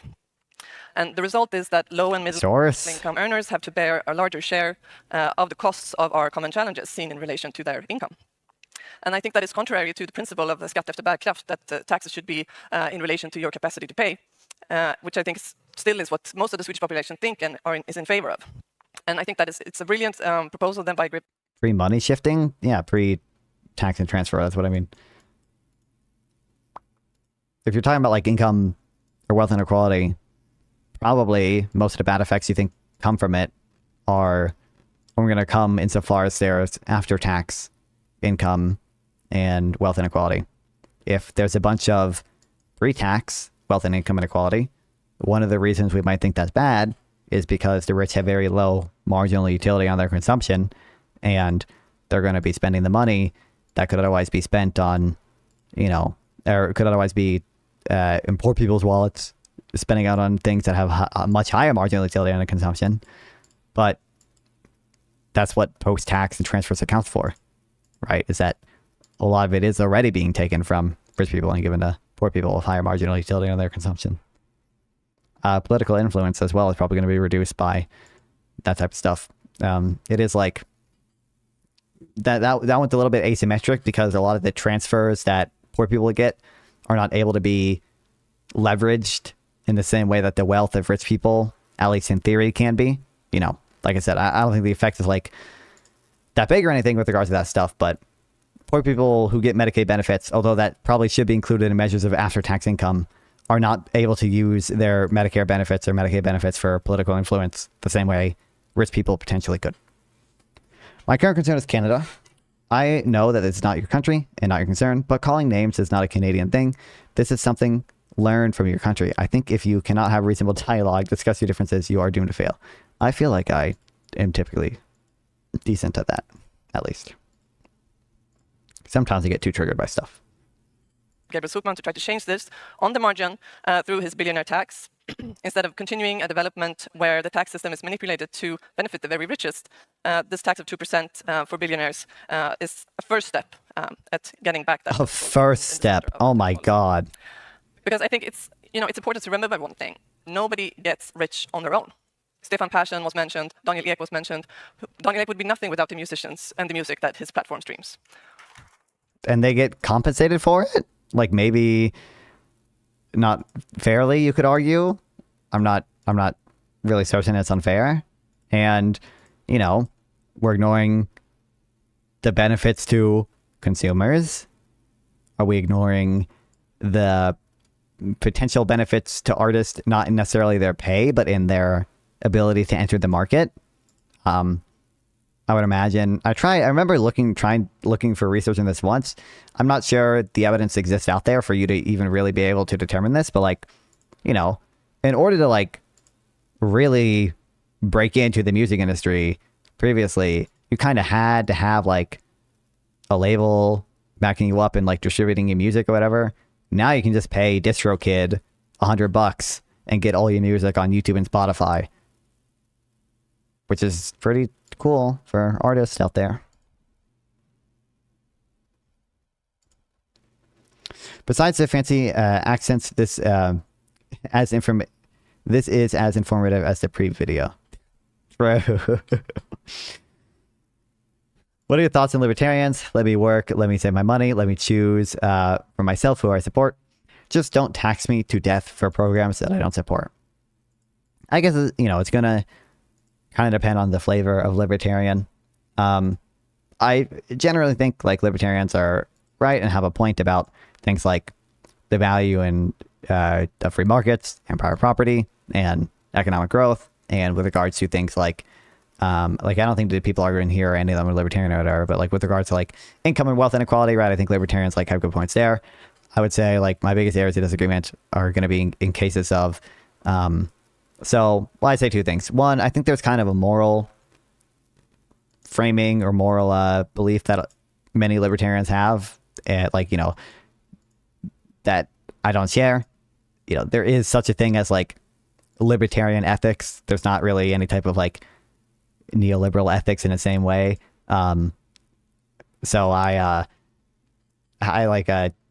have disagreements with that, although you can be a libertarian without believing in the type of libertarian ethics that many libertarians do believe in. So any like the NAP stuff, I disagree with. I'm a consequentialist. I'm a utilitarian.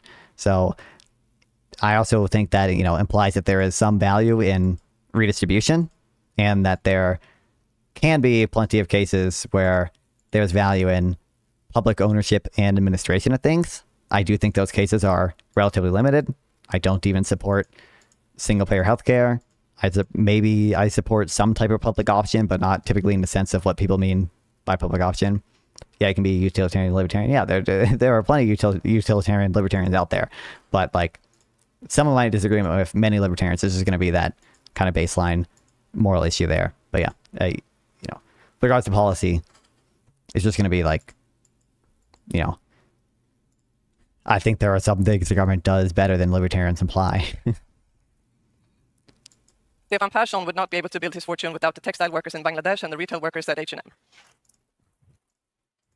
So without the tax, the goods and services that the taxes finance, the super rich would never have achieved success.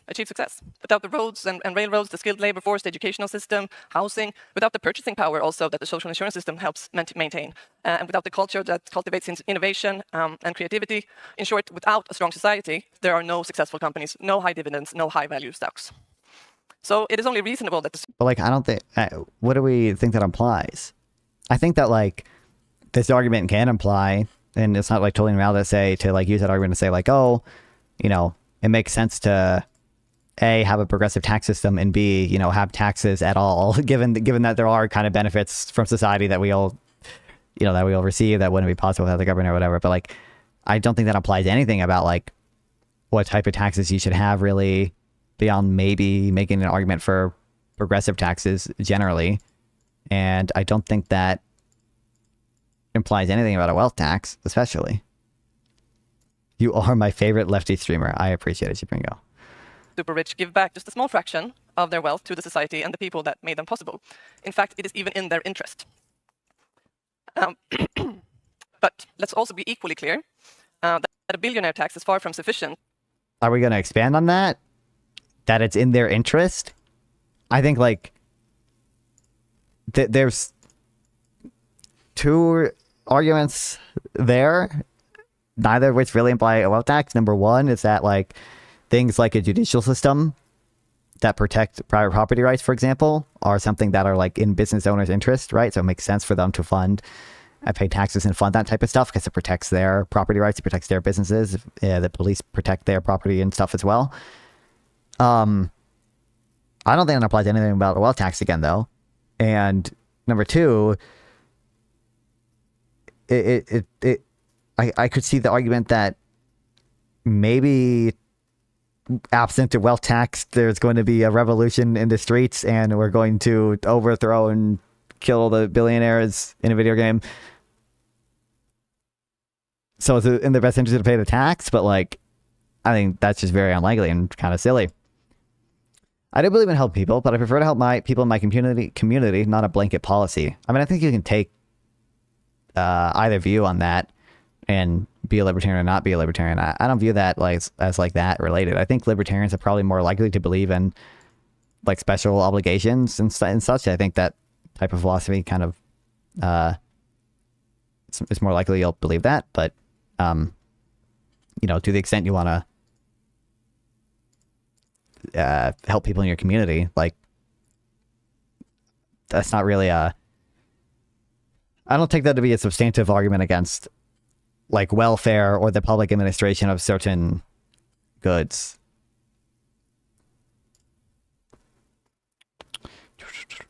If Bob will not even make an attempt to help himself after, say, 4 or 5 times trying to help Bob, perhaps I move on from trying to help Bob. I just think that like there's most of the evidence I've seen on like welfare, for example, it just seems to be the case that like there just are not substantive moral hazards there. Certainly not ones to outweigh the benefits that I have, you know, the evidence. Oh, Put shit. This toward Frank food. Thank you, Chipperinger, for the $3. I appreciate it. Hell yeah. I will put it towards Frank food.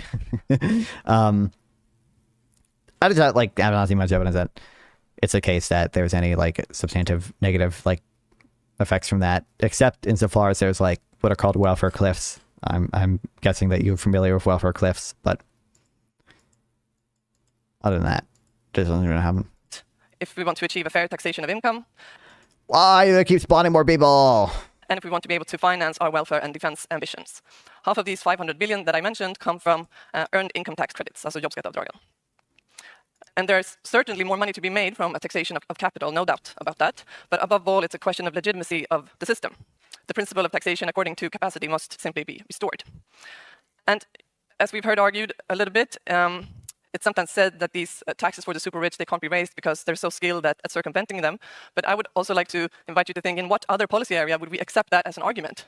Okay, let's just legalize gang crime or drug trafficking and buying sex because, it's so difficult to stop this.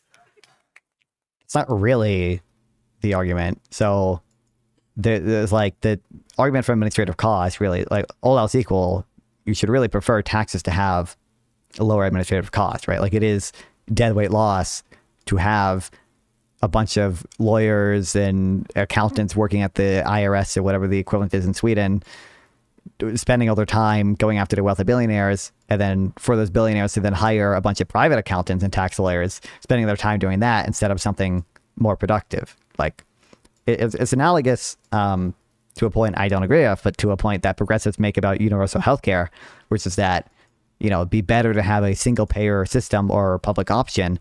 And right now there's, 2 million something people working in private healthcare that could theoretically be doing more productive things, but instead are working in private healthcare. So, I think that same type of argument, even though I don't agree that that actually is the case in healthcare, applies here with wealth taxes. What are your thoughts on liberals who do not believe in crime? I don't know what that means. I believe people need a hand up, not a handout. Wow. I came from a very poor family. I got used to the rich making fun of me. I think that most people that are homeless are like I was, living on a bench because I had to, not because I needed to. Okay. I don't know what I'm going to take away from that. I would just point to seems like we have decently well-identified evidence on certain stuff like that. You don't know emoji incoming? I don't know. He indeed does not know.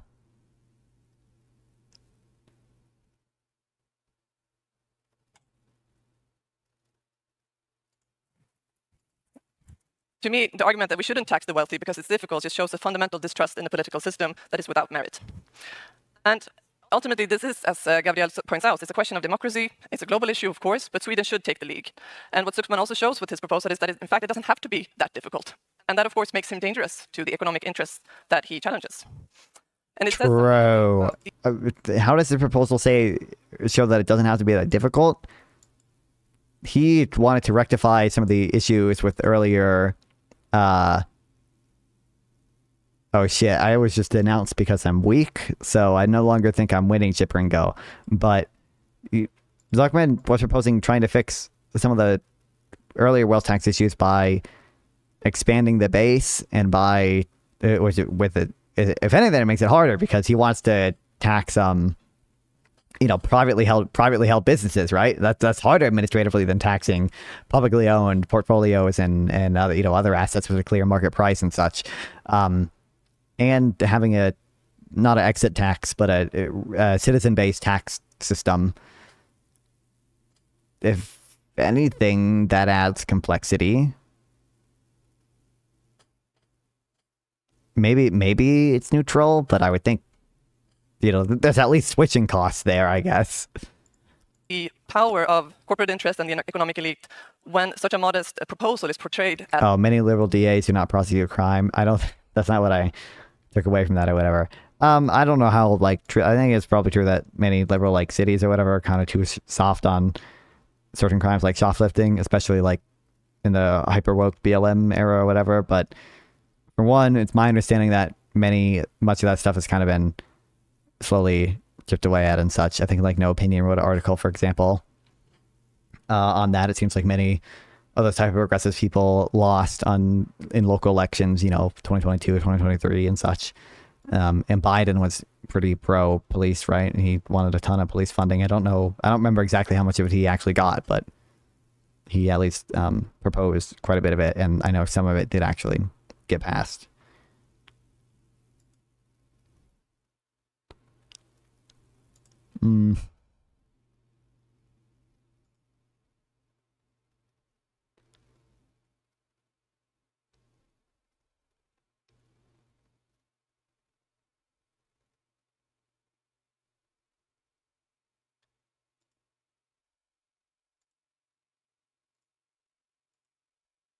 As radical, and we need to look no further than the immense propaganda in Norway in relation to the wealth tax there last election. And this tone in the public debate. Good night, sweet prince. I had fun today. Thank you. Love you for hashtag love Frank. I appreciate you stopping by, Pringo. I appreciate the $3 and stuff. I'll see you. I will be streaming tomorrow for sure. So see you tomorrow, hopefully. I was broke and lived on park benches when I was 19. I had a person give me a chance to let me sleep in their horse barn. This sounds horrible, but it made me feel safe. From there, I got my life back in order. I don't see how that's like not analogous to, I don't know where you live, but you know, whatever fucking government programs we could conceivably have, I think in many ways could be analogous to that. I also think a lot of welfare is you know, especially in modern developed countries, is just redistribution over one's own lifetime, as opposed to like redistribution between different citizens at different like wealth classes. A lot of retirement benefits are simply smoothing consumption over your lifetime, you know, with mandated savings and or payroll taxes and the public fund, Social Security fund we have in the US. To a lesser extent, same thing with like Medicaid and Medicare. Obviously Medicaid is devoted towards poor people, but like Medicare is something that you can essentially everyone can get when they're 65 if they want to / need to. It becomes proof of what Gabriel actually argues for, that the economic concentration at the top is a democratic problem. But, you know, maybe we should really be asking ourselves, should it be possible to enrich oneself to the point that Sweden's 46 richest people owns more than 80% of the population, 8 million people? Because, of course, money is power. A billionaire tax doesn't change the power relations in the economy. It just means that the absolute richest keep getting richer, but just not... I like how she's contradicting Zuckman's point there. Would you vote for Obama or Trump if they violated the Constitution and allow them the third term? If I'm only, like, it's a hypothetical, I have to choose between Obama and Trump, and they're both violating the Constitution and running for a third term, I would choose Obama in that case, absolutely. If it was between, like, a Democrat who wasn't violating the Constitution and Obama, I would vote a Democrat that wasn't violating the Constitution, at least supposing they weren't, like, awful in some other way. The exact same pace as before. And I wonder sometimes that maybe that is what this economic elite is really afraid of.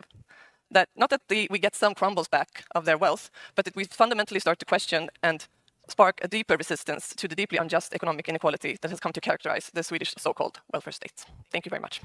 Swedish so-called welfare state. Thank you very much, Elinor. And let's move to the second commentator.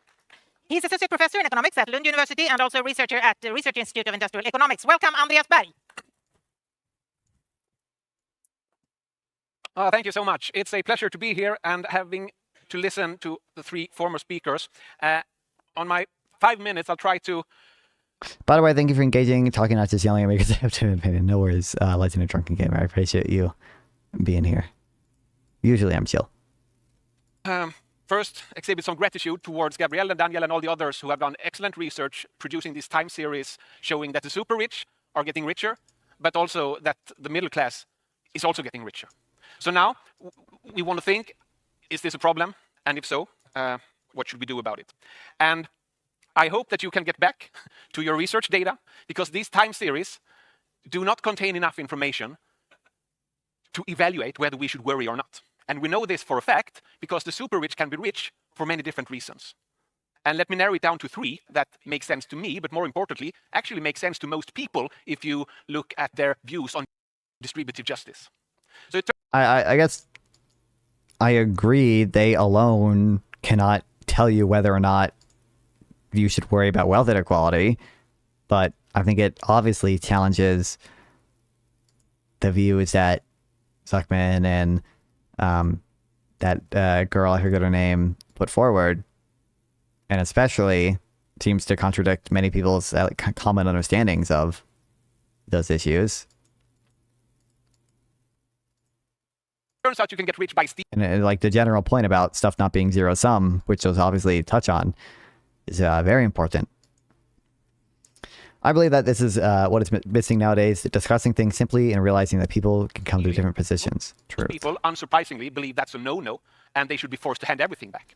You can get rich by inheritance, which is better, but still not as commendable as getting rich by earning your fortune, by making people voluntarily giving you their money.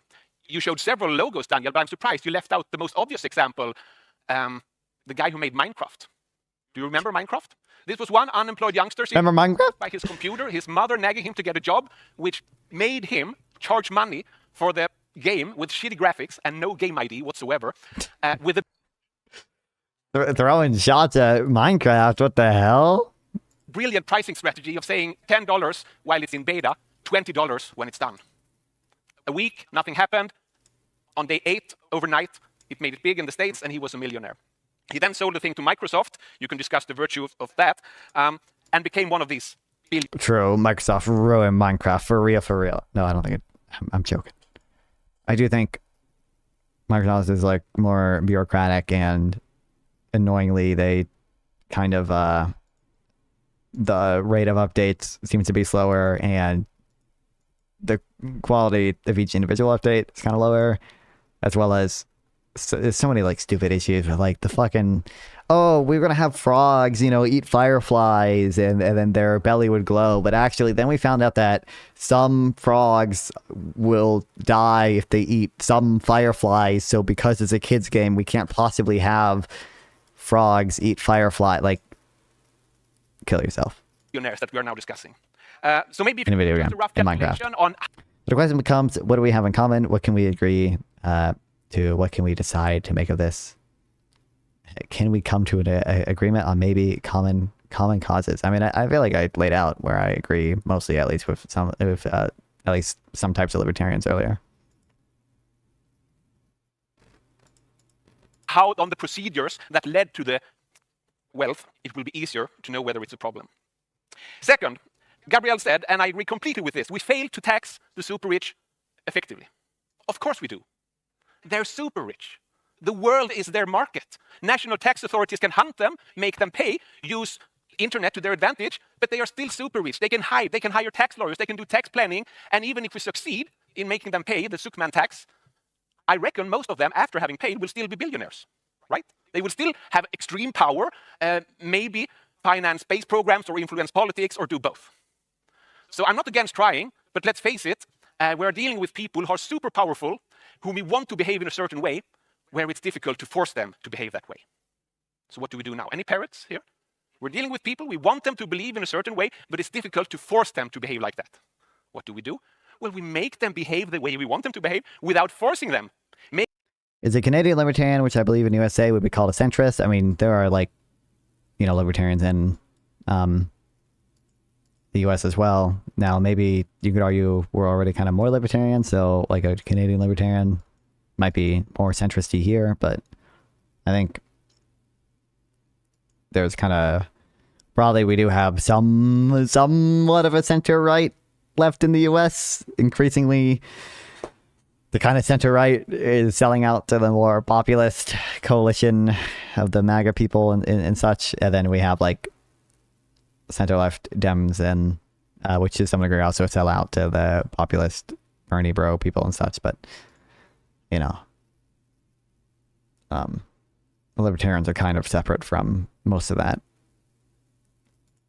Making them believe that they want to behave like that for themselves, right? And if we do so, stop hunting the billionaires as if they are all thieves. My theory is that fewer and fewer are thieves among the super rich, but I give you 4 years to come up with empirical evidence, and then we can meet again. If they are self-made or have inherited their wealth, and we discuss virtues for billionaires, maybe we can address some embarrassing policy failures of the welfare state. such as the fact that we are now in one of those countries that used to be highest taxing in the world. We're now only place 10, I believe. Taxes is roughly 41% of GDP. Assuming we succeed in taxing the rich even higher, and we increase this to 43% of GDP.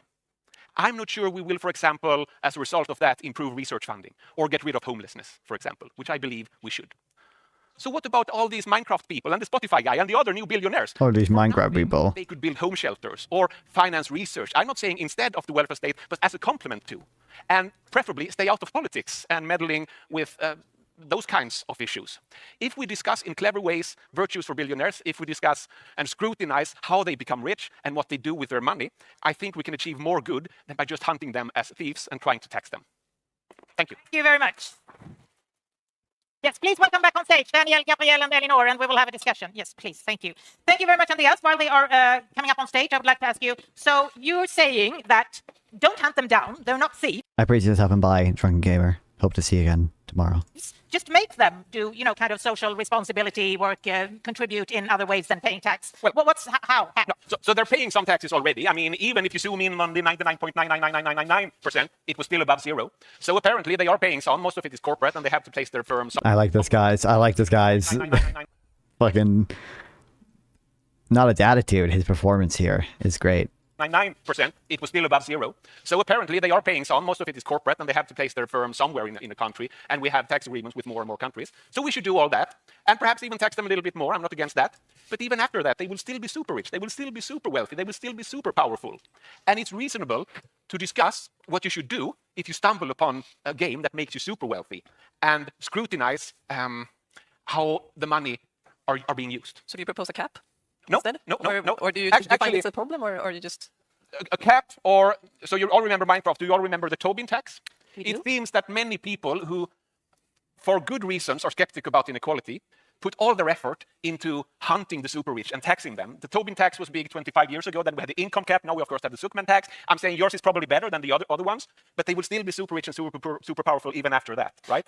Okay, and Andreas, you say we should actually tax the super rich in another way, make them do social work. Daniel, what do you say? Do you see any circumstance under which wealth tax could be justified?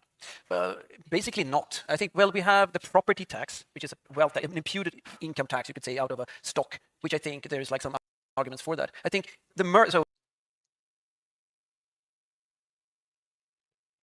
Okay, you know what? This guy's he's the only go-to guy there. Okay, whatever. I'll let it go. Okay, no. He said there's some arguments for it. Okay, he didn't go that hard in it. Okay, property tax is goated. All right, but I'll let it.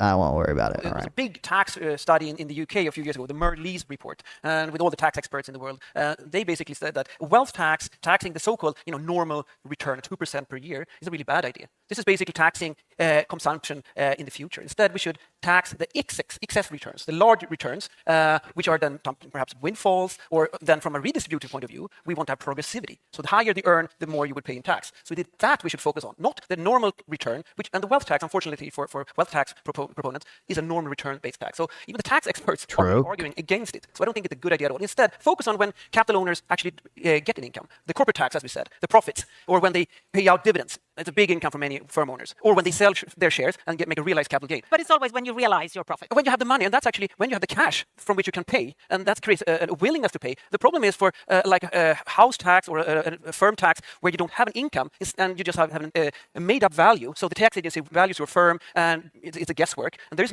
maybe no real income. How should you pay that tax? Let's take this question to Gabrielle. If you have actually not realized most of your wealth, how is it possible to pay tax? What should you do if you don't have the money in the hand? Sell shares? So the whole problem is that this is what the research has shown, is that the super rich, they find ways to structure. Don't do it, buy, borrow, or die. Don't do it. Don't do it. Don't do it. Don't do it. Don't do it. Don't do it. Don't do it. He's gonna do it. He's gonna do it. He's gonna do it. I know he's gonna do it. Their wealth such that their wealth is not going to generate a significant amount or even any taxable income. So for instance, a few years ago, you had revelations by the US media ProPublica on the taxes paid by US billionaires, and you saw people like Jeff Bezos, Elon Musk reporting very little income, paying very little income tax. In 1 year, Jeff Bezos says, oh, look, I'm so poor that I'm going to claim family benefits. And he receives family benefits, for his children. And there's nothing illegal in that. That's the way the income tax currently works. But it's absurd, right? Because his true income, his share of the profits of the companies that he owns, his true ability to pay taxes more broadly as one of the richest person in the world, of course, is very high. And so what the collective research effort that we've made and that I've tried to summarize in the book has concluded is that the problem is not just a few isolated cases, but is structural and is in fact even worse in the European Union, including in Sweden, than in the United States. That the income tax structurally fails to tax the ultra-wealthy. That's why we need to innovate a little bit. The income tax was a big revolution, a big innovation of a bit more than a century ago, and the super rich have not yet opted into the system. So we need to do a bit differently, hence the idea of having a minimum tax that's expressed not as a fraction of income, but as a fraction of wealth. But if you don't have the money, you didn't really answer the question. Is it possible to sell shares or to borrow money to pay the tax? Well, in most cases, the return on wealth on average for these people is 6%, is way higher than 2%. So when they pretend that they don't have liquidity, it's because they organize their own illiquidity to avoid the income tax. Even when they pretend. It's really hypocritical. Now, especially because you want to tax privately held businesses, he said. Like things that the owners have not sold equity in and don't even have, there's an administrative issue because they don't even have a public or easily accessible price. There's a issue with regards to liquidity in that you're going to either force the company to go public or force them to somehow get money from other income streams in order to pay for it.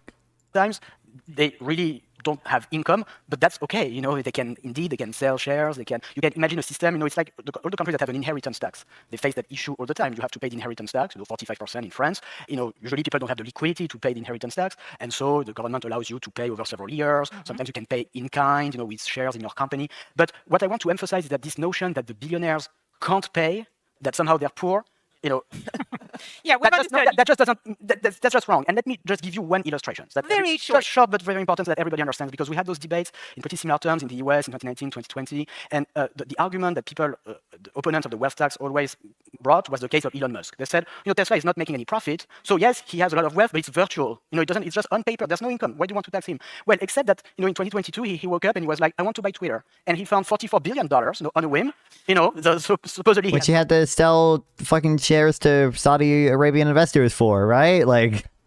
Income to buy Twitter, and then he turned it into a kind of propaganda. So basically, the super rich always can find money to pay the tax. Extreme wealth is always real. There is no such thing as the virtual billionaire. No, that does not exist. Okay. Elinor, I was just talking to one of the super rich guys in Sweden named Sven Hagströmer. He said no, of course, to a wealth tax, and he said he justified it by to just redistribute or give money to poor. It doesn't create value. Okay. What's your comment? Well, I mean, if you ask pretty much everyone, do you want to pay higher taxes? They will say no. And then you're like, do you want what taxes finance? They will say yes. So, this is what we need to navigate. And just not responsive to... That is just. You can't have okay, well, we love Minecraft, The question? So therefore, that should be exempt. It's the source of why you're rich is irrelevant. We just need to have clear principles and a system that has as few loopholes as possible, also to not distort competition. But I think that, maybe Sven also illustrates why philanthropy would not be, enough. I know this is not a big argument in Sweden, but in some other countries, I know that you have to counter that, Gabriel, that aren't the super rich better at spending their money than the state would be with this tax. But the problem is it's not democratic. We need to all have an influence on how we prioritize our common wealth, and Sven and other billionaires should contribute to that. And let me just add on the whole startup debate. Briefly, if you by some chance have a startup that is valued at €1 million, and you collapse if you pay a 2% tax, then maybe that was not a viable business model. We're worried about an AI boom and financial distress. If this puts that much pressure on the tech sector, then maybe that is also for the good of the economy because it's a stress test. It just takes. You're an economist?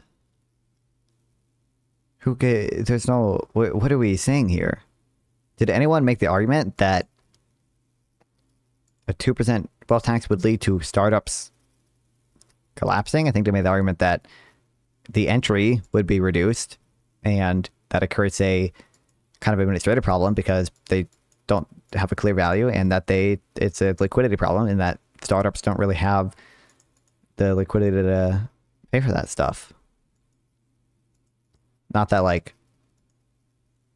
they wouldn't make enough, like, that the 2% wealth taxes go to eat up enough of their profit such that, like, they're not a viable startup anymore. Like, that, to some extent, that could be true, but I don't think anyone made that argument here.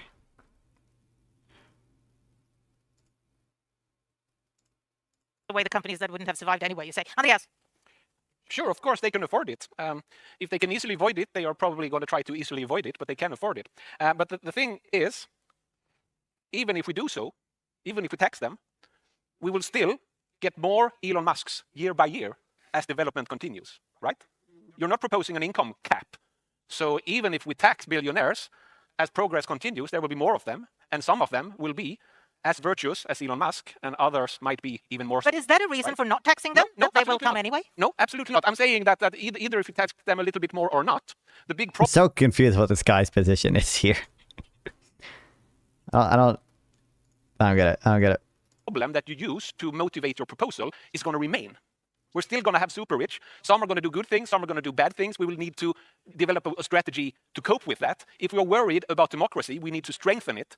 If we're worried about the welfare state, we need to prioritize how we use tax funding. Getting more tax funding is not the problem. Gabriel, you will never get rid of the super rich, he says here. So I think there's a bit of a misunderstanding that's important to clarify. The 2% minimum tax, an extremely modest, minimalistic proposal, is not the way to safeguard democracy against oligarchic tendencies. It's a solution to one specific problem, which is the chart that I showed, where all tax included, the billionaires pay less, much less than the rest of the population. So the rate of 2% was computed as, what's the rate based on wealth that would ensure that the super rich would pay as much, not more, but not less than the rest of the population. That's how, I came up with that number. So it fixes that issue, which is a serious issue, which is an anomaly in our tax system, which is a failure of the income tax. But let me be very clear that 2% is absolutely not enough to reduce wealth, to stabilize, let alone reduce wealth concentration. And that, I think we are going to have to think about what needs to be done to address those issues. There will be a bit of, kind of back and forth experiment, like with the income tax, for instance. Some countries have tried many things, including using the income tax to have a maximum income, like the US did, like the UK did. There's a famous speech of Franklin Roosevelt in Congress in 1942, where he says, look, I think that no American should have an income after paying taxes of more than $25,000, the equivalent of $2 million today. Therefore, I propose a 100% tax on all incomes above $25,000, and Congress votes on a 94% tax, and that was the reality in the US. My God. Okay? So there was this policy of maximum legal income. You could think, if I follow your logic, that's the question that Elinor asked, and I think she's perfectly right. If you're really kind of worried about 2% being not enough, do you advocate for some maximum legal wealth? And I think this is a debate, that we are going to have in the future. But clearly 2% is not enough for just the issue of safeguarding democracy. It solves another problem, a very important one, which is the failure of the income tax to tax the super rich. So it's a disagreement here. You can see that. But maybe not about whether inequality exists, but more about how large it is and how dangerous it is and how aggressively we should tax it, basically, if we should anyway. All right. I'm going to fucking war of India. Because they keep spreading their religion. Why can't I attack them? There we go.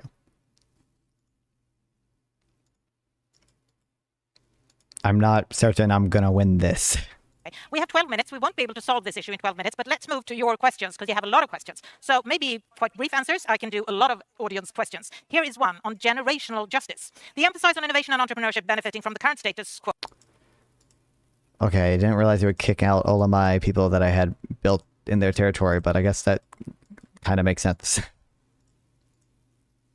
Misses out on most wealth, both housing and pension savings being in the hands of older adults. So wealth in the hands of older is largely unproductive, and lack of the redistribution to younger generations may inhibit innovation and other societal goods, like childbearing. I would like to hear your thoughts on this as an argument for higher taxation and redistribution. Daniel. Yeah, well, so just be clear that wealth is not perhaps the best measure of economic well-being. I think then we need to look at income-based measures. So, in fact, wealth has this well-known life cycle profile. So young people are not wealthy simply because they're young. When we look at our data, 2/3 of Swedish citizens without wealth are below 30-something years. So, in fact, looking at income is better to think about how the young are faring. And actually, still, when we look at wealth ownership amongst the youth today, say 30, 35-year-olds, they actually own more wealth than the 50-year-olds today did when they were 30, 35 years in Sweden. And even so we still have a relatively richer young generation today than we had in the past. But the young will always be unwealthy simply because they are young. And that is by itself not a problem. But the young of today is richer than the young of yesterday. In fact, yes, because of growth, because of they too are part of the... Very brief, Andreas, and then we'll... As a result of all the new billionaires, the young today also have so many more sources of risk capital and knowledge to choose from and when they want to start their businesses. And everything.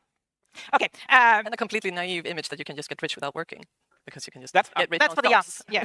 So next question. While we are really worried about the democracy threatened by the super rich, and theoretically it's possible and aligned to their motivations, what empirical evidence do we have at hand that could show the extent of the influence from the super rich? And then how should we counteract to the influence from the minority? That's a good question.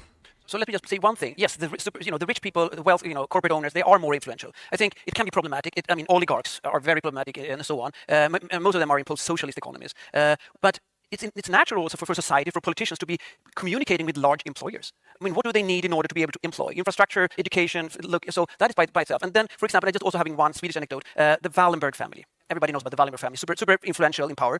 And yes, they are. The guys in charge now, Jakob and Marcus, their grandfather, Marcus the Old, he was influential. He was basically handling Sweden's post-war settlements in the 1940s by himself. But he, in fact, his uncle, Knut Agathon Wallenberg, in the 1910s, he was not only Sweden's richest, but he was also finance minister.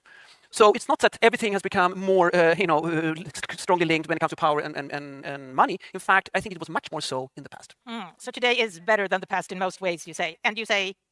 There are problems, especially when people move from the financial sector, the firm sector, to the political sphere, and sometimes even to regulators as government officials. That creates problem of dual interest and corruption, which we should discuss. Elon Musk did that swap 2 times. But I mean, if you want to get to change this development, we could also start with not selling out public goods, because a lot of people in this billionaire class have gotten enriched through the privatization of the pension funds, which you lifted at something that has enriched the. Probably something I would have to imagine. The privatization of the pension fund reduced wealth inequality. I would have to imagine that that's the case, because I don't know exactly what system Sweden was on before, but it probably shows up in individual savings in a way that it doesn't for, when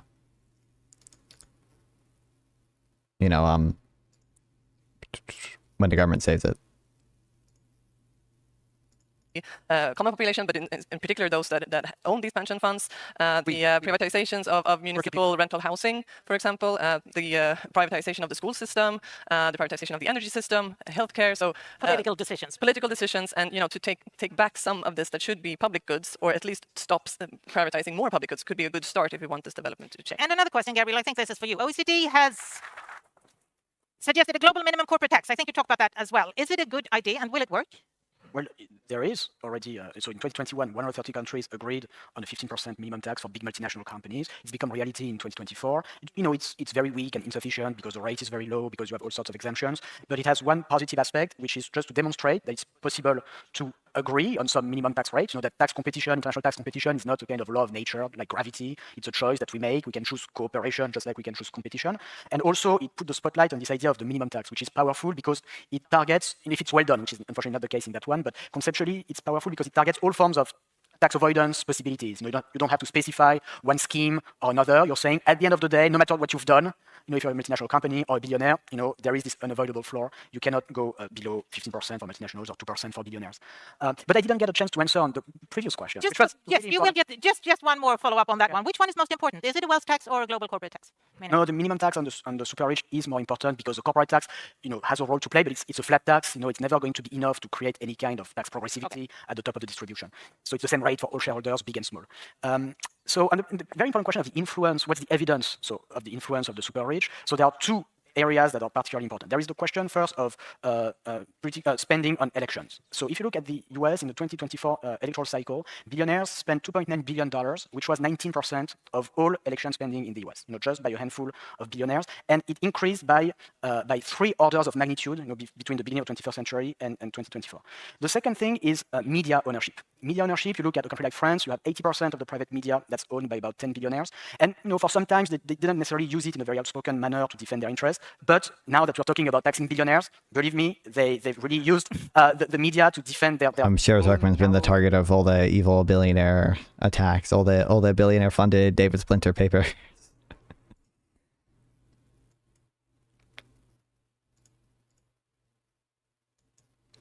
Oh, shit. This is not in a good position.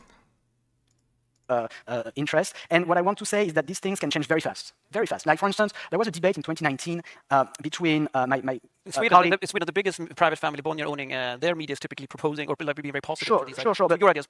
So it reminds me of this debate that happened in 2019 between my good friend and colleague Emmanuel Saez and Larry Summers. And the argument that Larry Summers had was, billionaires, they don't have power in the US. In 2019, you know who has power in the US? It's a lobbying group like the National Rifle Association. That's who really influences policy. But in my long experience as Treasury Secretary, what have you, I've never seen, you know, billionaires exert any kind of significant influence on policy making. That was 2019. I think today, you know, it's just, you know, you look back at this. I think that like that was almost certainly true back then, and it makes sense why he would say that. In today's context, I think the reason why that's kind of not as true is obviously because of Trump, but much of that is like, you know, not really. I mean, it's policy, but it's not like they're getting like substantial control over the laws getting passed through Congress. They're more just getting like kind of personal favors from Trump that are akin to things like, you know, like the fucking bridge to Canada or whatever that allegedly there was that billionaire that paid him to make sure the bridge wouldn't open before or like there was a bridge that's not going to open until after his does, so he can, you know, get first fucking dibs or whatever on all the travelers there. It's not really the type of control over like legislation that the NRA has and stuff to some extent. It's just impossible in the US context to say those words, and it just gives you a sense of how quickly things can change in just a few years. Hence the Zuckman tax that is needed, you say. So, time is running out. I want you to leave us with, if we meet here together in a year's time, say a year's time, what would you like to have happened on the topic of inequality, Gabriel? Well, you know my answer, right? Yes, the Zuckman tax. No, I think, look, we are going to have to innovate, to create the new institutions, the new policies that are going to not only fix the problems that exist with taxation today, but that are going to help democracy flourish against the very powerful oligarchic forces that we see. And we, you know, I don't know what are going to be the answers. What I know is that it's not going to be copying things that we did in the past or replicating old models. We need to innovate. We need to do new things.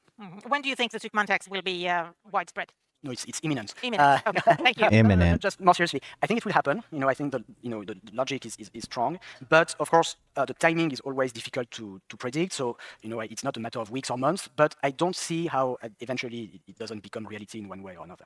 You know where you heard it the first. It was here in Stockholm today. Daniel, what do you think will happen in a year's time? What I want, or what do you want to do? Yes. Okay. No, I want to have more firm growth that create more jobs. Because the big force creating a more equal distribution is going towards full employment. To have more job creation, people leaving unemployment. So that is really important. That's the elephant in terms of getting a much more equal society. More full employment create a more equal income distribution. This is what I hope. This comes from firms growing and hiring people. This is what I hope for. And Elinor? Well, I mean, if you can't succeed in taxing the, you know, a couple of hundred wealthiest individuals in Sweden, it's probably going to be hard to implement broader tax reforms, which is what I would hope for. Because I think it's important that, you know, this is not, you know, a punishment for the elites. This is the price that we all need to pay for a civilized society. And if we really, truly want to change this trend of rising inequality, we need stronger social insurance. We need a stronger educational system that is equal. We need stronger healthcare. We need the whole country to thrive and not just, you know, the urban areas. And this will mean more taxes. And the billionaires is a good place to start. But it's not enough. Okay, it's a good place. It's a good way to start, but not enough. What do you say, Andreas? In 1 year? Yes. 1 year is 5 minutes when you get a little old. So my expectations are modest. In 1 year, I hope that the debate has shifted just a teeny weeny little bit from how large is the wealth of the super rich to how was their wealth created and how are they using it? And how can we copy it? No. Only that. And only that. 2 opinion pieces by someone other than me. That's all I'm asking. It's a good ending word. Gabriel Zuckman, Daniel Waldenström, Elinor Odeberg, and Andreas Berg, thank you very much for joining us here today. Wow. Thank you so much. Okay. Thank you very much. Jonas. Daniel. Oh. Okay, thank you very much for joining us here today. Lots of questions. Maybe we can send them to these guys and you might get answers on email. Thank you very much for this afternoon.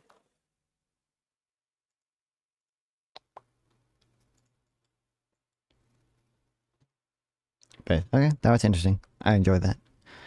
I wish they had a Larry Summers character. Okay, I like Larry Summers going hard on that in that debate with Emmanuel Saez. Everyone there was relatively chill, and then also like, well, not that Larry Summers wasn't. He was like mostly chill, but people who watch the debate will hopefully understand what I'm saying. Although there was pushback from that one fucking white dude there were 3 white dudes up there, but the one anti like wealth tax white dude, the rest of the people agreed a lot more than I thought they would.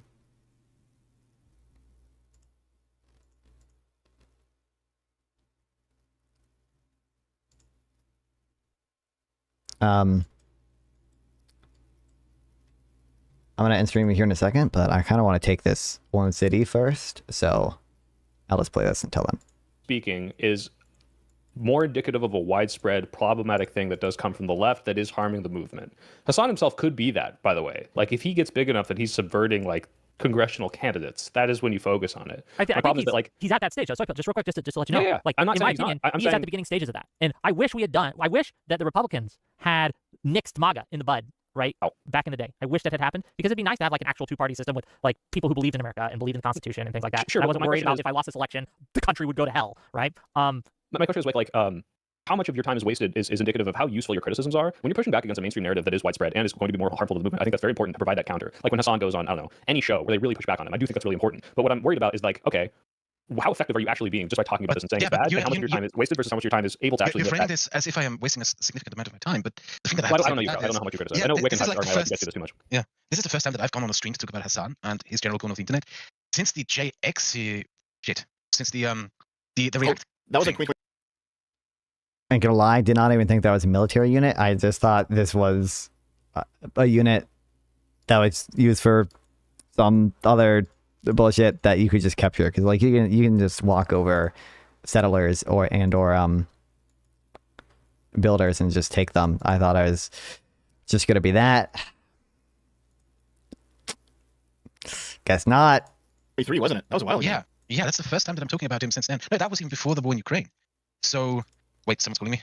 Sorry, I am on a stream. Yeah. Fuck, no, I lost my train of thought. Okay, just real quick, we're ending the Twitch stream, and so Twitchers, go to the YouTube. Okay.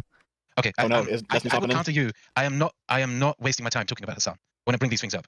I am not wasting my time because this is literally the first time that I'm talking about Hassan in years. And when I said years ago that talking about Hassan is a waste of time, I was the one who now has to concede that I was fucking wrong, because it got worse in these years. And another thing that you discount is that when it comes to liberal creators generally on YouTube, like virtually everyone I've talked to has experienced some form of harassment or of having their lives made more miserable because of the direct involvement of people like Hassan. His promotion of people like Bad and Panada. Not just him, by the way, his entire fucking circus promoted this guy while he was doxing, harassing, and trying to have people spotted. Like, these people actively go out of the way to make our lives fucking miserable. Yep. And I think it's you can't expect someone like me to just sit around and be like, nah, I'm not going to talk about this. Yeah, just to be clear, I'm not where you were back then. It's not about ignoring this. I think there are lots of hold on. Let me piggyback on that, and then you can respond to us both, okay? It's, again, I do not feel that Hassan and those like him are something that it is a waste of time to cover, because they are always attacking liberals, and they are trying currently, as we speak, to subvert the Democratic Party. And if we have to fight 2 battles at the same time. We have to fight against Trump and all his ilk, but we also have to fight against these. And it is not a waste of time to fight against these. Destiny, welcome to the show. I'm not saying this should be ignored. This is all an argument about time allocation. And if it's like, I see people doing like 80-20 Hassan versus like MAGA coverage, and I think it should be like 70-30, 80-20 in the other direction. MAGA coverage? I don't know about you specifically, although I do watch all your panels. But like when it's like, okay, why are we talking about Hassan every week? Because there's like a new drama slop thing going on. Versus, hey, here's Hassan promoting a candidate that is specifically like bad in comparison to the liberal candidate in this primary. Absolutely cover this. Talk about why your candidate's better. Promote that candidate over them. And then, you know, if you want to fucking talk about dog shit on your drama segment, maybe. But like, I just think there is a disproportionate amount of time spent on things that don't matter nearly as much. And when we're looking at like who has the power and who's actually like exerting that power over us, it's just not as logical to me to go after to the extent that people are. That doesn't mean that he's not worth criticizing. Okay. Go ahead. Did you have something to say? No. I just said, okay, yeah, I understand that point. I just disagree with that. I think that, I mean, especially us who do this thing online, we do have a concern as with what people do online. It's very difficult to translate what we do online into offline activity. And what all of this overlooks is also the point that, like, what does Hassan Piker do online? What does he spend his time talking about? Is that spreading disinformation or his personal vendettas? That's literally all he does. Usually it's the left too, also, right? I feel like that's a thing. Like, I think it'd be weird if Hassan spent all this time attacking conservatives and then people spent all the time attacking Hassan. I think it'd be really strange. But I don't know, when I look at that movement, it feels like they're more concerned with attacking other Democrats than doing anything against Republicans. Yeah, no, I don't disagree. But my issue with this is how much are they able to hurt the left versus the right is? And that's what I think the proportionality should be dedicated to. Like, don't get me wrong, these people are actively announcing their ideals to subvert the Democratic Party, subverting better candidates, like pushing someone like, in my opinion, a Plattner over Collins, which I don't think is good. Is it Collins? No, doesn't matter. Point is, like, that sort of shit is bad. And Plattner versus excuse me, thank you. That sort of shit is bad and should be talked about. But I lied, by the way, I want to take one more city, because this has resources I need. when it's like, all right, and then let's focus on the fact that my day-to-day life is materially worse every day because of MAGA. That deserves a lot more energy right now, and how we can like fight back against that. That's all I'm saying. The proportionality is a little out of whack. I think most people agree that MAGA is bad. That's not a disagreement. The disagreement is that the people in Hassan's camp are saying that the Democrats won't do anything better for it, which I think is problematic when the right can cast them as our figures, which they do. They love to do that. Although they do it in a way to just damage us and never damage those people, right? There's a reason why when they bring Hassan up on Fox News, it's kind of like to laugh and make fun of him and then make fun of all of us, but they're never ever trying to cancel these guys because these guys are invaluable to the right. And then, meanwhile, when it comes to us evaluating our own movements, there's this huge, apparently genuine rift right now with some people in the party for like, should we welcome with open arms people into our movement that want to destroy the entire political party? Which is what Hassan and all them want to do, but nobody seems to understand or won't recognize, even though like Hassan has basically explicitly said this across multiple platforms. And it's not something that, this is what I want to try to get across to you, Soifel, right? And to the audience listening, and I see a lot of you guys who disagree in chat, and that's fine, right? But this is something that we can't just wait on. They are doing it now. And unless someone stands up and says, hey, this is a really bad idea to let these people in positions of influence in the Democratic Party because they're going to push us away from good policy, liberalism in general. And also, I personally think it's going to be a gift to MAGA, right? They're going to just... Okay, he's giving me a crazy fucking good deal. Does he even have any fucking cities left? I got his fucking... most of his cities, his great works, which I don't really care about, but I got some of his great works. He wouldn't give me some other ones though. I got literally all of his gold, which is only 159, but like, okay. Gandhi goated, I guess. Interesting.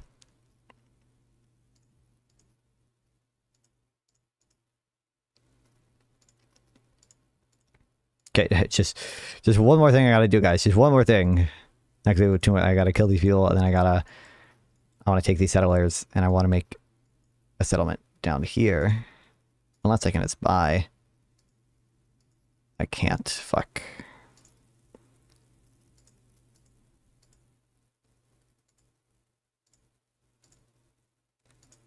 Run ads about how, look at the far left and how they're cozying up with Hassan Piker, and they'll be able to put together some really, just like, of all his clips of him calling Jews all sorts of bullshit things, right? Of him going off on these misogynistic rants, of him doing all these like awful things, and saying these awful things, and they'll put pictures of him, right, hanging out with Ro Khanna and all these other kind of politicians, Bernie Sanders, AOC.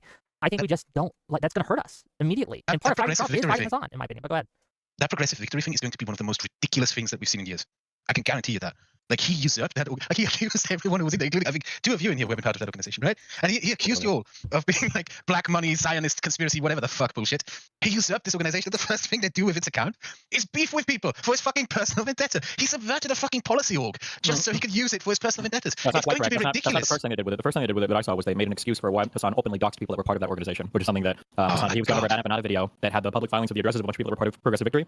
Hassan went over it, and then the PV account came out, and they did like an apology tweet for Hassan saying that it was actually their fault or something. It was ridiculous. But, well, let me clear that up. I don't want to defend what Hassan did, because I think that's unexcusable to show all those doxes. But what PV did specifically was say, and this was their fault in the first place, is the reason it was out. They paid out of the wrong org. It was supposed to be, I think it was the LLC instead of the PAC, and they paid out of the PAC, and because it was the PAC, you have to then disclose all of the addresses and names of all the people you paid out to. And that was someone in their org that fucked up. Now, Hassan capitalized off that and then made it worse by broadcasting it. So it's like, oh, you can't just say, oh, it's public, therefore it's not a big deal that now I have a stream of 20,000 people. But I'm saying that PV did fuck that up. Fuck, they usurped settlers. Okay, well, whatever then.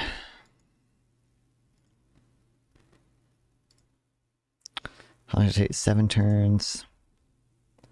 Let's buy one.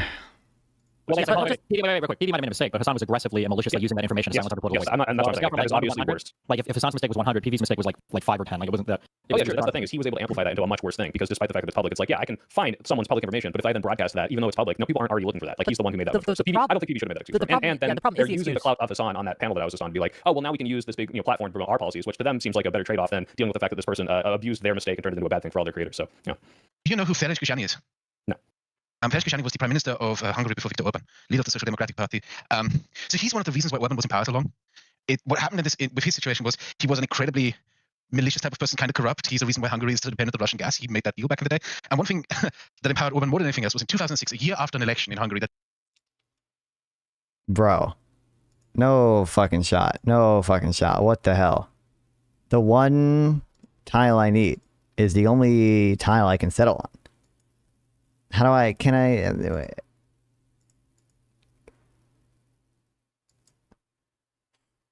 buy it from here?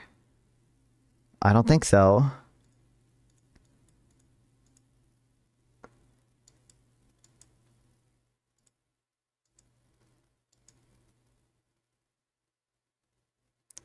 I guess I can wait to get a great merchant or whoever lets me expand the tiles. But okay, interesting. Regardless, I've got places to be.